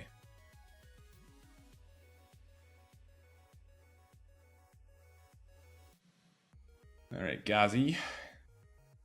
You can pop the memory boost to go up. Yep. Maybe Lilith, and then 1, 2, 3, 4, 5, 6, 7, 8, 9, 10, 11, 12, 13, 14, 15, 16, 17, 18, 19, 20-ish. It's close to 20. I couldn't channel my inner auctioneer, but I tried. It's between 15 and like 22. So if there's a jack rate in there, oh, so which means like there is one in there. We do know. yes, there is okay. One. So draw one. It was his first pitch. You get a jack rate back, but will it? It will only count as like 3, which means you can play like an analog youth and then go from there, and then go Mega Digimon Fusion. Again, there are plays.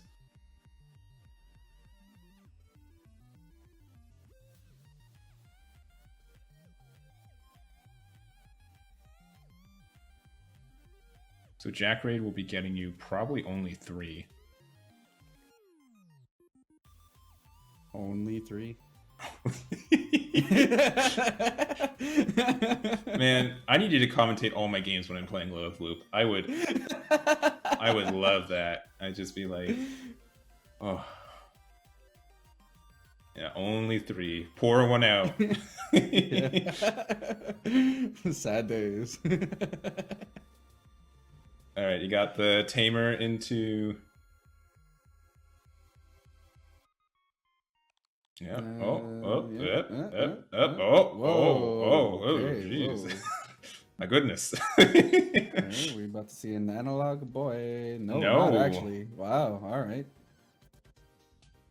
And then playing what, a Tamer? Or not Tamer, a blocker? Yeah, a blocker to protect your Lilith. Okay. It is a play.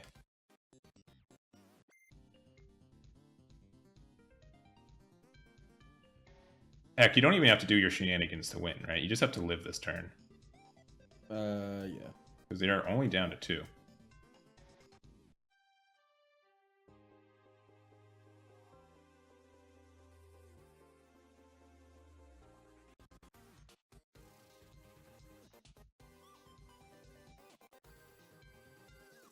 Yeah, block. Yep.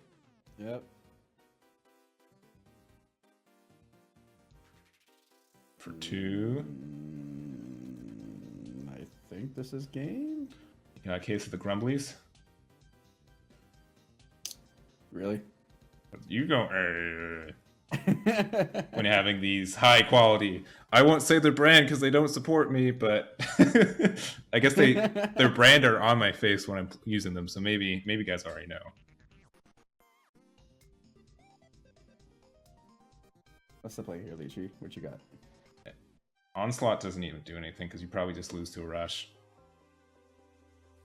He's asking for cards and all right.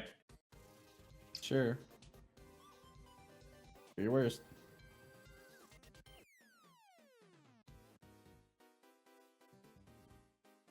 Oh, why did you? Oh wait, never mind. Swing in. Yeah. That's okay. Swing. Shademon, maybe. And game. Yeah, it is the G. Yeah, it's game. All right, That's it. that is it.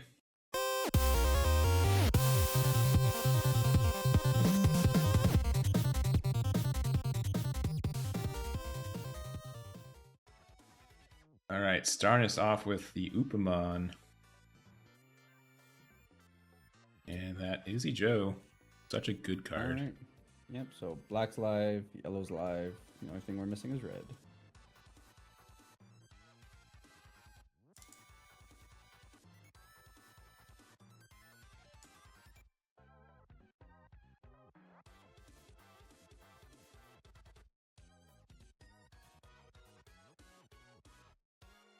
Going into Impmon.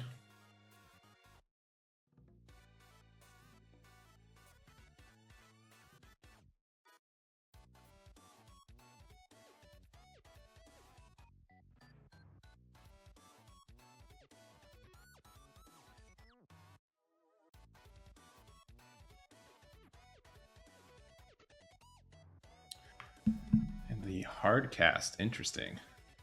Must not have too much to play.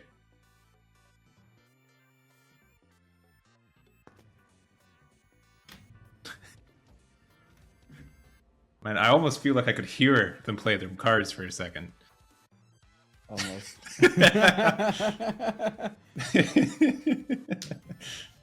Oh, there's the good card. But Imon does live, so that is nice. Yeah. And Ghazi, okay. Good. Yeah.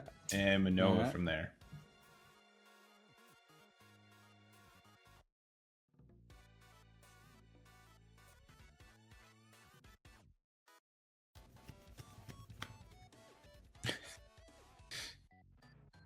I promise you, it's Lucian's shuffling. This Yeah, I'm sure it is. Yeah, I'm just starting to, yeah. Yeah, Eggman, everything's muted. Are you okay? Yeah. All right, Pop and Ghazi.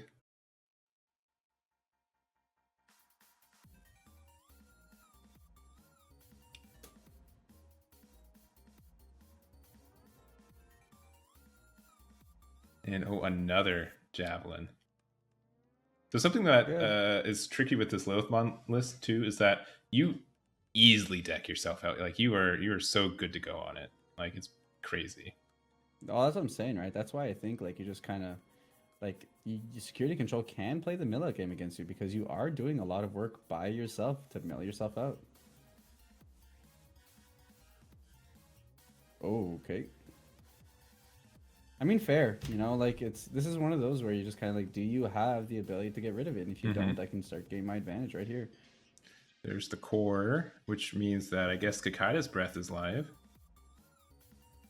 True. If you pay the memory for it. I think he's at 0 right now. He is at 0, yes. There we go. Yeah, there you go. He had the answer. Try again. And that's the thing, right? Like, he's not really incentivized. Because of how much already he mills an Analog Boy, is going to be more mills here. You're not really incentivized to go up your chain too often because it's going to draw you a bunch of cards.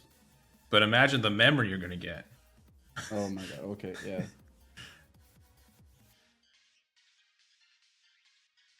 One more, yeah.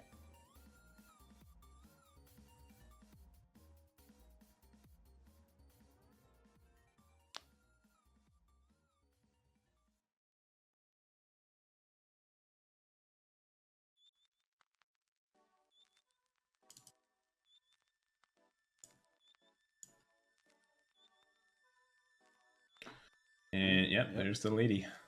Yeah, I think this is going about it the right way. I think Diego is definitely facing this matchup in a way that's just force you to have your responses to big bodies and draw as little as I can, just because this game very much could go long. Yeah, I definitely agree. Like, the deck has a lot of obnoxious hardcast that you're not really afraid of. Ooh, there's a Zwart, though. Kind of need at least one of those boys.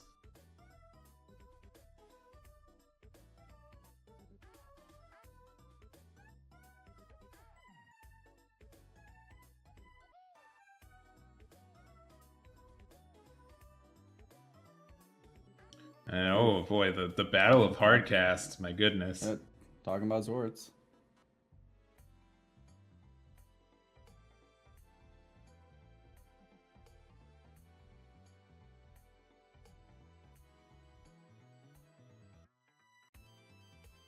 I don't know if there was 10 in there. I don't think there is yet. Close, but...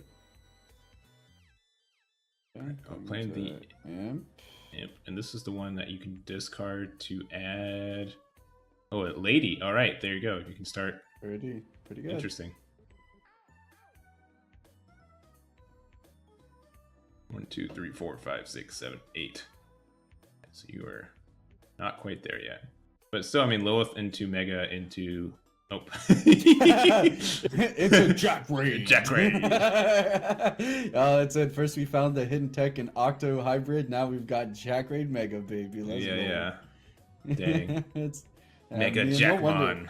No wonder we're not at these top tables. They know the secret tech that we don't. Mm-hmm.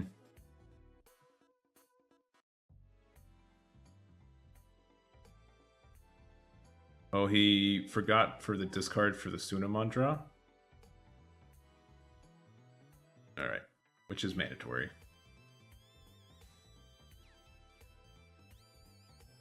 I mean, you can Jack Raid for nothing. I mean, you can Mega Digimon Fusion, gain 2 memory, start doing stuff, and then your Jack Raids become live too. Yeah. I'm comfortable with this being the last turn of the game. Alright, we're gonna go into it. Yeah. Mom says it's my turn to play.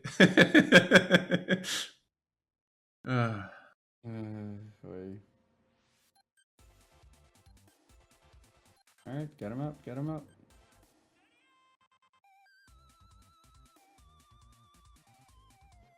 Alright, Lady Dev, of course, and a Rebellion.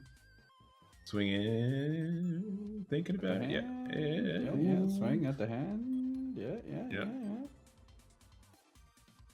Hitting into a Holy Wave, so nothing. Sure. Like, every time I'm like, oh, I'm on it, I'm going to update the security immediately, it's Holy Wave. Or Tactical Retreat.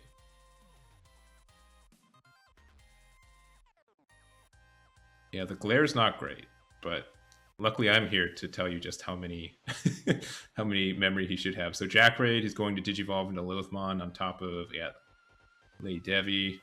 Draw another card. Get 2 Jack Raids back. Or a Jack Raid and the level 4, or the 4 cost. Yeah, the 4 cost, yeah.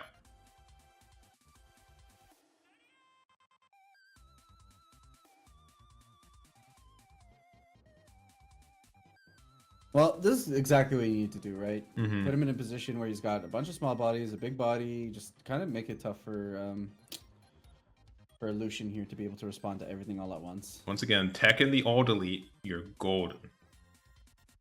This clears board. You need to find it also. That was a okay. Whoa, you're sniping that in your hand before your opponent had the chance to see it. Yeah. I think that's a Jewalt. Yeah. Yeah.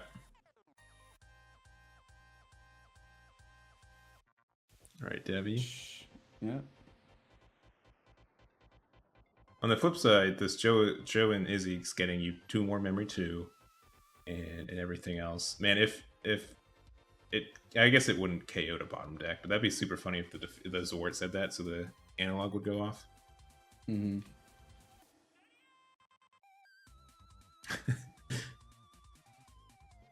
It's like he's counting if he played 5 cards this turn or something. Something. Alright. Gazi's pretty alright, I guess. So Walt Schwarmer clears everything but Lilith, though.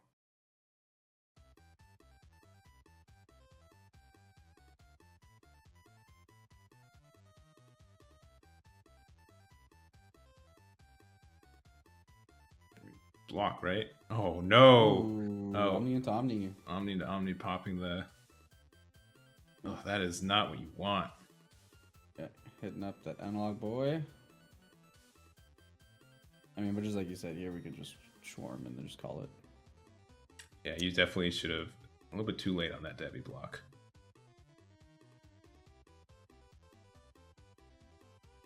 Yep, there you go.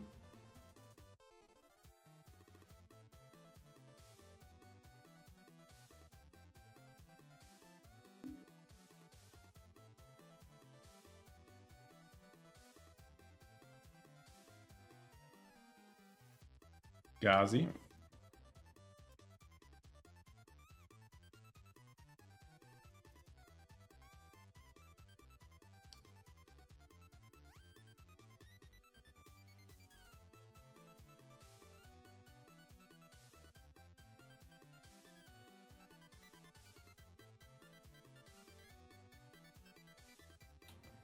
Into our champion.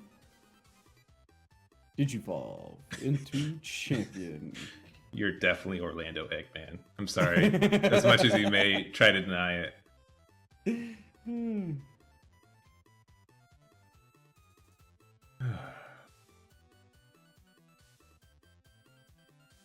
The thing is, like, obviously a lot of players are going. Like, I mean, one player plays like literally 1 card every turn. The other player plays like 8.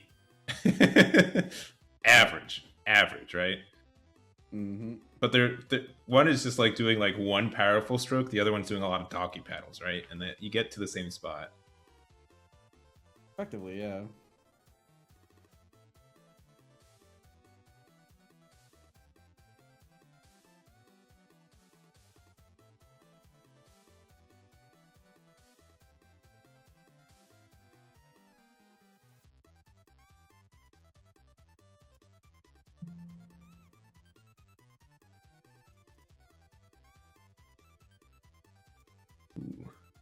who's the real Beelstar player?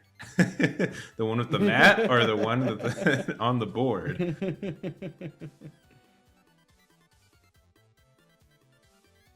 I really do like Beelstar in my security control. I think it's a really fun tech. I like it a lot too. I think it gives you good versatility. Yeah, and then it just like unbricks a lot of your Zort defeats in hand and everything else.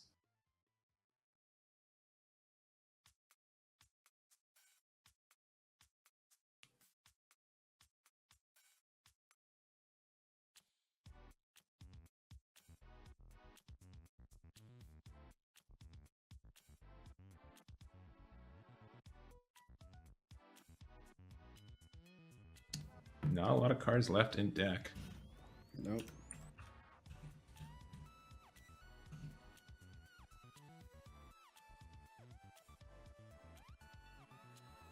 Also, I do want to take this opportunity to be able to highlight that the Tech Games finals are currently going on, guys. So you guys should definitely go and check that out when you're done here. To go We'll definitely rate.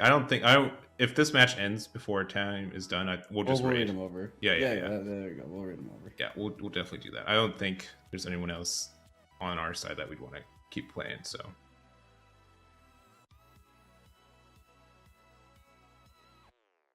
All right, getting your boy back, which should have the Kinkulamon and Kinkulamon underneath.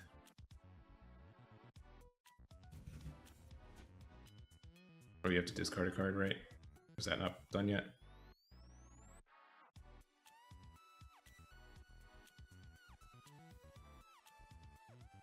Look, I will...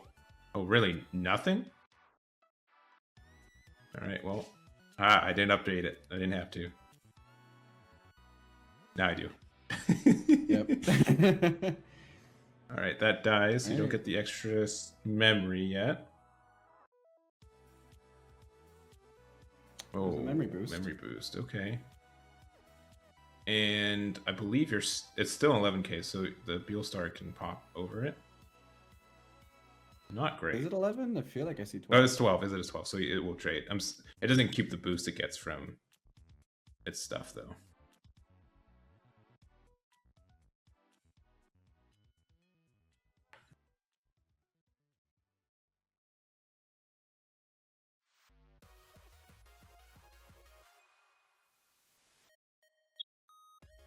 Ooh.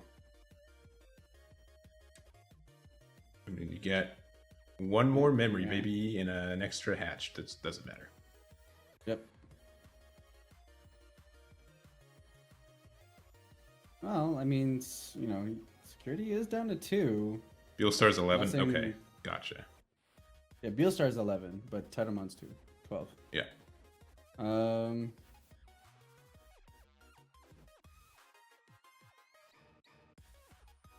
So there's potential here. There is an opening. There very much is an opening, especially if we can see like the insane loop plays that we saw in our last round. Definitely an opportunity to be able to get there in this next upcoming turn. Oh, I don't think that Takumi does anything, though. It only hurts you, I feel like.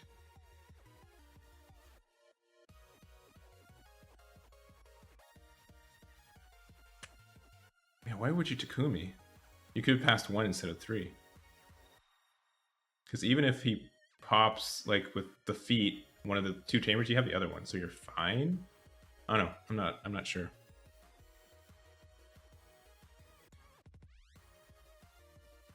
He also has, like, 30 cards in trash, too, which makes a big difference.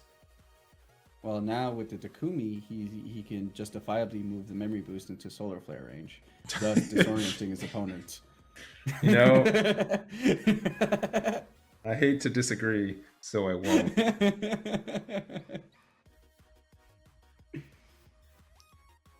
Man, normally I'm not the straight man, and I'm the one making the funny jokes. But now I'm in this chair, and it's horrifying. I'll still do it, but like, yeah, maybe I should have half a supper. Who knows? Quick Timmy's run. Oh, that does not sound terrible. I'm not gonna lie. All right, well, there's a defeat. Yeah, which just means like if they didn't do the Takumi, you would have kept it your turn. So I'm curious, unless you like really need that that card, like I don't know.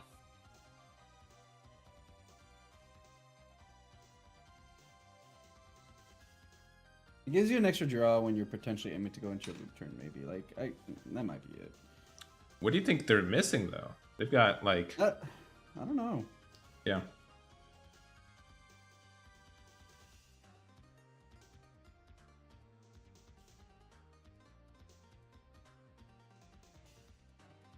Alright, we're just gonna Holy Wave and pass. Three and three. All right, Rays. You've got 6 memory, so you should be able to start. If you have the loop, you can go into it pretty much. Yeah, in this deck, we're basically at infinite memory as far as I'm concerned. Yeah, let's draw 4 casually. I guess you don't have to do Takumi.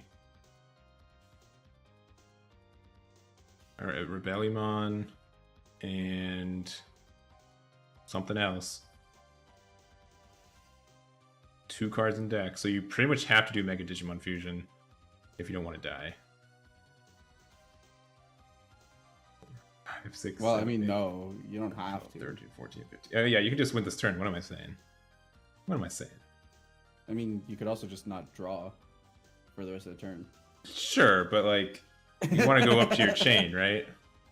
No, this turn is going to take at least 10 more minutes. You better believe me. Yeah, with the Jack Raid, that gains. Like I said, we're in infinite territory now. Yeah. We have infinite memory. I hope you guys enjoy literally never passing to your opponent, because that's not going to happen at any point in time in this turn anymore. Yeah, it's like the slow-mo mode in any major franchise. We're just like, whoa. Man, there's wow, okay. Look at that. All right. I don't really know how this loop works, so I'm gonna have George commentate this entire loop part. See how he knows it way better than I do. So sure, not a problem. So the entire point of the loop is that you're able to get your Lilithmon out here. Now with Lilithmon, not only does she recur some of your option cards that allow you to extend your memory turns from your trash, but additionally she's a target that allows you to go into Omnimon. Omnimon having the spectacular ability to be able to play 7 costs from your trash into the board. 7 or 8 costs. You know, that's, you know, give or take 1 memory. I don't know. Either way, now that it gives you additional bodies after the swing, getting the Lilithmon back in hand, which we're seeing just now here, perfectly timed on my end, to be able to then go into another Lilithmon. And then guess what? We Jack rated to go and make these plays possible. Well, now we even have Jack rates once again to get 1,000,000. So here we go. all right. Well, And he that's just the retreated, so nothing happened. I mean, yeah, nothing happened. I mean, and then because we're able to loop like this, we're also able to get out these boys, which are able to attack. Oh, if you Riven's Breath the attack with Rush. Zort, then you strictly lose, unless you can go up into another one with Fusion. Gain a memory, baby. Let's keep it going. I see. And effectively, once we're at this point, we're at infinite memory. Is this still round 1? My gosh, no. It is game. It is game 1 though. Oh, a third one? That's insane. It must be good being good. It must be good being undefeated. Like, that was lethal if those weren't there. And I mean, like, something bad was there. I mean, we're still going for it. So, yeah. Okay, Sorry, no, like, yeah. people are tired. Like, it's just so funny. Like, 9 minus 6, 3. Like, that's how tired. Or no, 4. Sorry, yeah, because he was at 10. No.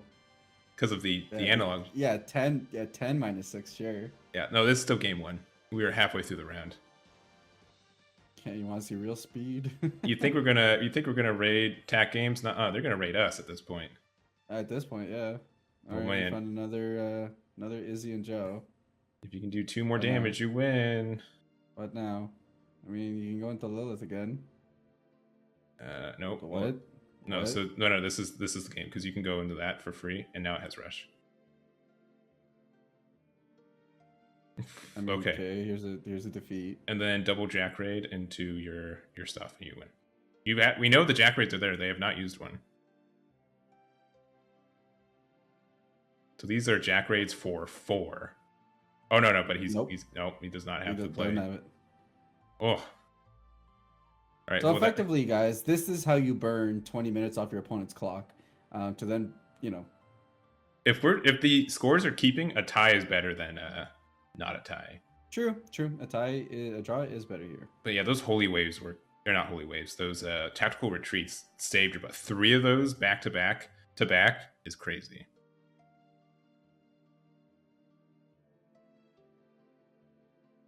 All right, and we do have, but you don't get undefeated without having that luck.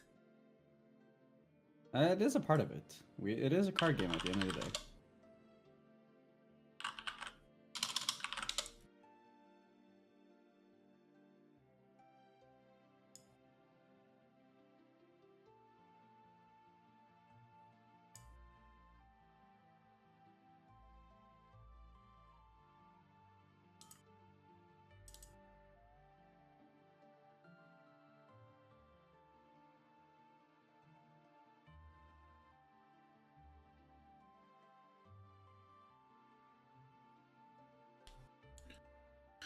All right, rolling. I guess you don't really need to roll a 5. You get to choose, right? Maybe they're just doing it for fun. That's not allowed. Oh no, he's telling you how many. No. Top of deck cut. Nope. Maybe. I don't know. Yeah, it was top of deck cut.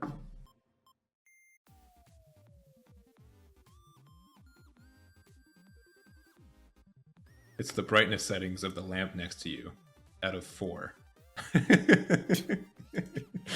Okay.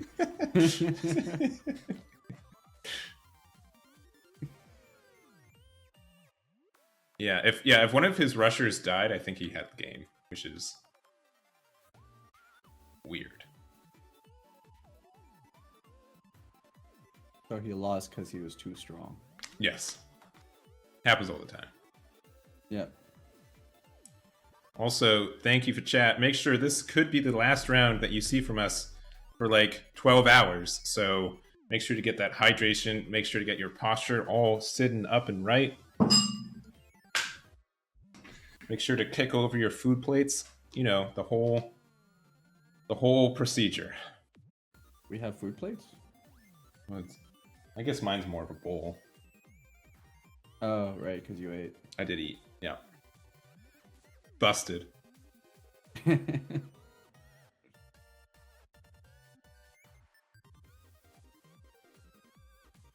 Starting off with the analog youth, seeing something. Inkuamon and Gabumon and something else. that flash of your card did not help in any way, shape, or form identify the card that no doubt he said it, and we just can't hear it. Oh, yeah, for sure. But that does not help us. There was 0 utility in that flash. Swing in with the Impmon. Unfortunately, Mitron. I knew it. I knew it. I was like, I forgot to update it, but I'll be okay. Another tactical retreat. How could they? Mitron, I appreciate the giveaway hustle. That is true fan. You've earned your golden egg. Yeah, you definitely are entrenched in the culture of the stream. Free stuff or I leave. That is the that is the culture.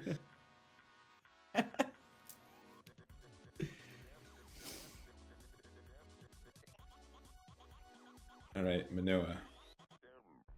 So it also wouldn't be Mistron without getting cut off by the auto mod. Thank you, Mubot, for saving me once again. Beelstar. That was an expensive lady. Yeah. Oh, but it does mean you can play your Schwarmer. Yeah, it just wasn't an option otherwise.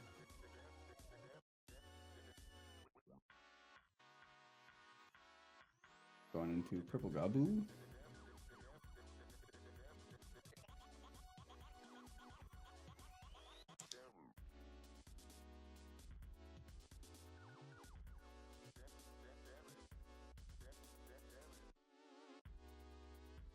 Gabumon. Digivolve into champion.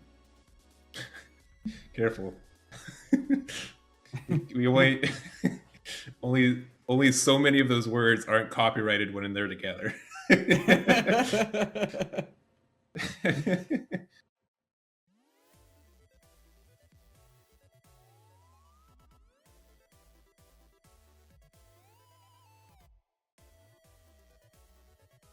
Digivolve into ultimate.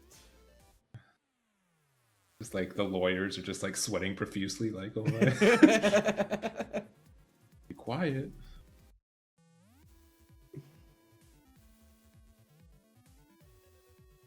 All right, there we go. We've got him in the trash. That's exactly where we want. Oh, the crisscross applesauce. Your Renault is gone. Crisscross applesauce. They were facing the wrong way. They were crisscrossed. Okay. I'm the sane one. Yeah. Ooh, memory boost. We coming into the loop here? I don't know. Let's see how enthusiastic you are about it. Thrilled.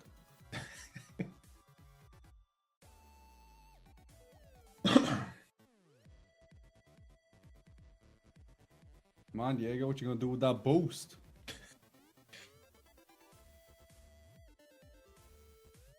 Lilith. All right. Does it?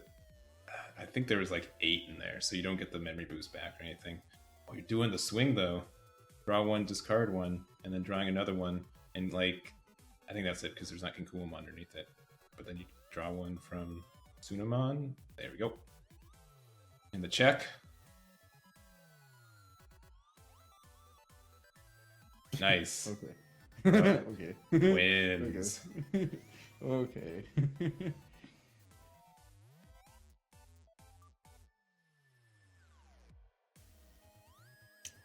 Jack raid for 1. Oh, with the that's a 3. 4. No, I think you got the discard, so you went up from 9 to 10. Mm-hmm.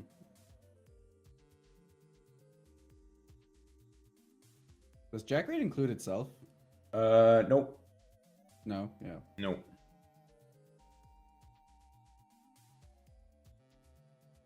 Kumi for 2. Kumi.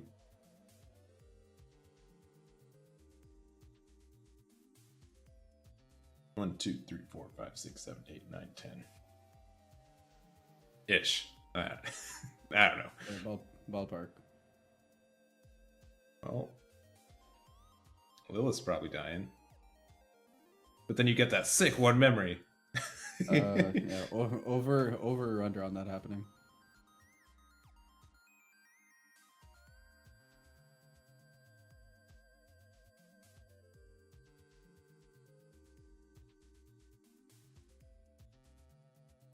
Alright, do that. Proc off the analog boy.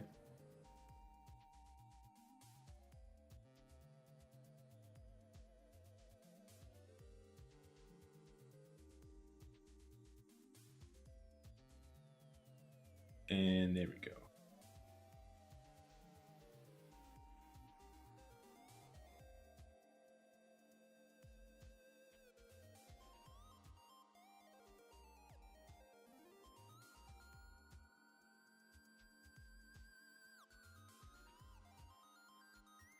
Yep. Popping the board. 1, 2, 3, 4. At least, yeah.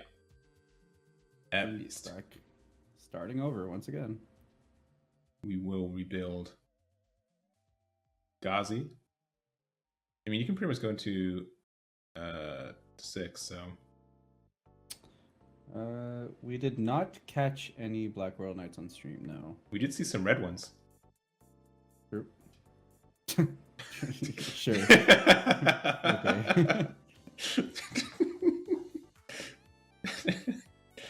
Those are some dagger eyes he shot me.